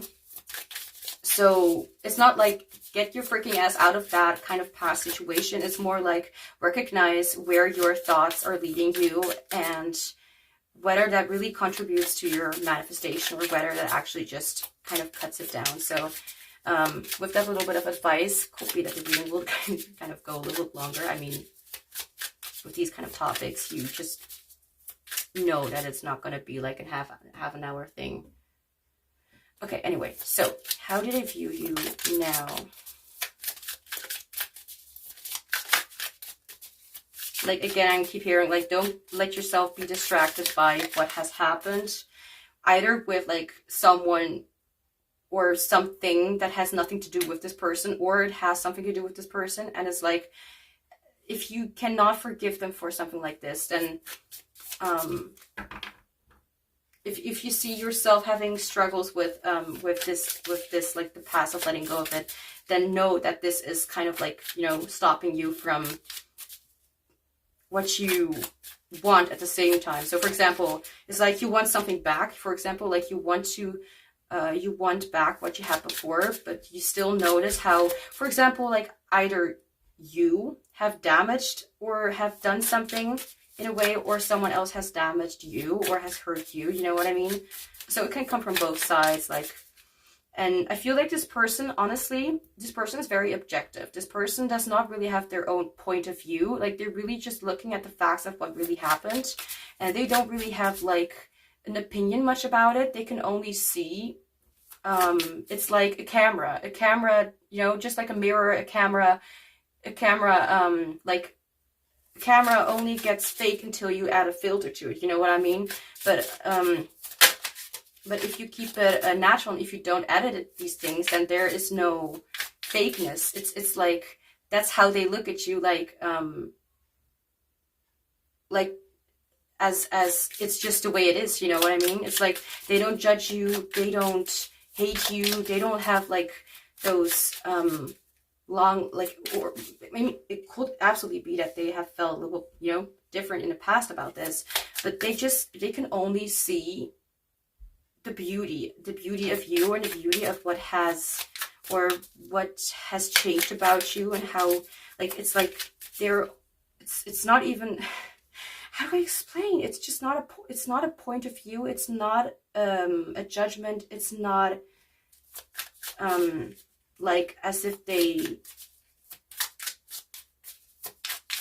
have some sort of opinion. It's like, no, it's like, you have shaved off all your hair. Okay, you have shaved off all your hair. Not like that's kind of how they will react. Like, okay, then that's the way it is. Not like, you are ugly, or this looks ugly, this is not good, this is not right. Like, it's just like, that's just the way you are. Like, there's a lot of acceptance from this person, honestly. Like, whoever you used to be, even though they may be a lot more foresight, kind of like, they may have the tendency to look a little more into what is going to happen next instead of trying out everything. I just heard, like, maybe that's what bored you in the first place. Sorry to say it out loud for some people, of course. How did I view you now? There's a lot of information that I can get out of there. I hope it resonates in the least. Anyway, how did it? Okay. We have the Hanged Man. The Hanged Man fell up before, but because I was talking and because I was a little bit unsure about it, I took it back, but here we are. The Hanged Man is about, like, a renewed point of view, like a different perception. Like, when you're hanged, I mean, well, it's a funny depiction, because it's like, I'm seeing things differently, but the dude literally has his eyes closed, so it's not like you can see much. But maybe he feels different. Maybe he the Hanged Man is like, or the Hanged One. It's like, you know, doesn't matter gender. It's all bullshit. Or it's not. But whatever. I'm just not trying to be judgmental anyway. Clarifier for the Hanged Man. The Hanged Man is about, like, I hope I didn't say that before, but, like, I mean, yeah, obviously a renewed perception, like, okay, so this is how I'm looking at it, so let's turn that whole vision around, and then it looks completely different, and then it looks completely what you have never known before. So it's like, and as he is there just hanging in peace, it's like, well, I'm chilling, I'm vibing with it, so it could be that they're literally, like, accepting the change, but they also see you maybe as just accepting it and just being chill with it and not really being too stuck about it, or resisting, like, change. That could also be resisting changing their mind. They see you as if you changed your mind. So can I have a clarifier for what that could be about? We have the Nine of Pentacles. Okay, so I'm immediately reminded of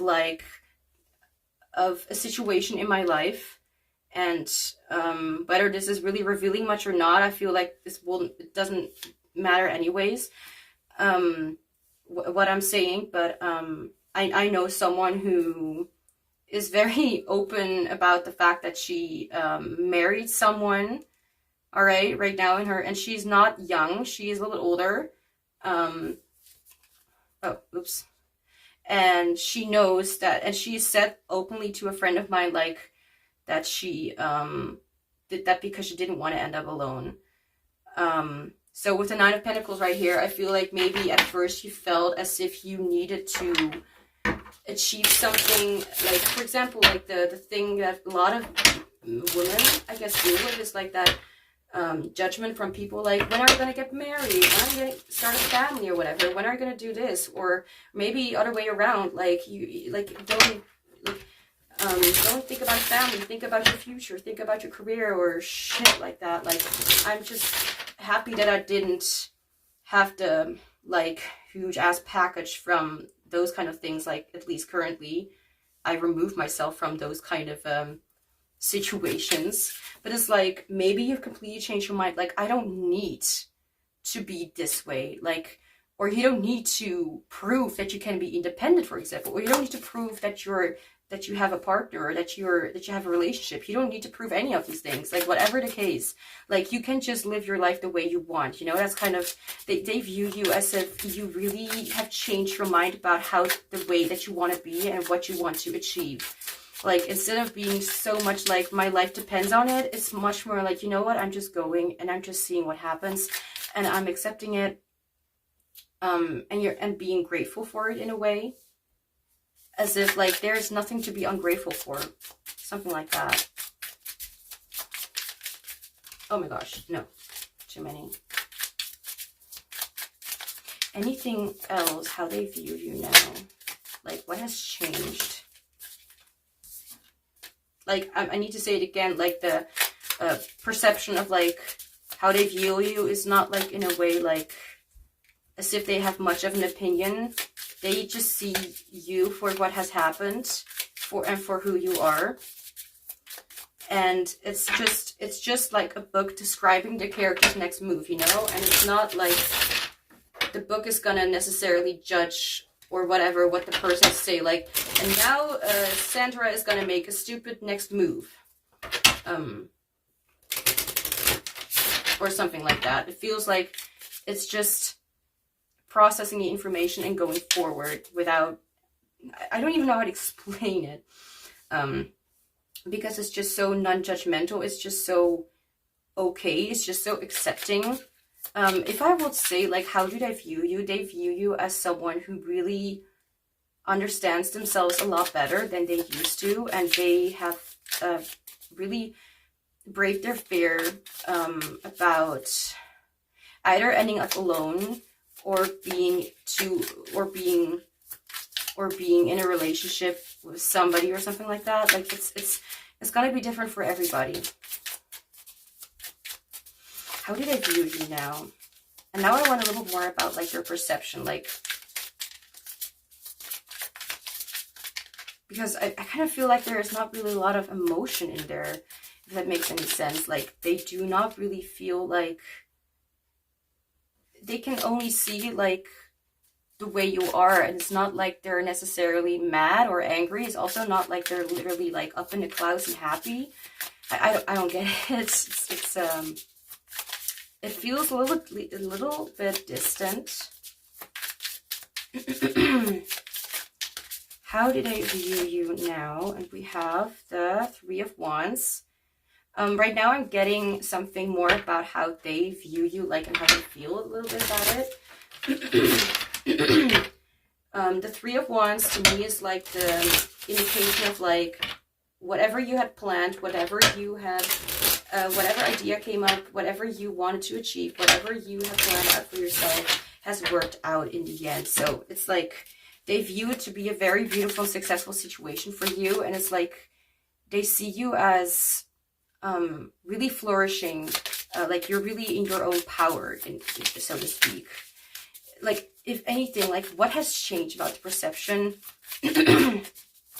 Well, it hasn't really changed much about what the facts are like what have happened. Like, again, like as I said a million times before, that's not true, not like maybe 3 times or something. I'm also getting a message like this could be someone, like if you again don't know who this is, then maybe this could be because this is like an angel or a spirit guide, or like an ancestor, a loved one who has passed this planet, or you know, whatever. It can be that. So can I have a clarifier though for the 3 of Wands?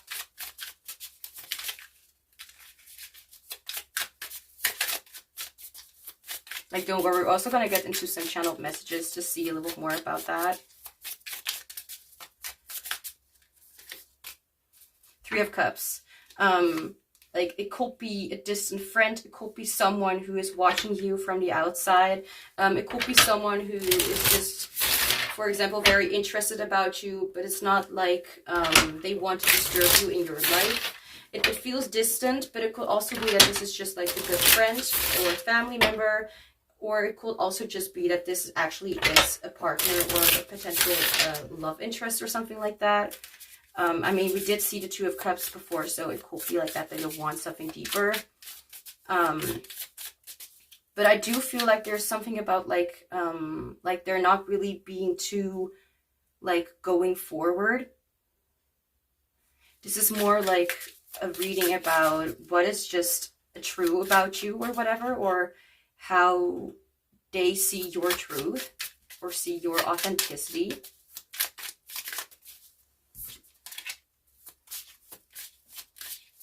If there's anything about how they view you, so anything else. The Hierophant.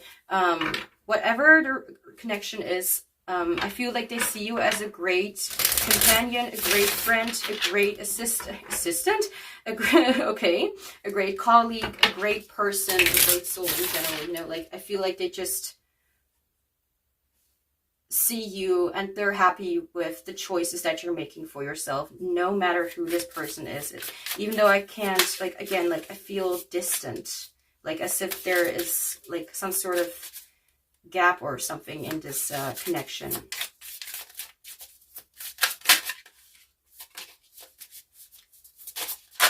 Maybe it's someone who you're thinking about and hope that they will forgive you one day or something like that. Whether that is true or not, like they definitely see you as someone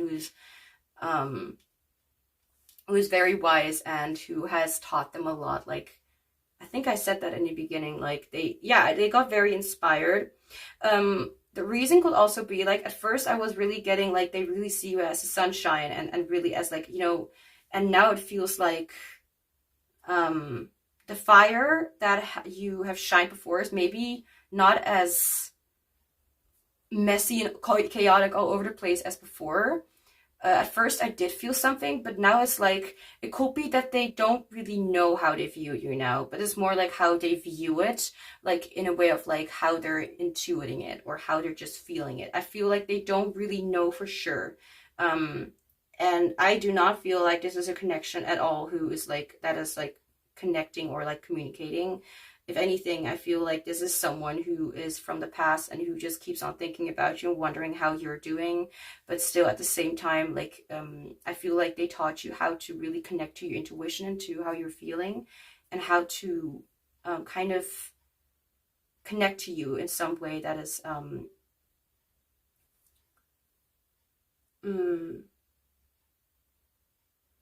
like this portion is more about like it's a more distant thing. It's like they know that this is to be true, but they haven't really seen it. Like they know that this is going on. Like they're that intuitive. I just don't know how else to explain it. So now we're gonna get into some channeled messages. And those are 142 cards. So we have, yeah, a lot of options. And a lot of different kind of colors, a lot of different kind of energies. So we have, you know, pink, blue, purple, red, you know, to kind of explain where they are at, if that makes any sense. Anyway, so any channel messages for group 3? Okay. Okay. Let me just get this one first. And we have admiration, adoration. There's nothing wrong with you. See, like I literally, I told you. Like I really don't think that there's at all judgment. It's just complete acceptance and like not judgment, no resistance. It's like surrendering. And then we have realization and regret. And we have, I felt triggered by you, not because you have done, okay, sorry. I felt triggered by you, not because you have done something wrong, but because there's nothing wrong with you. Okay. But because you reminded me of parts within myself that were not healed yet. It wasn't easy to find out about those. So yeah. Then we have spiritual insight with, you have helped me, again, helped me healed. You have helped me throughout my journey to find out what my purpose and ultimate fulfillment in my life is. Thank you. Yeah, like I do feel like I do feel that there is love, like this unconditional love and acceptance, but it's just so distant. It's like they're not all about in the clouds or something.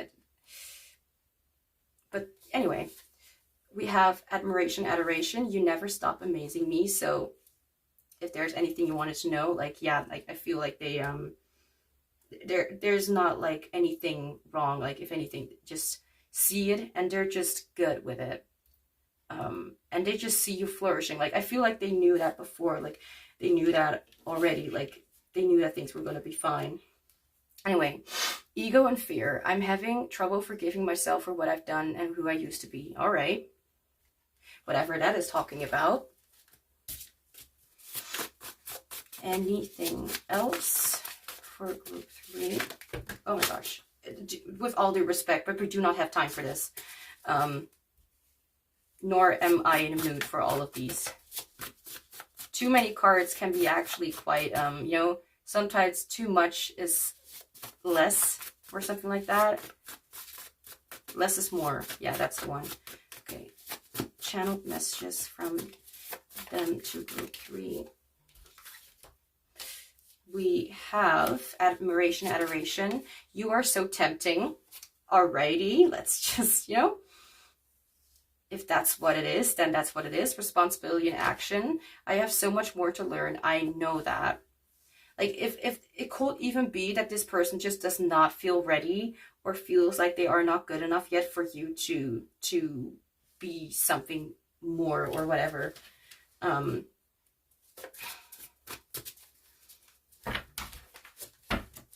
Okay, so now let's get into some last advice, whether you like it or not, or anything else that you need to know. And it came out really quickly. We have a card, expansion with Jupiter. A hot air balloon ascends. When you find and follow your truth, you take off. Your values can inspire you, and defining your unique philosophies can help you expand. Focus on your own optimism, and you may come to believe that anything is possible. Yeah. I don't need to say anything else. I wish I could say that more often. Like, I don't need to say anything else. You know, just... And I don't want to listen to anything else. Just put on my headphones and not listen and just do my own thing. A dream come true. Anyway. Any last advice? This could, by the way, be about this person. This could be about you. This could be about your future. This could be about anything you need to know right now. Some last messages for group 3. Okay, we have 2 cards immediately. We have playfulness, Leo, wisdom. A litter of puppies tumbles joyfully. Or kittens, anyway. Playfulness can make your heart feel... Sorry, yawning. Playfulness can make your heart feel full. Have you been having enough fun lately? Question mark. When and with whom do you find yourself in a joyful mood? If your enjoyment quotient, don't know how to quotient, I don't know how to pronounce it, has been low. Let your inner child lead the way. Dude.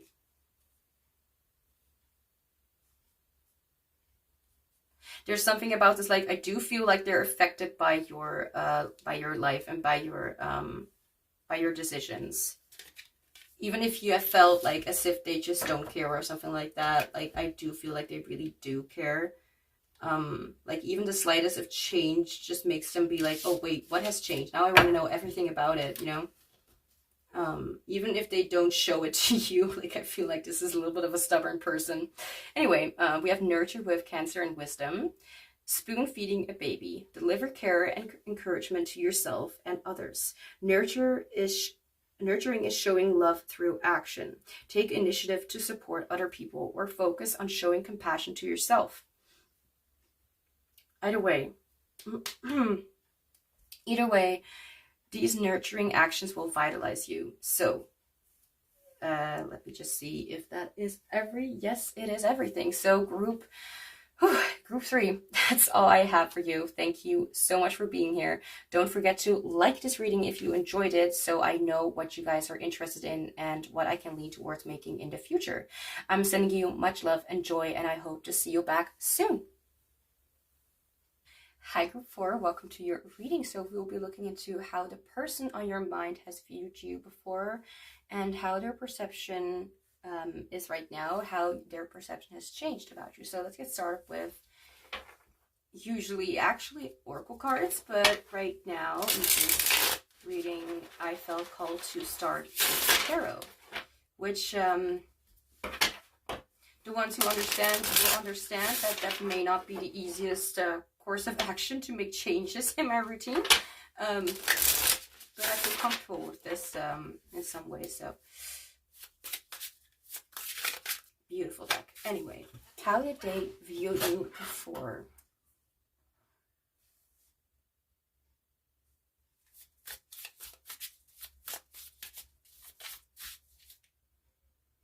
I feel an uplifting energy, as if they saw you as like,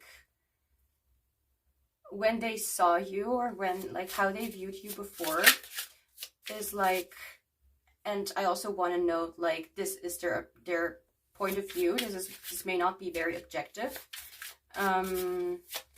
So maybe you don't resonate with it, and if you don't at all, then of course different reading.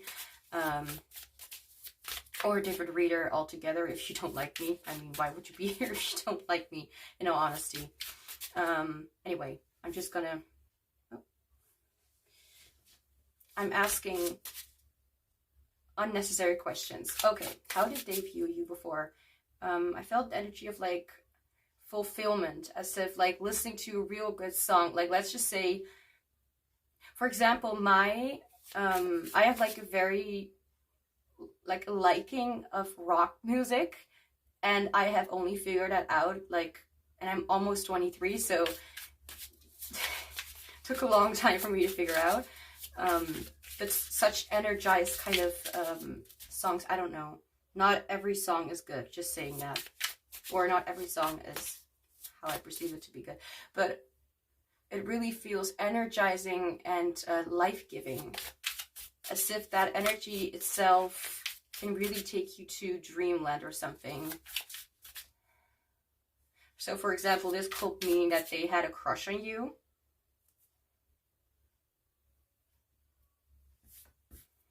Something is bothering me. Why is it?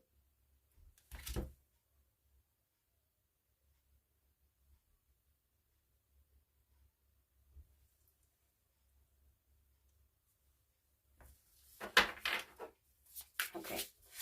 How did they... If you're hearing sounds in the background, which I hope so you don't, it's people making poor life decisions.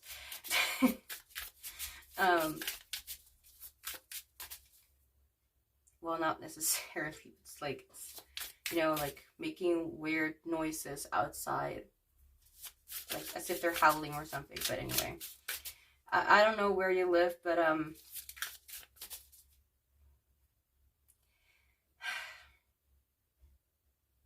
when you're used to the mud, then you'd rather stay in the mud than try out something different that is maybe even worse, which is not always the case. I don't know why I'm saying this. How did they view you before? Nine of Cups, okay. So the Nine of Cups talks about like we have what? Pisces in, what is it?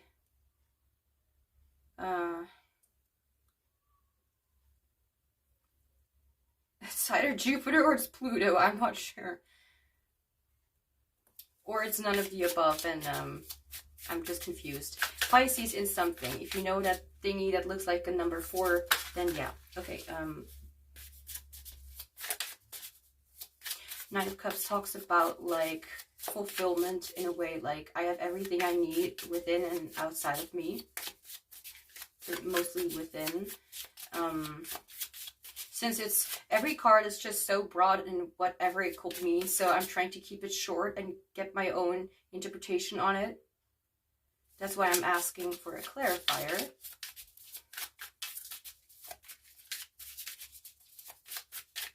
This really, at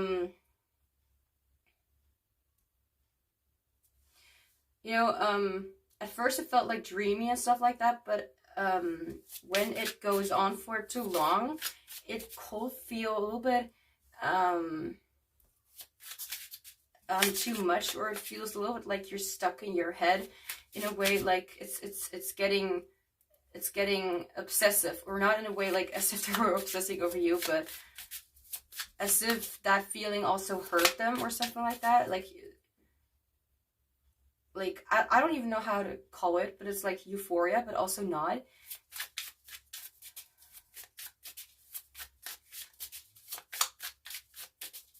Like when I am in, for example, like a hyper focus, I am not happy with that. At least a lot of times I am not happy with that, because it could mean that I am mentally just not able to focus on anything else but that one topic. And it could be that they're just so, it may seem like something is so perfect or so good that they get a little bit overwhelmed by it, or got overwhelmed by it because, past. I have a clarifier for the Nine of Cups.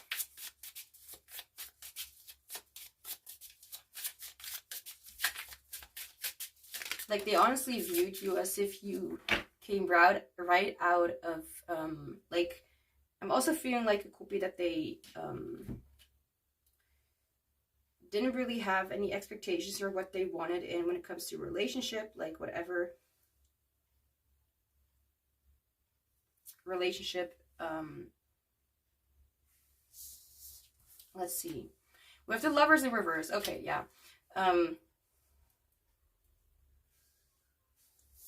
So the Lovers usually means like a deep connection, coming together, union. It may also mean like a significant choice that you're making, but we have this in reverse. Right now I kind of feel like this is talking about like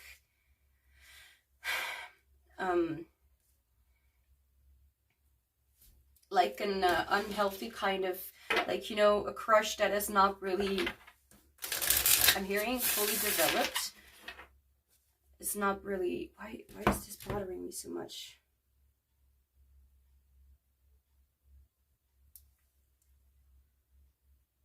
There's just something at my finger that's really, really, really bothering me. All right, let's continue.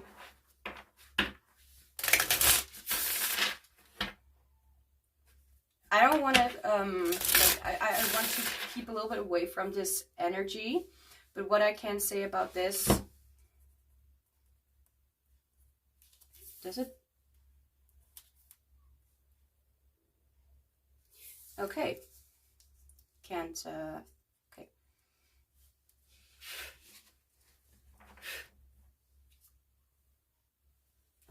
So as you may notice my energy as well, this could also indicate that they were not able to kind of focus on something else.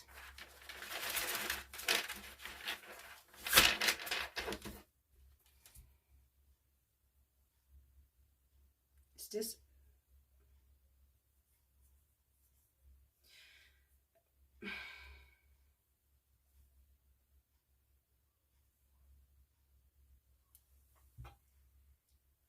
Well, I am paused the recording a little bit because it started to bother me so much that it took a little bit. I did something for myself to try and remove or lighten the issue a little bit. Like something was like nagging me, like my skin, and it was really bothering me. It kind of feels like that, I suppose, like as if it's like there's always something that you can't really look away from or that you can't unnotice, so you always notice it. Like, so I feel like they used to view you as if you were always somewhat undermined, or you were always somewhat noticeable, whether you perceive yourself to be like very out there or not. Like they always, like for example, like they would see you and they would not be able to unsee you, if that makes any sense. Like they will think about you. It almost sounds obsessive, and I do want to say that it may even sway toward that direction because we have the Lovers in reverse, and I do not feel like it was very, very healthy. And I feel like they knew, whether they knew it immediately or whether they found out later, like possibly later. But and the thing is, Nine of Cups is about like almost about perfection, about like being like extremely happy with what you have. Ten of Cups, which is not here, which is like the ultimate fulfillment. But the Nine of Cups is like, I am very, very fond of this. Like, it's just you're very happy with the situation. And it's like, even though it was not really very, like, you know, for example, like a crush or a celebrity crush, it's not necessarily as if, like, you know, they experience real love. It's more like this certain kind of obsession with their celebrity, so to speak. Okay, that's also interesting. How did they view you before? Like with this reading, like there were some, like there was another reading, or multiple ones, I kind of forgot, but they were a little bit more, there have been readings before that have been more based on like how we look at, what is coming through is more like their perception and not really how they really like. So for group 3, it was more like you could see like the objective truth in their observations. It's more like they were a lens on a person. Like it's not really that how they saw it, but what they saw. And it's not like they had much of an opinion about that, if that makes any sense. And here it's like, it's very obviously emotionally inclined. Like it has to do with how they view you and not really anything that has to do with you, but more with their perception. So whatever the case is, whatever the situation was between the two of you, or is, it didn't really start off in the best way, let's just say that.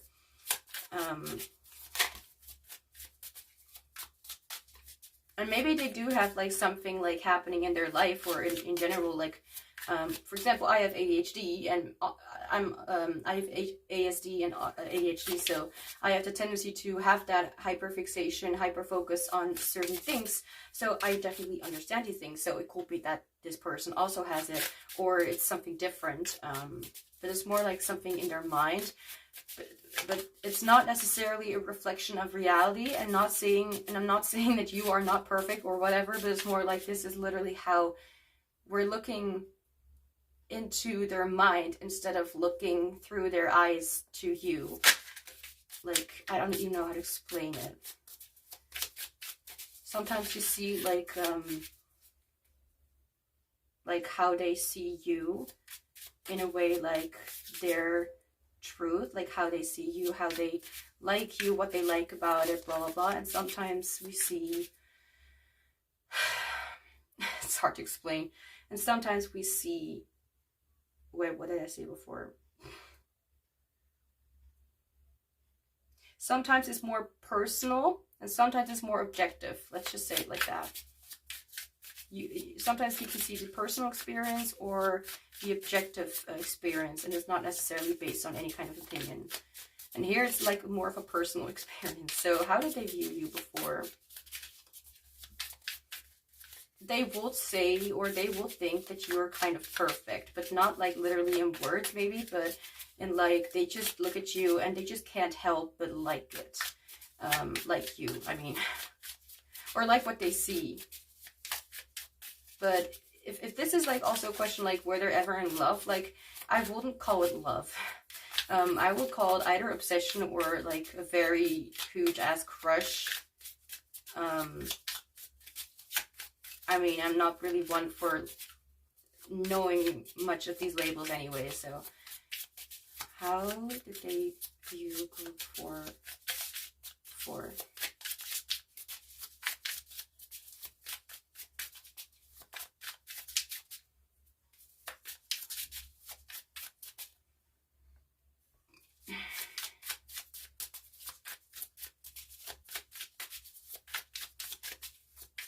How did they view you before? The Magician.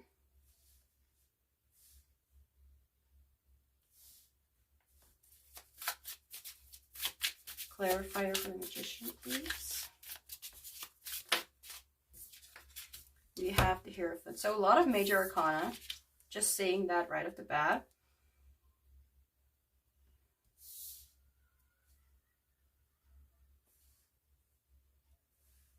Okay, that bothers me. Nope.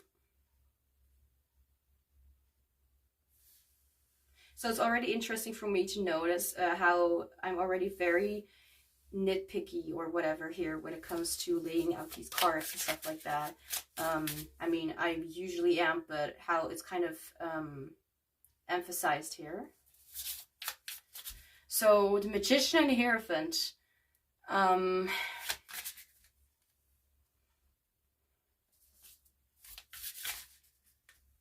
It's not really giving me something to begin with, so I kind of need to think right now.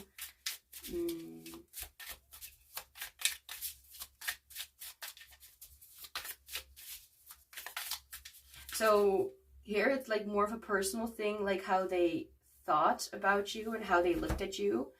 And this is more of like how they perceived you, like what you... This is like more what you meant to them. This is more like more objective. Or their eyes seeing you, if that makes any sense. I feel like they will see you as someone who really got it together in a way. Like, not only are you creative, but you're intelligent. You're very knowledgeable and you know how to really give people advice on how to manifest things into their life or how to create a structure for themselves to get there in some way.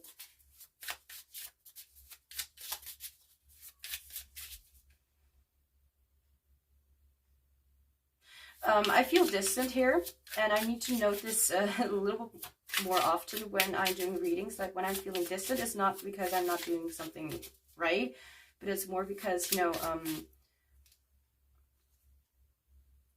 because this is the energy of the group, and the distance here may mean that they do not really or did not really have, I mean, we do not see the phase here as well. I feel like they did not really have a very accurate perception or even knowledge about who you really were. All they could see was honestly like perfection, and it was not based on anything that really happened or actually was logic. And again, it could still be that this is true, that you were a guide for many people. But I still think that they were not really able to see you in a way that is a little more healthy, if that makes any sense. A little more, not so stuck, if that makes any sense. They just feel distant, as if this person doesn't really know you or didn't really know you, because this is how they viewed you before. Can I have something more? We have number 1 and number 5, number 9 and number 6. I'm also getting number 2.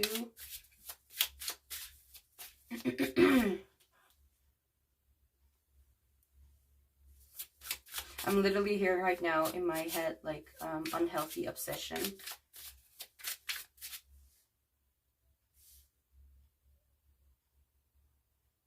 There's also something about obsession, about perfection. It could even be that this person was at first, or they viewed you at first in a more of a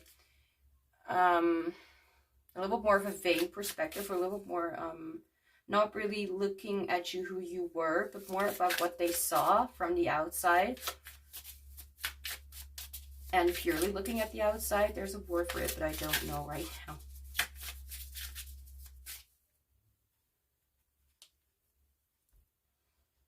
Okay, this person has maybe had some issues when it comes to themselves. Like, for example, like not loving themselves enough, or not having any personal life going on, if that makes any sense. And just being focused on something that they can focus on. And then getting the pleasure out of it. However you want to take that. It's not necessarily in a you know,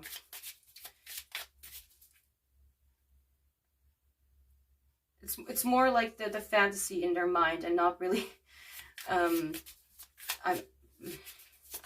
I'm being reminded of the stereotype that INFP has, like imagining their future partner or future spouse or whatever, and already having in mind how they should look like or whatever. No one has to be an INFP personality type, but it is the stereotype that comes up, and it's not really a very, you know, stereotypes are stereotypes. They're not like obviously types are very individual and very broad, so you can never really pin them down to like a certain thing. Just like, oh, INFJ is a fortune teller, like, no, not necessarily. I mean, of course there can be, just like the other people can be fortune tellers. But anyway, how did they view you before?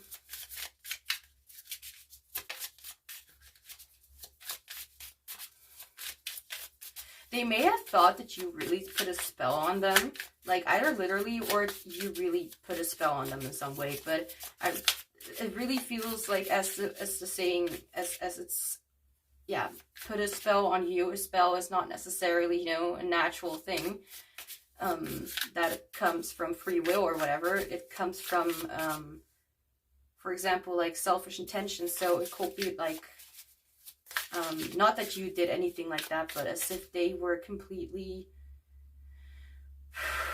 like,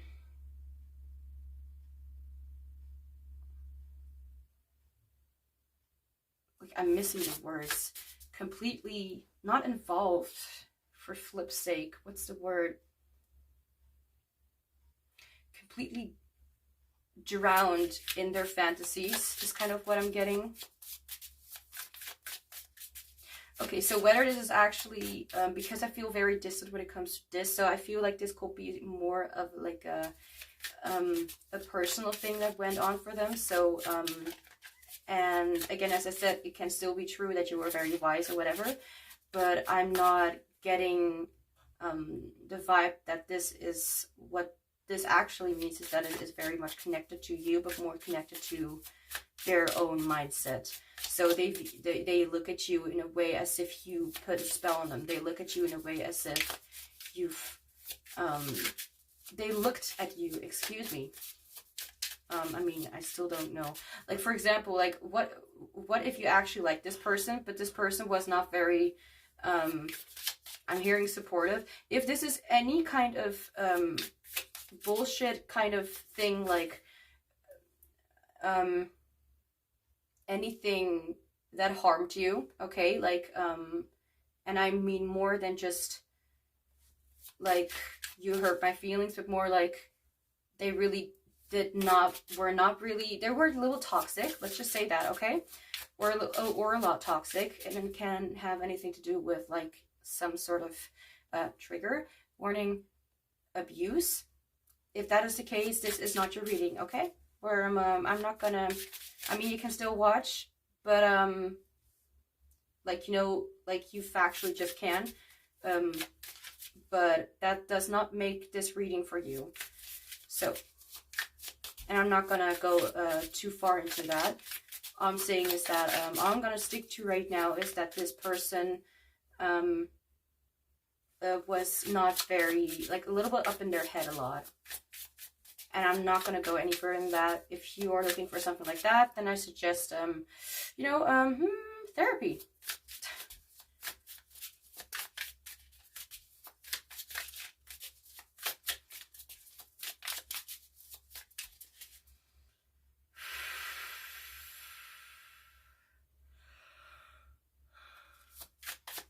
All right, how did they view you before?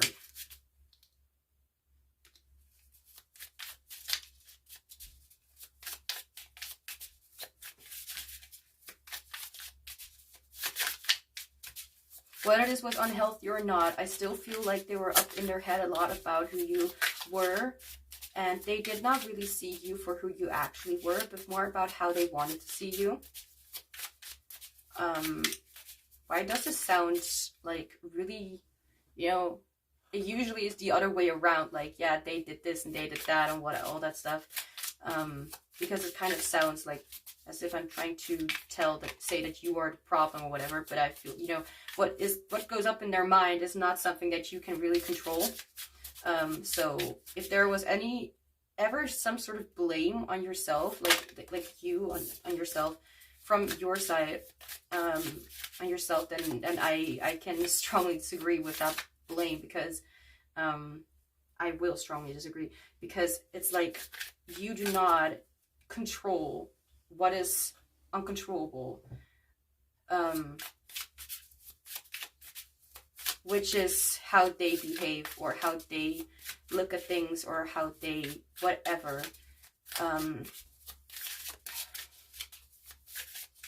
They just had this point of view about you that you were exactly what they were looking for in some way. And it's not like they wanted to or really felt like putting too much of action into it, but you were in their mind a lot.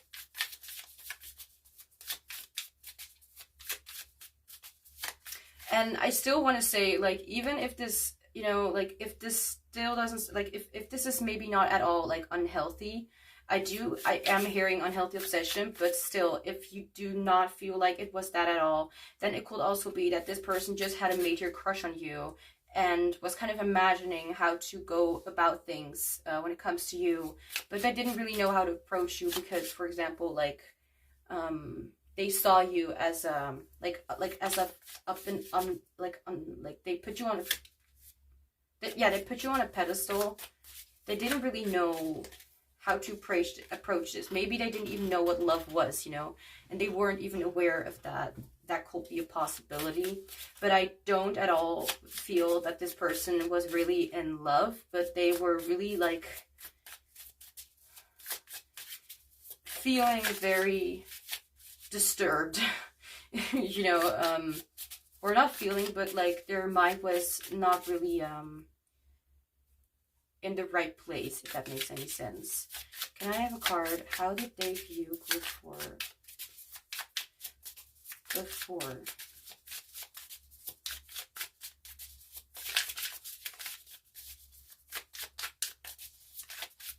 I want a card today, if that is okay with you. Thank you. Ace of Swords. Yeah, okay. That's an interesting thing. Right now I'm hearing the song, well, you know, soundtrack sound thing. I also have, like, songs in my playlist that is just like a piano cover, you know, something like that. I'm hearing the song Hotel California by Eagles, and this is a very personal song actually to me, because this reminds me of someone very specific from the past. This song right now still and has always kind of felt as if it was somewhat like a faraway place that has nothing to do with the real world, but more like in the mind, or like an impact that a certain thing time or surroundings people had on you. This song reminds me personally like how much it can make you ache, if that makes any sense. It sounds really like you can get really lost, as if you're lost in the woods or something. That's kind of how it feels. Oh my god, now I'm also reminded of the song Genie. It's a horrible song, but also a really good song. And I understood in the past, like I learned German and Dutch at the same time. So I, even as a young child, never really understood what it was talking about. But I heard the German words. I understood them. So it's like, anyway, but it was like, yeah, it feels very as if you're lost on a dark path, you know. It feels very shadowy, but in a way, like, there's also something addictive about it, if that makes any sense. And I'm not saying anything about the song Genie being addictive, but going back to Hotel California, if you listen to the song, I personally had experience like, why do they say like you can check out anytime you like, but you can never leave? Like, you can break up anytime you want, but you will never be able to forget that person. Like the one that got away, kind of. It's like, it's like, look at this. Also, like the face is it's like not there.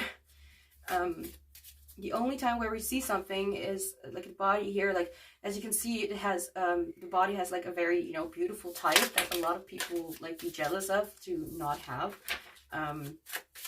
Also something that you can literally work towards, but you know, we should also, you know, appreciate our own individual beautiful expressions. As an outsider looking in, it feels very interesting, and it also feels like diluted, you know. It's like those words, it's not necessarily like when I do shadow work readings, it's literally like me being interested by looking from like the outside looking in. It's kind of like that. And right now also, like, especially with the song, like the music, it's a piano, right? Piano. Hotel California, but then not in guitar, but the piano is gorgeous. Depends how you play it, but anyway. This could be heaven or this could be hell. Oh my god, I'm being reminded of that. I highly recommend listening or even looking at the lyrics. It's like all that song really, like, and sorry for rambling here, but all the song reminds me of is like going to a place, having like a very big ass experience, and it's like, it's good, but it's also bad. Like there's something like an attachment to it, something like, as I said before, like it feels, I am not really saying here like anything like this person is toxic or whatever, because everyone can have those sort of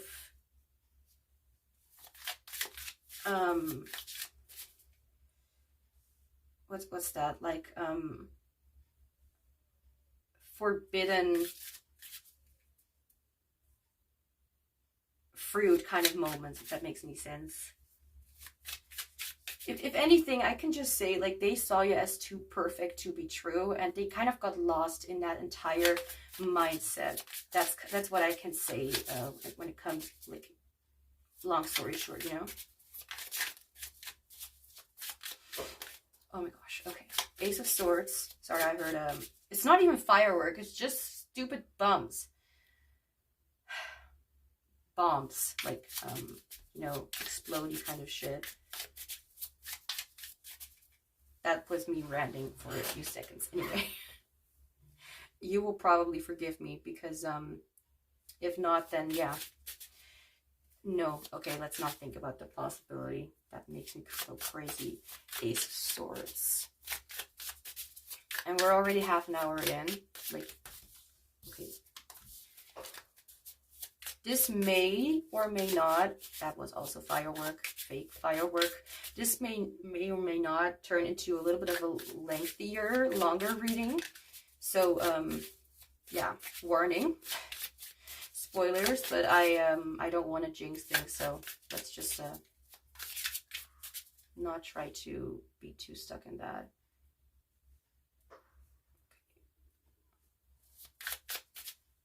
Okay, I'll put the music up a little bit to not hear the firework outside. I mean, that's why I'm wearing it in the first place. Just talking to myself, don't worry.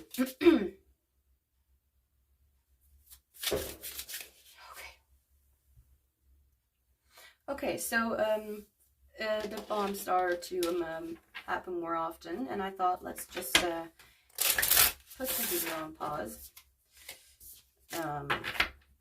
And now I don't hear it anymore. Also calming myself down.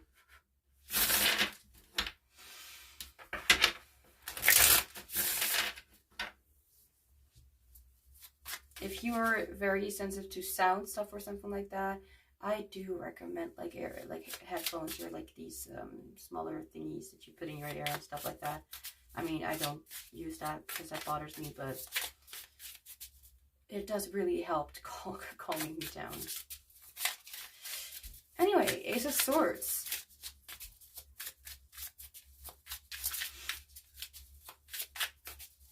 Like, you know, the thing is, I do feel like there's some truth in their perceptions, but I feel like they're a little romanticized. It could be that they see it as something so amazing, so gorgeous. Like, it's like, for example, you do something really simple for them, but they look at it, or you do something really simple or say something really simple. Like, you say, someone asks, do you want to go to that party? And you say, no. You know, for example, and they're like, wow, like that, like they're really very in depth in their mind anyways. Like, I feel like they're more like a thinker person, more like, you know, inside their head kind of person instead of like a doer person. They are very easily very magnetized by something. So it may not necessarily be like you that is, like, you weren't the problem in the first place, you know, like to say something like that, you know, let's not even begin that kind of conversation. But I feel like they already have that kind of like, they're like, again, like as I said, like you will say no to someone like inviting you, and it's like, wow, like they put up their boundaries and they say what they mean, and like they're not ashamed to speak their truth. Like, you know, they really get very, very caught up in the beauty of simplicity, for example. And I don't know if this is something that happens to them like all the time, but I do feel like it's very emphasized here when it comes to, yeah, how they used to view you before. I'm very interested to know like how they view you now. I do feel like they are like, oh my god, I should really tone it down, you know, like as if they have a little more self understanding to know like when things are getting a little bit creepy. I feel like they understand like, okay, yeah, okay, this is getting a little weird, like I should stop that. Like I feel like they were so caught up in their fantasies and in their, I'm hearing predictions, like caught up in their predictions. All right, I'm being reminded of INTP energy. I don't know why, maybe because of the social awkwardness that they've, or like the awkwardness in sharing themselves, their feelings and their thoughts. This doesn't necessarily have to do with social awkwardness, but it can be. I mean, I'm not an INTP, but I have that too.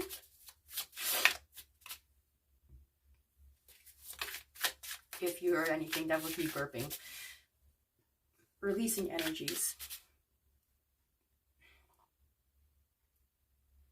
Like, I'm getting like a full story or timeline about how messy their life has been, or how much they've been so stuck in certain kind of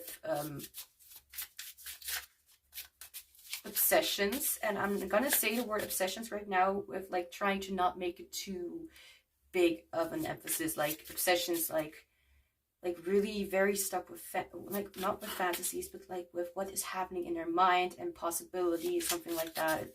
It's a very interesting place, like their mind palace. I think I got that quote from Mind Palace from Detroit Become Human. Anyway, Ace of Swords clarifier for how they have viewed you before. We have Justice. Okay. So both cards give me like intellect vibes, or like, well, not vibes, but okay.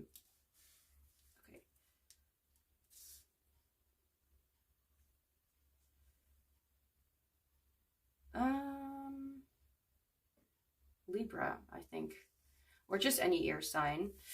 But we have still like a lot of major arcana here. Let's see.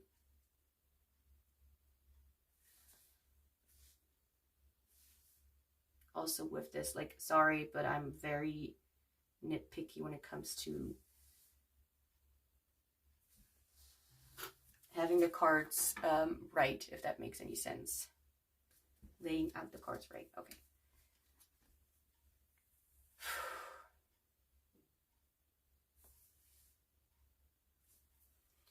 Okay, so just do that. How they viewed you before. Well, I definitely mentioned a lot already, and we're only at the first part. Like, I hope for their, like, I hope with all that I have and all that I am, that people will not get bothered by this. But I feel like how they viewed you before,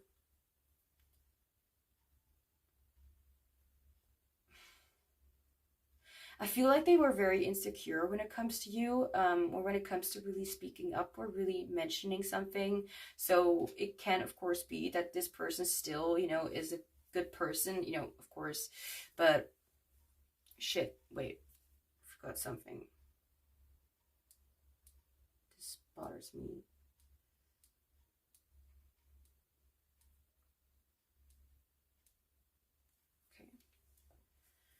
The music suddenly, okay, anyway,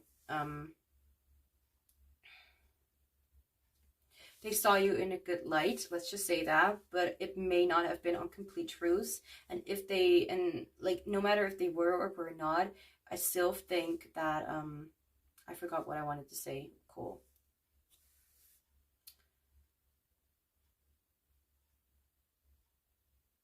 They had a hard time getting out of this, or coming out of this sort of shell, if that makes any sense. Maybe they were just like really too shy to really put any kind of effort into it. Like, but with the Ace of Swords and Justice, I feel like at the same time they knew kind of what they were doing. Like, but if they will view you, I feel like they will just see you as a very justful person, someone who would not like to see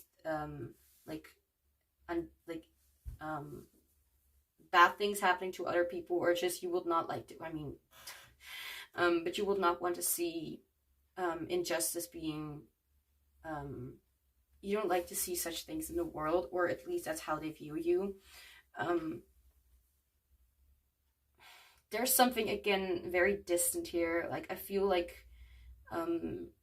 how their perceptions have been, or how they thought that they viewed you, could have been quite a different thing. Like, that they would know, like, okay, this is what I feel, but actually it's not really what they felt, it's what they thought that they felt.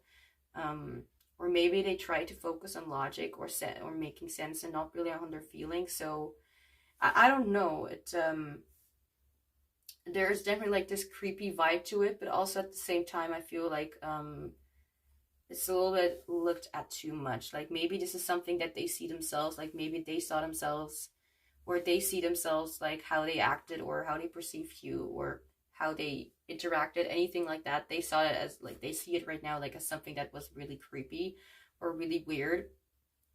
I don't really understand what this is saying, but all I can say is that even though it's distant because, again, of the hood and all that stuff,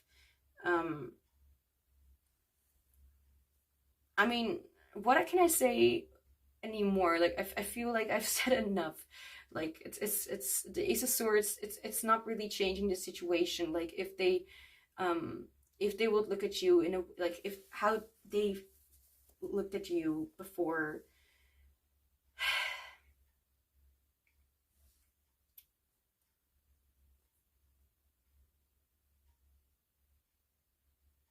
what this is telling me is that they didn't look at you in a way that was anything like creepy, like anything weird. Like I feel like this is talking about how they, like, even if they had feelings that they just didn't understand, or even if they had their own mindset on something, or like they thought that you were perfect, which, you know, we are always perfectly imperfect, but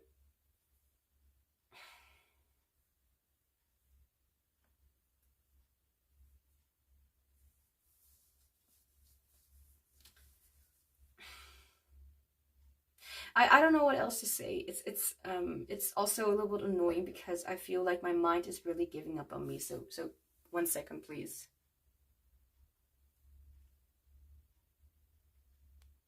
Oh, I just remembered when I was talking about how the Justice and the Ace of Swords kind of tells me how they never really had any bad intentions or anything weird was going on. If anything, they tried to control themselves in that way. Like like at the same time, even if it felt like euphoric, at the same time it kind of felt like really obsessive and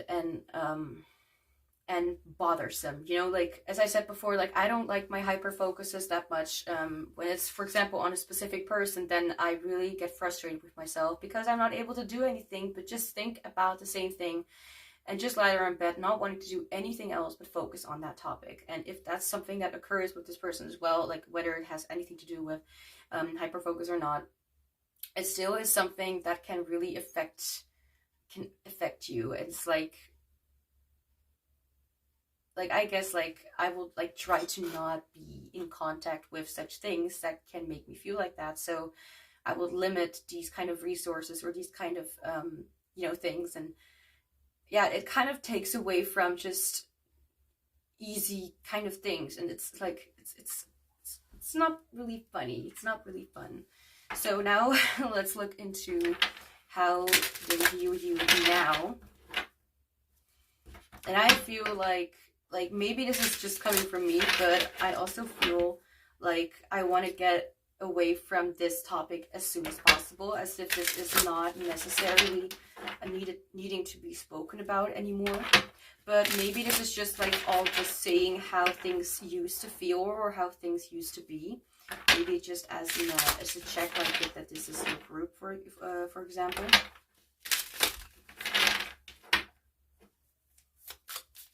So, how do they view you now? Chill. No, I want one card. We're gonna get one card. You know, even energies need to be reminded that they need to chill down with me. Like, if they want me to give a good answer, they're gonna give me one card. So I'm like, we're gonna take one card. Like, I remind their energy to chill down. Chill out. See? Like, they're doing it again. One card, I said. I have my my structures. In other words, like this person is so much things going on, like in their head. It's like we're not gonna talk about all of them. Like I'm just reminding this person to take responsibility and to not give me all the effort and all the work to do that. So they're just gonna help me here. Healthy boundaries. How do they view you now? No.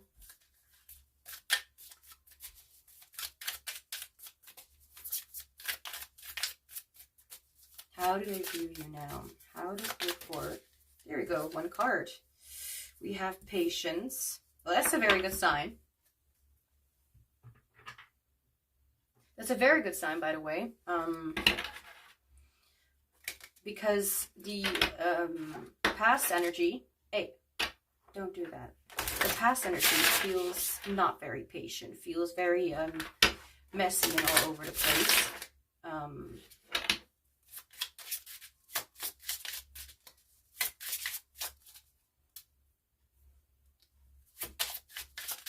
However, I do think that they view you like as if they see you in a way like not just that they're patient with you, but also that they see you as patient toward them, or just in general. Maybe you have been patient with them, or when it comes to them, like for a long time. And this person is still kind of trying to figure out how to do the same thing. Oh, not like that. How do they view you now? And what has possibly changed about their perception about you? So first off, I'm already attraction. Okay. Look at how this is kind of similar to what I've been saying here. Because we have this, well, we have this good-looking spirit and we have this not good-looking spirit with like flies around his head. Okay, that's an interesting take. And the first thing that attraction said to me is that if you are asking like if they actually have feelings for you, like right now, like I can definitely say that there is something mutual or something that is a little more healthy. Like I feel like there's still like this disturbance, like where to put their energy into and what to and like to not go too far. And maybe the change, like maybe the difference between before and now is not even that huge. Like maybe you're asking about like a few months back or a year back, and like when it comes to before and about how they view you right now, like yeah, it's not really a long time then. How do they view you now?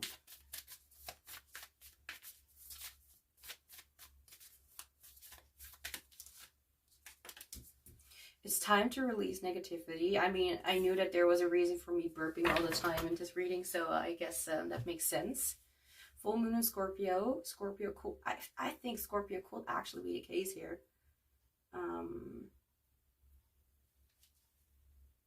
Because of the intensity, you know, which does not necessarily, if you or they, whoever, do not have Scorpio that as your sign, that does not take away from the reading.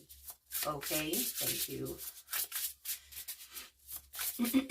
So don't be like, oh no, I am not like I'm not asking about someone who's a Scorpio, so that's not my reading. No, Scorpio is not a definite like factual thing that needs to be there. Scorpio is an energy. Just like I can have like positive energy and I can have negative energy, and negative energy shifts. So it's like I don't want to hear any of that. Lunar eclipse. Let's get the book because I have no real good experience with these kind of things.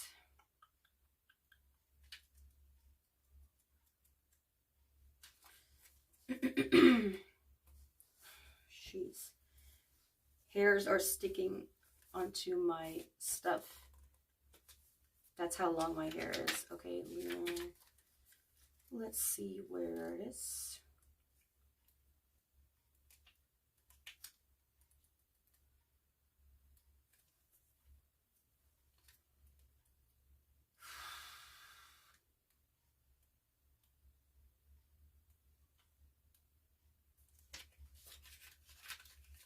I haven't been to this part before. A lunar eclipse occurs during a full moon. It is a supercharged ending, which inevitably means the new is right around the corner. It may feel uncomfortable or painful as endings do, but it will bring about much needed change and renewal. Bright side, releasing outmoded ways, transformation and growth. Shadow side, refusal to change, fear of letting go, emotional and psychological imbalance. So this card is an upright, so I will mostly focus on the upright meaning. On the more positive note, but we'll see what happens. No, not like that.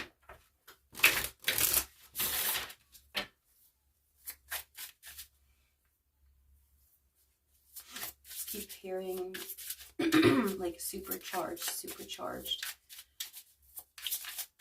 What I can definitely say right now is that they have learned from, learn from their mistakes.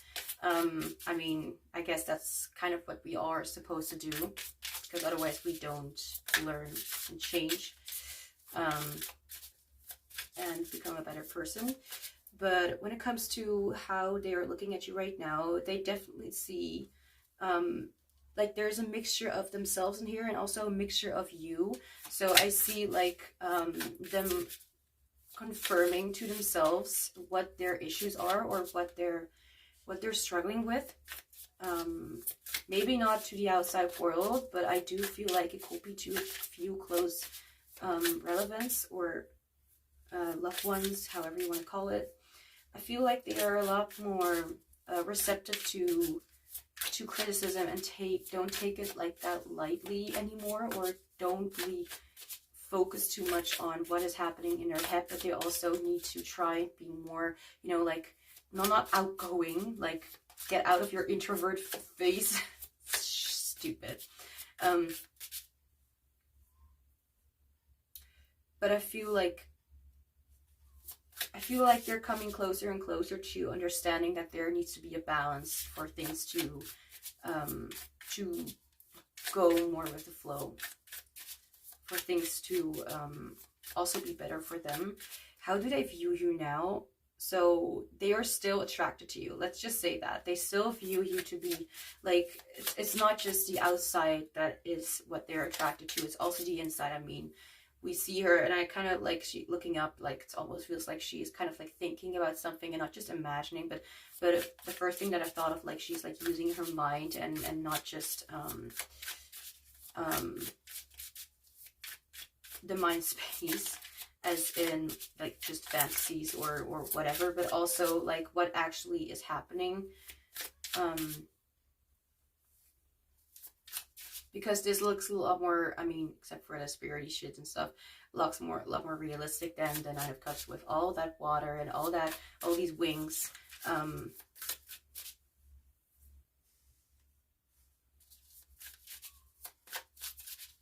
I still feel like they're very attracted or very much like into you. They still like you very much.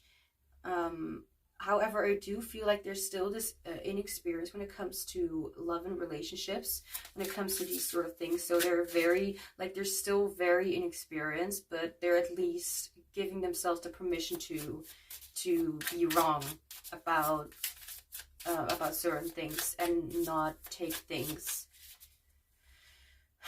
as if, like, they're just really embracing the change within themselves and the change that they're making. I feel like this is mostly talking about their development or their the updates that they have been making when it comes to their perceptions and how they really look at things. Like, again, it's something more personal. It has nothing to do with you necessarily, but it's still more grounded, if that makes any sense. It feels a lot more like they really know what they're thinking and talking about, if that makes any sense. They're not all head in the clouds anymore. How do they view you now?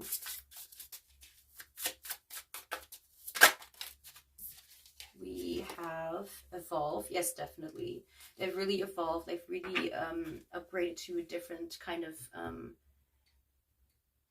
not just perception, but in a way that they don't linger on things too much, and they try to do the same things in their daily life as well. Like, for example, let's just say this person was one to video game all day. Like, this is not necessarily the case for everyone, okay? So it's just an example. And I also took my meds, so I may be able to focus a little bit better. But now they notice when to actually take a gaming break, you know, for like, even if it's just like 10 minutes, to kind of just do something different, or to, I don't know, like they wash their face or hands, or to get something to eat or to drink, you know, to kind of reconnect as well, like to the earthy kind of things, because it can also get to the point where they are so stuck in something that they're doing that they literally kind of need to like be aware again that they're actually in their, I don't know, in their bedroom, and that they're on the couch. Like, they can get so it's not obsessed, they can get so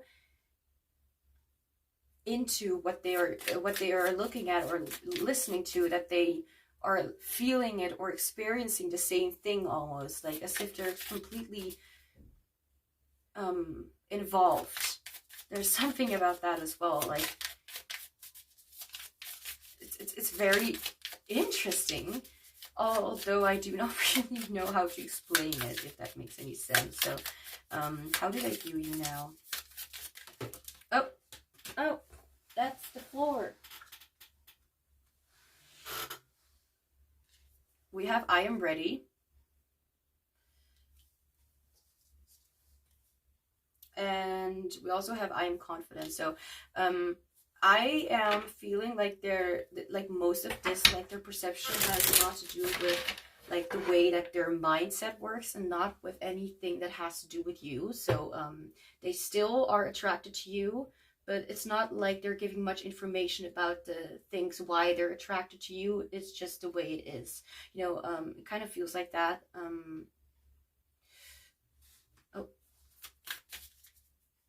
Where this is much of a, like, I don't know if this is even something you're interested in. Like, maybe you just want to hear all about how they like see you in a way like that you look cute in your little dress or whatever, or that you look cute with that little head on, or a hat, like, yeah,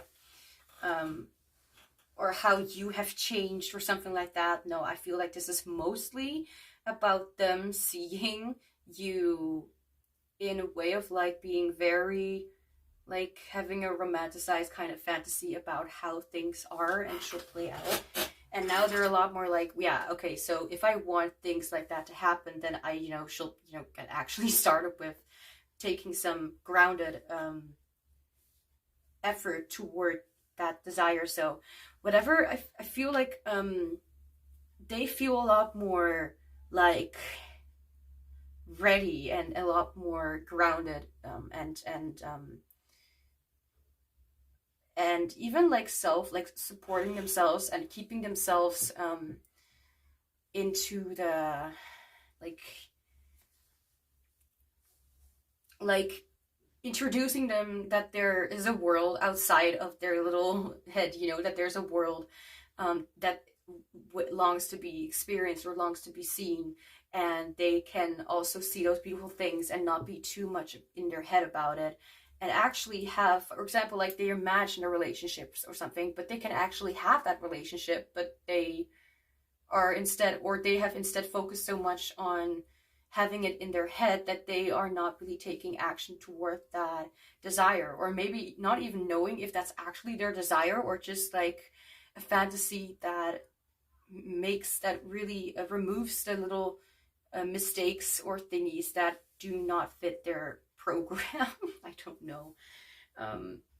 So let's get something more about how they view you now. So maybe we'll see something more about like how they really look at you, like you, not them, but how do they view you now? And I'm going to keep this a little bit shorter because I feel like I've already really talked a lot about this. I think it's kind of clear. But let's see if there's anything else. Like, how do they view you now? Like, what do they see when they look at you?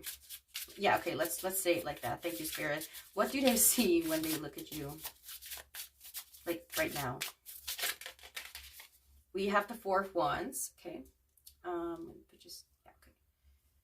I'm not going to ask a clarifier until I actually feel like I need a clarifier for it. So, Four of Wands. What do they see when they look at you? Maybe it kind of sounds the same, like how do they view you, but to me, like in my mind, it feels more like toward like looking at you and not just at their mindset or how. Yeah, you know what I mean. I've already explained enough. Let's stop it. Okay. How do they, what do they see when they look at you? Knight of Swords. Okay. Also, what I'm definitely feeling or hearing is that they like what they see. They really do like what they see. And it's not necessarily like, oh, you look pretty or whatever, or you look handsome. It's you're good looking, but it's more like, the way that you are. They like it. maybe you're like, maybe you understand their point of view quite a lot, but maybe you are a little bit less in your head about it, but a little bit more stable, if that makes any sense in that way. Yeah, and then we are getting the Nine of Pentacles shown here. Like, yeah. Okay, so anyway. How do they view you now? Like, what do they see when they look at you?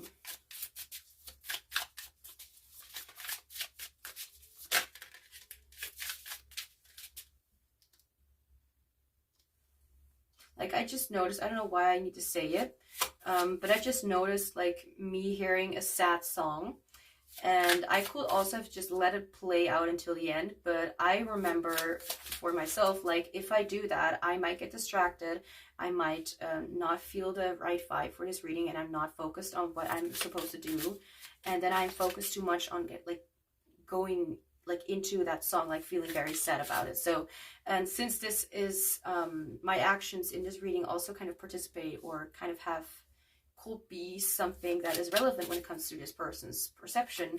It could be that they are a lot more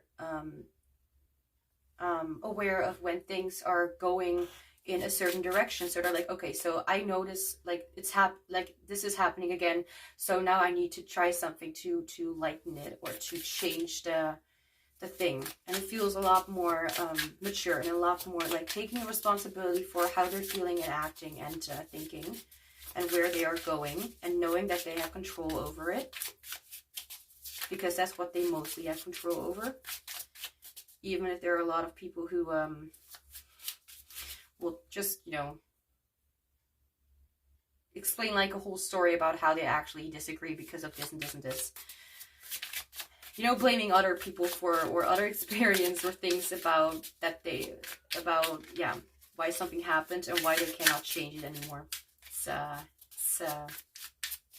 It's not so funny anymore if it happens all the time. Anyway, how do they view you now? Like, what do they see when they look at you? You have the Devil, all right. Like, I mean, I'm not gonna lie, like, they still see you as something like, you know, like,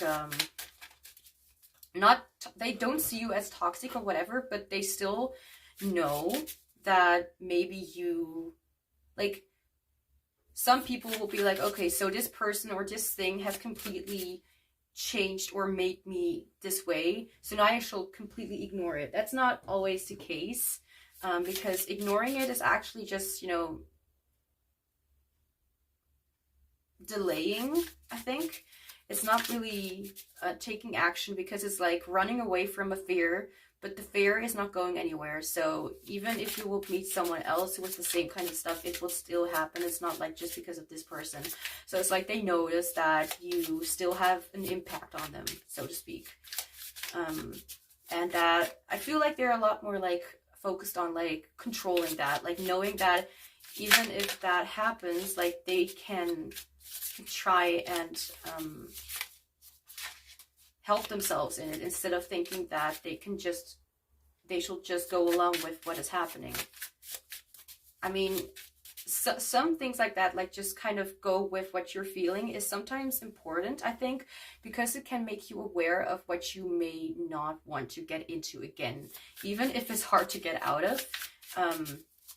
That kind of fall will make you aware of the next time that you will see something like that, and you will be more like open to like, okay, so that can also happen, and that will give you a real reason why you would not want it. Not like trying to run away from it, but to be more known with outside or internal like influences. I kind of don't know what I'm talking about anymore, by the way, so if it sounds a little vague, then yeah, it's because this person just has a lot going on, and it's just kind of difficult to channel. How do they view you now?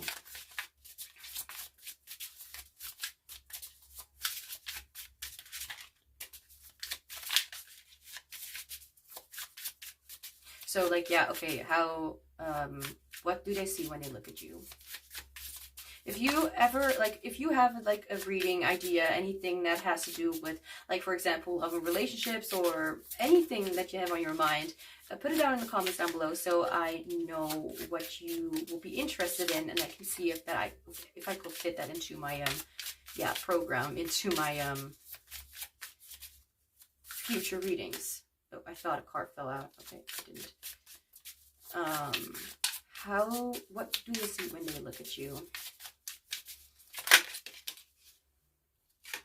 And we have the Ace of Pentacles. Look at this. This is actually a beautiful thing, because not only does this indicate like a more like stable opportunity or like an offering, and at the back of the deck with the Ace of Wands, I feel like this could be significant. So not just their passions, not just their mind. I mean, yeah, but the Ace of Pentacles is more like stable, more grounded, and offers like a real opportunity in the 3D. And it also, oh, we have the Ace of Swords here as well. Like, oh my god, so many aces, so many new opportunities, so many new kind of things that could happen. I feel like this could mean that you give them the opportunity to actually learn from this and not be too stubborn to open up to new perceptions and new ways of looking at things. I feel like you also really brought them a lot of guidance, or you gave them a lot of information or hope when it comes to their own struggles. I feel like that could be the case. But this means like they were so focused actually on what was happening like in their minds, and how they were so invested, you know. And I feel like this also means like that they are getting closer to really not being too focused on something, that they not being too like being more balanced in when it comes to the real world and what is happening inside their mind, being able to kind of see the difference between what is actually happening and what is not really happening. It's very beautiful though. So if how they look at you, how they see you, is like a very passionate individual who strives to make their dreams happen. They really see you as they really see you right now as you're very like you really stand up for your own point of view, for your own I'm hearing permission. You really stand up for your own rights and for your own opinion. Like you really want everyone to know, or they view you to be like, you really want everyone to know what you really think. And it's like, and it's not necessarily something like really think like in a bad way, but if you, for example, really are very proud of someone, then you are like, I really think that you really did a good job. Like, I feel like you're very straightforward when it comes to telling someone or what you think. At least that's what they perceive, and they perceive a lot. So it's hard to explain, because it's like, you know, it's like I feel like this is a lot more like rooted into what is true. So they do see you for who you really are, but they do have their own moments, you know, where they're kind of stuck in like, I'm kind of like this and that, but they have a lot more balance, a lot more control over the situation, know how to tackle the issue. It's very interesting. I really actually very much love this reading, even if it was a little bit confusing. And the way that it is noticeable that it's confusing is when I stutter, or when I stumble over my words, or when I take a long time to think. I feel like they still see you as someone who is quite like there was a card in the deck, you are very tempting, you know, like you are very tempting to really imagine. So I feel like if anything, like this sounds maybe sounds a little weird, but if anything that they can imagine, I feel like it's healthy to use their imagination. But it's also something that they also need to know that it's safe to share those thoughts, those fantasies, at least, you know, to the people, you know who they are and who they also trust. Like, you know, don't just say everything about yourself or whatever what's going on to random people, because you never know whether that was but to be, you know, be more conscious of what is safe for them. And I feel like they really see you as a safe place, like for them to share their mind. Okay, so I do want to say, for the ones who are like, okay, they literally do not talk to me, or they literally never said anything to me, I feel like they still feel like, for example, like they would imagine a conversation with you, and their whole part about the imagination and stuff, like even as I can relate to this quite a lot. I am also very, very much up in my head. I still am. I literally talk to myself. I mean, I'm doing it actually right now, but also not. You know what I mean? And I could literally do this without a camera and just kind of send those energy to the people who need to receive that message, if that makes any sense. Like that, not like I can do that too. I can just do a reading for someone else and just send them that message, you know, that knowledge. It's interesting what you can do. But anyway, I feel like I can really relate, because I also have those tendencies, and just because they are better at navigating and kind of balancing these things out doesn't necessarily mean that this will, like, you know, be like that they will completely lose their imagination or something like that. It's just impossible, you know, like just because we're afraid of something doesn't necessarily mean that for every single one we will lose that fear.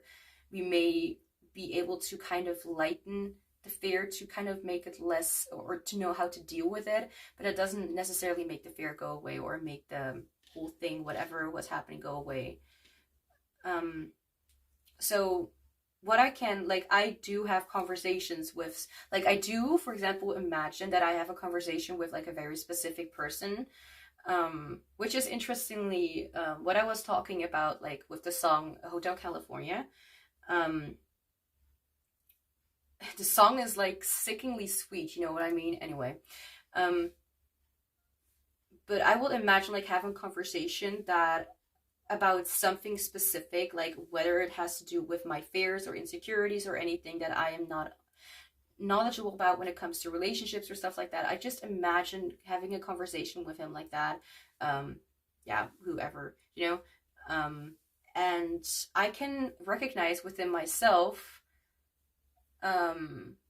or maybe after a little while, like how I am behaving even in that like imaginative conversation. So I see a reflection of what is also still in the present. Like I am not someone who's able to lie, but you know, so I imagine, for example, that I'm talking about a difficult topic and I see myself like holding back. Then I'm like, okay, so this is something that I know right now. I feel like this person also does that, and it's like they are able to, for example, feel very comfortable when talking in their fantasies to you, for example, or talking about something as if they're literally saying it to you. But they may, you know, and that kind of indicates that they are feeling a lot more able to really go toward that conversation. It's like almost like a safe space for them to kind of navigate what will be the best sort of solution, and what will be the best thing to happen in that certain circumstance, and whether they should say things like that or not. I feel like they really look at you and see like a bright and daring personality. They really like what they see again. Like, and I feel like you're very much striving for a life that really makes you happy. And like you, like, for example, like they may see you as someone who is a little bit more romantic or a little bit more daring when it comes to making a move. So maybe you're more of the masculine kind of individual, and masculine means like an energy that is based on something that's more straightforward, a little more structured, a little more using the mind and the intellect and all that kind of stuff. And the feminine, for example, is them, which is a little more like also kind of the mind, but more internal, thinking about things, being more introverted, being more, well, not necessarily more empathetic, but more in a way like nurturing and surrendering. It's a lot more, it feels a lot more, it's like masculine is more like the fatherly kind of energy, you know what I mean? And feminine is more like a motherly kind of energy. Anyway, so let's now get into some last channel messages. I don't think I mentioned this in the intro. I don't know if I did, but I don't think I mentioned it in the start of the reading. Anyway, Those are 142 cards, quite a lot, and they have different kind of topics and like even ego, fear, like warning cards, very rarely, but like what they really think. And I like to go big a lot of times. Like if I make something, I don't like to go and be like just a little bit. Sorry, I got distracted by something. Okay.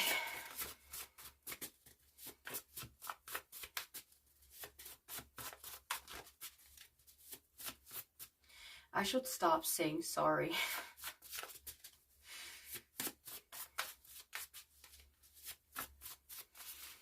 Okay, so anything like channeled messages, anything that they want you to know, or anything that is maybe a little bit more specific and out there than what I have delivered, maybe. Let's see if there's anything from their side to you. And again, I don't know if I said this before, but this doesn't necessarily have to be like a love reading. If you, for example, don't want that to be a love reading, or like, you know, based on romantic connections.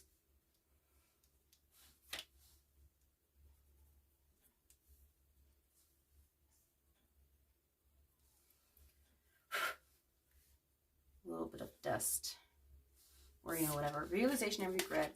I know I hurt you, and I'm so sorry.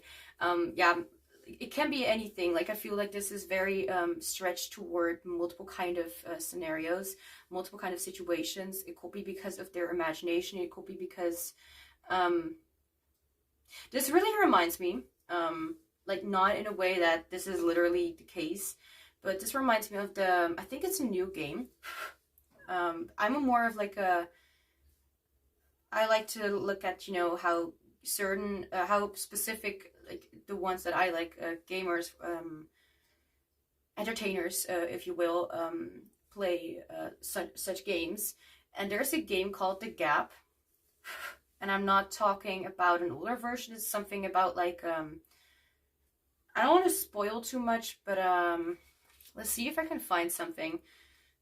Because the thing is, the reason why I'm looking it up, because it has a character in it. Like the wife was more of like you know, ESTJ kind of vibe, more like in the moment, like in the sensory world, like a little more like aware of what is happening around, you know, in the world, and what is real. And the husband is more like very interested by possibilities and about like it's like the husband becomes kind of like obsessed, if that makes that way, with looking for a solution for something that is going on, like an illness or something. I don't want to spoil too much, and if I did, like, I don't really give much information about it, actually. It's just like a little bit of a game thing, but he gets so obsessed, or so, well, obsessed is also, it's funny that it comes up for something that, you know, I've mentioned the word obsessed more than once, I think, in this reading.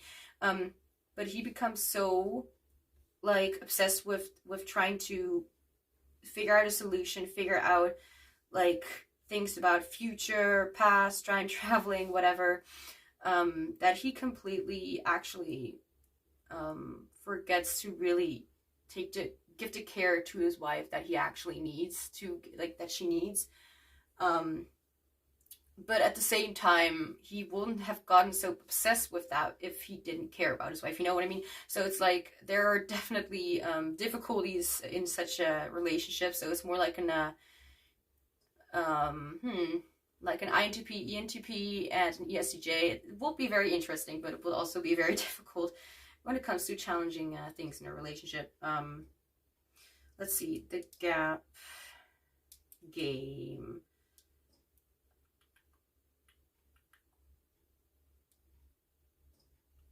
Here, let me just show.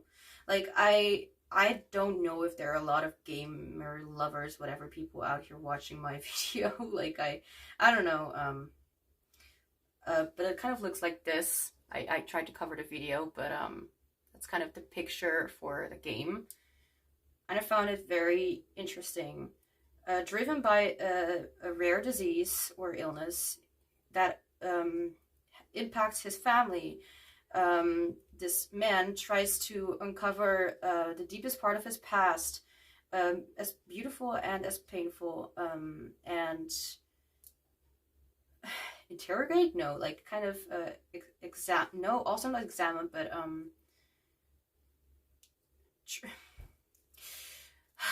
you know, when you learn multiple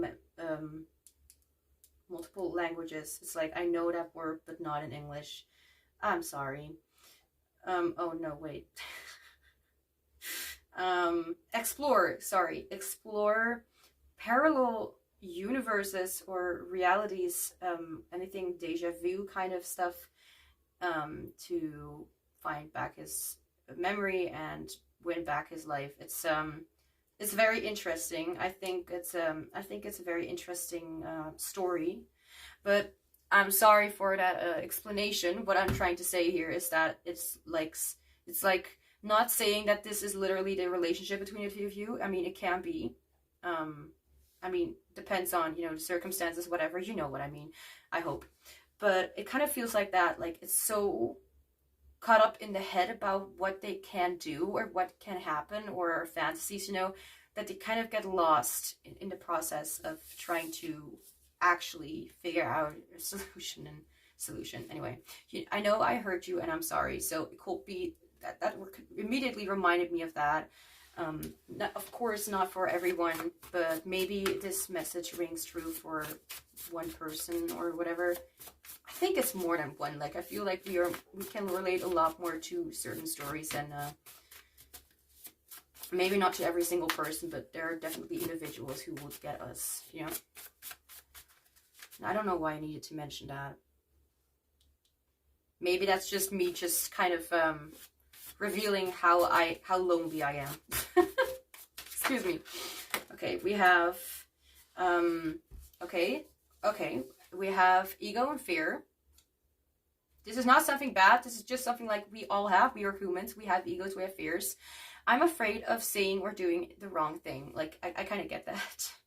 I kind of get it. We also have another ego fear. We have YouTube, Facebook, Instagram. Those are the ones that I'm familiar with, at least. Social media is the only way for me to see or hear about you. Which kind of reminds me of the, you know, celebrity crush kind of thing. So it could even be that they don't literally even know you. I mean, obviously you do, because otherwise you wouldn't be here and still be watching after an hour long. But you know what I mean? Like, it kind of sounds similar, at least to me.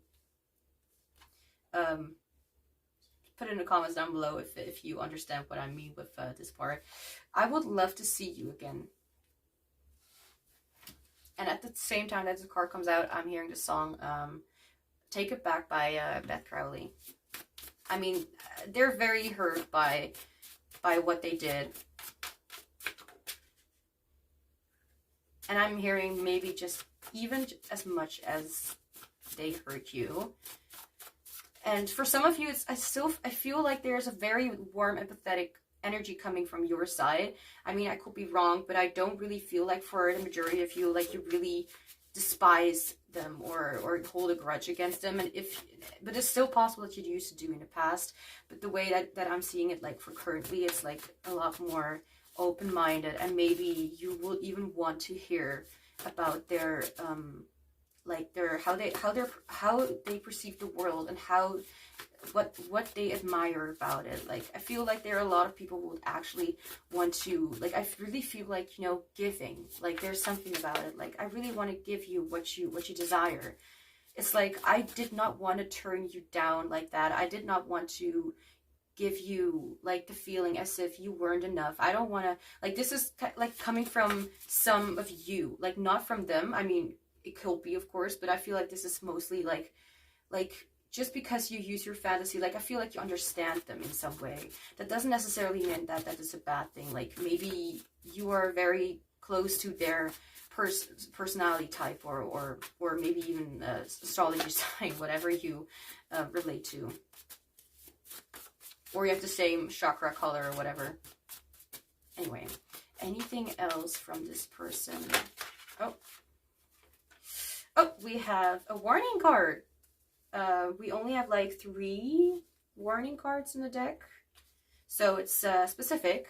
Don't trust me right now. I'm not in a very good place and I won't help you with anything. So this is a very straightforward message. This person still is like, you know, even though you have a lot of empathy for them, and I know that many of you do, I still feel like this person is like, not now. Like, I would love, like, they really have a lot of things, like, they know that they did, but they still want to work more on themselves before they are able to do that, before they are able to face you.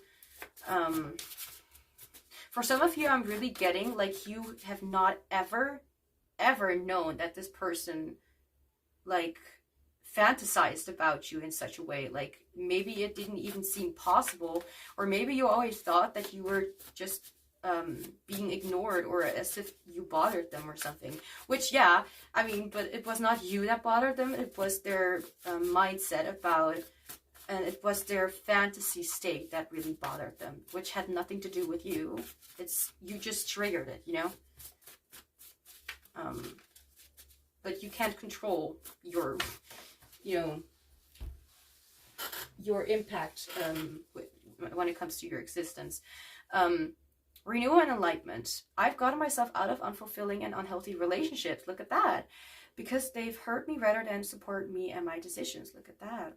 I mean, this person is not completely shut down by rejection. I feel like they have gotten like a very, like, a lot more stable kind of mindset when it comes to their actions and their behavior. I like this person. This person takes responsibility.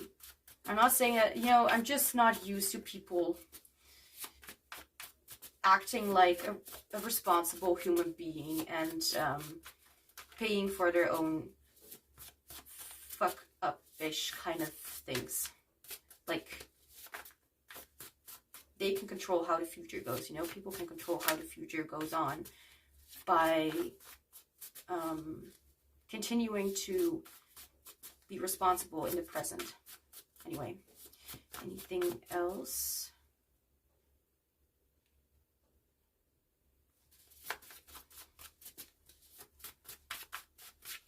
Anything else for group 4?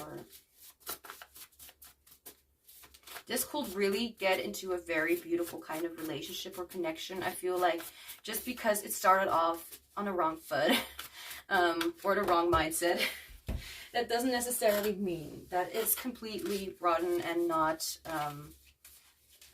able to happen. Like something cannot change into something better, and you know what I mean? I kind of lost track of my thoughts. Those who just fell out were too many, so I just tried to do it, you know, one card at once. There we go. Spiritual insight. You remind me so much of myself. I knew it. I knew it. I'm so sorry, but there's something about it. I felt like you may feel like, oh my gosh, my nails. I love them, but I hate them. You know, it's love-hate relationship. Anyway, like, you feel maybe a lot more connected to this person when it comes to, you know, all their fantasies. Like, for example, let's just say that you are just like that. Maybe you have also been like that in the past. Like, you used to fantasize a lot about certain people or about relationships, and you're like if I would imagine, for example, that a specific person would have had that too, like they will just imagine all these things, then I will be like, oh my god, like we have been literally doing the same thing, you know what I mean? So it's like, for some people it's just like an actual surprise that it is so, that they have not been able to move on because they've been so effective. Like, honestly, it feels like a life thing. That's why so many major arcanas came out, because it made them realize what love is not and what love really is. Or maybe they're still trying to figure out what love is, and they have never really known until they met you and were faced with their triggers, with their wounds, which was that they always had a certain vision on what romantic relationships were like, and then they suddenly realized, like, oh, it's not at all that way, and this doesn't feel like very loving, this doesn't feel right, this feels painful and exhausting, you know. Like, obsession, unless people, you know, are just creepy bastards. I feel like people will feel very, very tired of something like that, because it will get very, very exhausting. It's like, because you know that you are a good person, and you are a good person, and you will never get involved into something that's too much. But at the same time, it's like you still are experiencing the you know, the symptoms, if that makes any sense, and you still understand that it just doesn't feel right. It doesn't feel true to who you are. That's just exhausting. And there's something about that. Why I keep mentioning it. It could be because it's an important topic. It is an important topic to me, but it could also be because this person is just has been so invested as well with this entire obsession or this entire thing. And I'm saying it again, like for the ones who had like a real abusive relationship, I do not condone something like that. And those situations need definitely more than just two pair of eyes, you know, and two pair of ears and a body to experience pain with. Anything else, because I also want to get to advice. But I am happy that this is not going over 2 hours. So, yeah, I'm proud of myself. Thank you for being here and being proud of me as well. Can I have one last card? I feel like this person is really... Okay. Okay, so this person is very, very, very hyper aware of their stuff. Like, if anything, they don't want to, for example, see people... Because we have another warning card. They don't want to see people, for example, or they don't want to see you right now, because they're so afraid of messing it up and going into the same route, if that makes any sense. So realization and regret, and these two came together. I know I took you for granted, and I'm so sorry. Like, they really understand. Like, there's no way that someone can convince me that this person, that this energy is like, I did it all and I'm not sorry and all that stuff. Like, I don't care. Like, and I continue to do this bad behavior. No. Sorry, I can't. You can't really, warning card, you can't really trust me right now. I'm hiding and lying out of fear. So, again, they're not in a good place, and they're, like, and the warning cards, you know, the warning cards are also a little bit of a thing that come out, that also have like a piece of truth in it, an objective truth. Like, this is more like the ego, you know, like this has to do with what they really feel or fear. But this is more like a warning card. This is not talking about what they think. This is talking about the truth. So this is talking about something that you really need to know. Like, this is something that you should be aware of. And I'm not saying that this person, again, like, it feels good. And I feel like even if they're not there yet, they are taking the steps. And maybe they even see themselves as if they're much more below, as if they're really not very far off in their journey, when the realization itself and the responsibility to really make an effort and solve that problem, solve it, and not get to, like, they're like, even like I've seen a video, or I've seen things where there have been people, and that really just restores my faith in just a little bit of humanity, or just in those people, in those individuals, where they say, like, for example, they are an antisocial, like, what's that called? Antisocial personality disorder, for example. So it's like, actually, like, what people will usually call, like, what's that?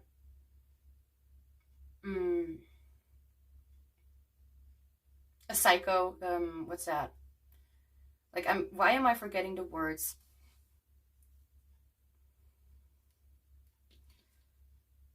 And yeah, okay, so spirit is not reminding me of those words on purpose, because those words are just words and not, and they could give off the wrong kind of image. So that's not at all what these people are. But this person will have like antisocial personality disorder, and he will go on like a video where there will be a curtain between him and the other person, and the other people will ask him questions, and he will be like, hey, yeah, I have this disorder, this personality disorder, which makes him lie, cheat, be, I wouldn't call it abusive, but aggressive. It's not like they will literally, I don't know. I'm just watching from the outside, so I cannot judge. I can say what I know or what I've seen. But but from the look of it, it did give me the vibe as if the girlfriend was more assertive. Okay, there was a lot going on. But he was just telling people, like, he was like, yeah, I'm not gonna lie right now, like, so it was maybe a little bit hard for him, you know. I saw like that there was more going on, obviously, than just someone who just lies and cheats, and that he just really, that there are people who have just been brought to that place out of whatever. And I'm not saying everyone who are maybe not that dangerous, or at least not anymore that dangerous than they used to be, or than we make them out to be, or something like that. And I got, from listening to him, I got a really good vibe. So I really thought, like, okay, this person actually really cares. You know, they don't want to be this way. It's like, you know, and he's still working to become a better person, and to, like, he had, for example, like a girlfriend. And I'm sorry for all this blabbering, but this is an important thing. Like, he had a girlfriend, and I'm not really sure what kind of went on in a relationship. I don't think it was like much of abuse, but maybe all the lying, or maybe even like cheating or something like that. And even that should not be condoned, just saying, all right? But everyone knows their situation better than that, than I do, you know. I just know the top of the iceberg shit. I just don't try to judge or say anything that I don't know anything about, you know? So it's, all I'm saying is that there are people who can change, and this person just gives me the kind of same vibe, that they are not at all wanting to go so far that they will literally hurt other people. Like, they really don't want to. Like, they cannot even fathom, they cannot even like, they're just so stuck. Like, I'm not saying it's impossible, I'm just saying, again, there are just things that are sometimes a little bit more difficult, and sometimes, yeah, again, not trying to judge. It's just like me trying to be compassionate for the ones who are able to get themselves out of messy situations, or at least give themselves a chance to better themselves in such a way. And I feel like I'm not trying to say that this person is like antisocial or whatever, or like, I mean, they can be an introvert, but I'm not saying that they're like, that they have such things, but still, they see and they know, and what they really care for is what they're going to work for, you know. And I feel like they want to better themselves as a person, and not be so obsessed or completely stuck with something for everyone, including them. But yeah, there's a lot of like regret here, and it's like they need to process that first before they really come to the conclusion that they are also a human being and deserve a chance. Everyone does, but in this energy, I feel like it's like I can definitely say, like, their energy, their soul feels right to me. But again, take these messages seriously. Like, even if you don't need to hate them, you know. Just because they're not ready yet doesn't, like, they kind of are. I mean, the message just said I am ready, but even if they still have these issues, doesn't mean that they are not working on it, doesn't mean that they're trying, and it doesn't mean that they don't care at all, because otherwise they won't even want to say these things. Oh my gosh. So 1 hour and 43 minutes. I'm gonna try to make the last few messages quick. I mean, you know, like, I'm not gonna just boom boom boom just lay it out and be like, okay, bye. But who cares enough? If for the ones who care enough, you will, yeah, you will. Like, honestly, like, I really appreciate people who have the patience and interest, you know, to really listen to the end, till the end, with no judgment or annoyance. Like, I don't know how you do it, because I don't know how I will do it. I just start talking and then I can't stop. So anyway, anything else, anything about advice that you need to know about this person, this connection, about you, anything that you're dealing with right now, anything, you can take it in any way or any way possible. So as long as it feels like truth. Like, this person is like, here, let's get the last shit's over with. Let's put all of this together and be done for today. but I am patient enough to let one card fall out after another. Some last messages for group 4. I felt called to say group 3 all the time. Group 4. Last messages, advice for group 4, please. Like, it takes very long for the cards to fall out. Like, yeah.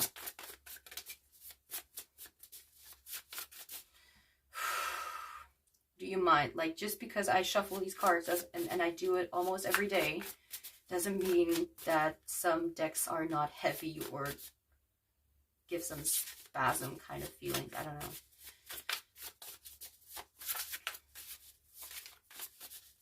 There's something about advice that I'm hearing, like, if you will ever start a relationship with them, start off as friends. And be very clear about what you want and what you don't want. So they know what they should, what they can and what they can't do. Like, they need that extra information. At least at the beginning. Like, they, you know, after you get to know each other, you will obviously know what the, you know, what the boundaries are when it comes to each other, but still. Adventure with Sagittarius. I'm being reminded right now as well, like, to not be too worried about this person, to not be too, like, again, obsessed. No, to not be too stuckish with this person as well. Like, if you want to live your life, just live your life and let them do their thing. Like, they will only encourage you to do that. I'm hearing that. Like, they even encourage you. They want you to just kind of live your life and not be too worried about them. Like, they need to fix that on their own. Whew. Sagittarius, material, adventure. Horses gallop through endless fields. If horses is something specific, animals, horse riding, makes me feel so good. Horses gallop through endless fields. Go on a journey with your mind, body, or spirit. New and different experiences can remind you of your own vitality, as well as expose you to fresh perspectives. Move out of your comfort zone and into uncharted territory. I feel like this could even be a message that, I feel like this is a message, like, they really want you to know that, like, please do not wait for me. Like, they really want you to know to just live. Like, they are not saying that because they want to get rid of you or anything. For the ones who get into their affairs part, this is more like they care so much, they don't want to limit you. That's wow, that's very straightforward. Like, they care so much about you, they just don't want to limit you at all. Like, you just do whatever, like, because that's your right. We have imagination with Pisces and wisdom. So we have Pisces again, water signs, fire signs, earth signs, which probably not them that much. I mean, they can be, but still. Wouldn't make sense, but still. I mean, even for the ones who still listen to this and it's not completely like as if everything makes sense or is right or true, but still can be a message for you. I'm sorry for rambling so much. Like, it's almost like my mind just going on a sort of tour through a maze. I don't know. Take a walk on a rainbow. Reality is not always the space you need to inhabit. Look at that. And here we have, like, go on a journey with your mind. So maybe just go into your imagination. Maybe just have a talk with them in your head, you know, like, kind of just imagine, like, conversing with them. Like, that can actually really soothe. Like, to me, it's very soothing, to do that when it comes to certain people, not everyone. But even then, I've received confirmations, in, for example, like dreams or visions that I had when I was talking to people in my mind, that they received the message, you know, like, as long as it works. Sorry, reality is not always a space you need to inhabit. What world can you create in your mind's eye? Imagination can inflate your fears, but it can be used to piece together exciting new ideas and possibilities. I still feel like, you know, you're very much like, don't want this person to lose their imagination, but to use it in a positive way for them to be inspired by some things, but to not let it rule their world and their actions. Maybe their desires, but not how they literally, just because they imagine that they did something, like something illegal, doesn't necessarily mean that they need to act on it. You know what I mean? And it could be that anything that I'm saying, anything, even the things that are like about stories, like just what I said with the game, it can also be that it is very, very, very relevant or significant to some people in some way. or it's just hits perfectly. It hits, yeah, anyway. Okay, last message for group 4. As I said, this reading will be, or is a longer one. I felt that right when I started the reading. Any last messages for group 4?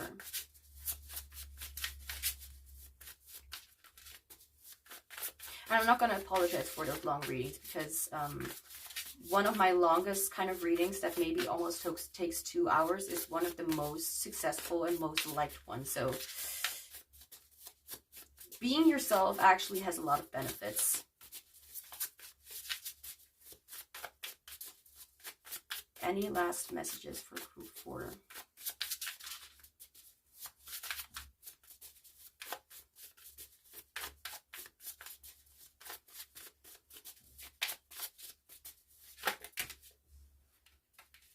I'm getting a message for some of you. Don't text them right now. Like, this is literally for like 1 or 2 people. Like, maybe you feel like this itch to talk to them. There's some reluctance here to kind of try and focus yourself again on something, because for many of you, I feel like you can really relate to this person because you do the same thing. To also see that as like, again, like let's just kind of have a conversation with them, but don't do it like in real, you know, don't do it in real life, but in your head, like just imagine it first. There's something about that. I don't know if this is literally something that everyone should do, but this is the advice that I feel like I should give.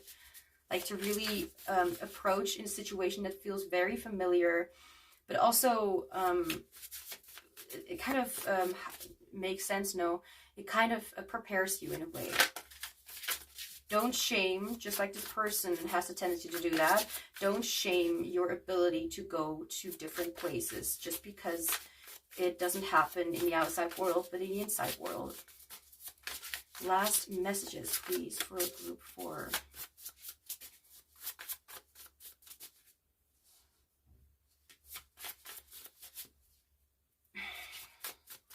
It's bothering me. Okay.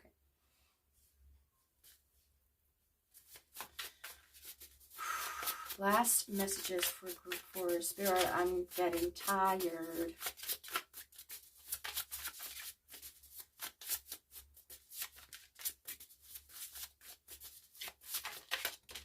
Thank you. We have ease. There you go. Taurus with Spirit. Yeah, Taurus is like, I've heard a lot and also have witnessed a Taurus being like, you know, wanting comfort, like wanting to just chill. Anyway, ease, fiery energy. Taurus, Spirit. An afternoon spent resting and reclining. Know when to take a step back. Your body, mind, and spirit may need some time to restore. Is there a situation in your life that might ease if you reduce the pressure and practice more acceptance? I don't know what I should or could say about this. All I can say is that this this is all I have for you, group 4. So thank you so much for being here. Don't forget to like this reading if you enjoyed it, or leave something in the comments down below, like how it resonated or anything like that. I am always open for your stories. It's very interesting, and I feel like you are actually giving me the opportunity to be seen as someone who you can, for example, trust. That's a huge compliment. Anyway, if you enjoyed it, so I know whatever you're interested in, leave like anything down below, like a comment, like for anything that you are interested in, like whatever readings or whatever, or a topic, I don't know. So so that I can lean toward making that in the future. So I'm sending you much love and joy.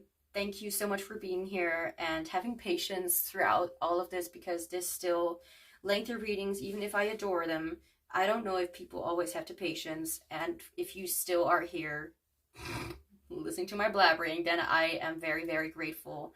And yeah, you're the good shiz, okay? I'm sending you much love and joy, and I hope to see you back soon.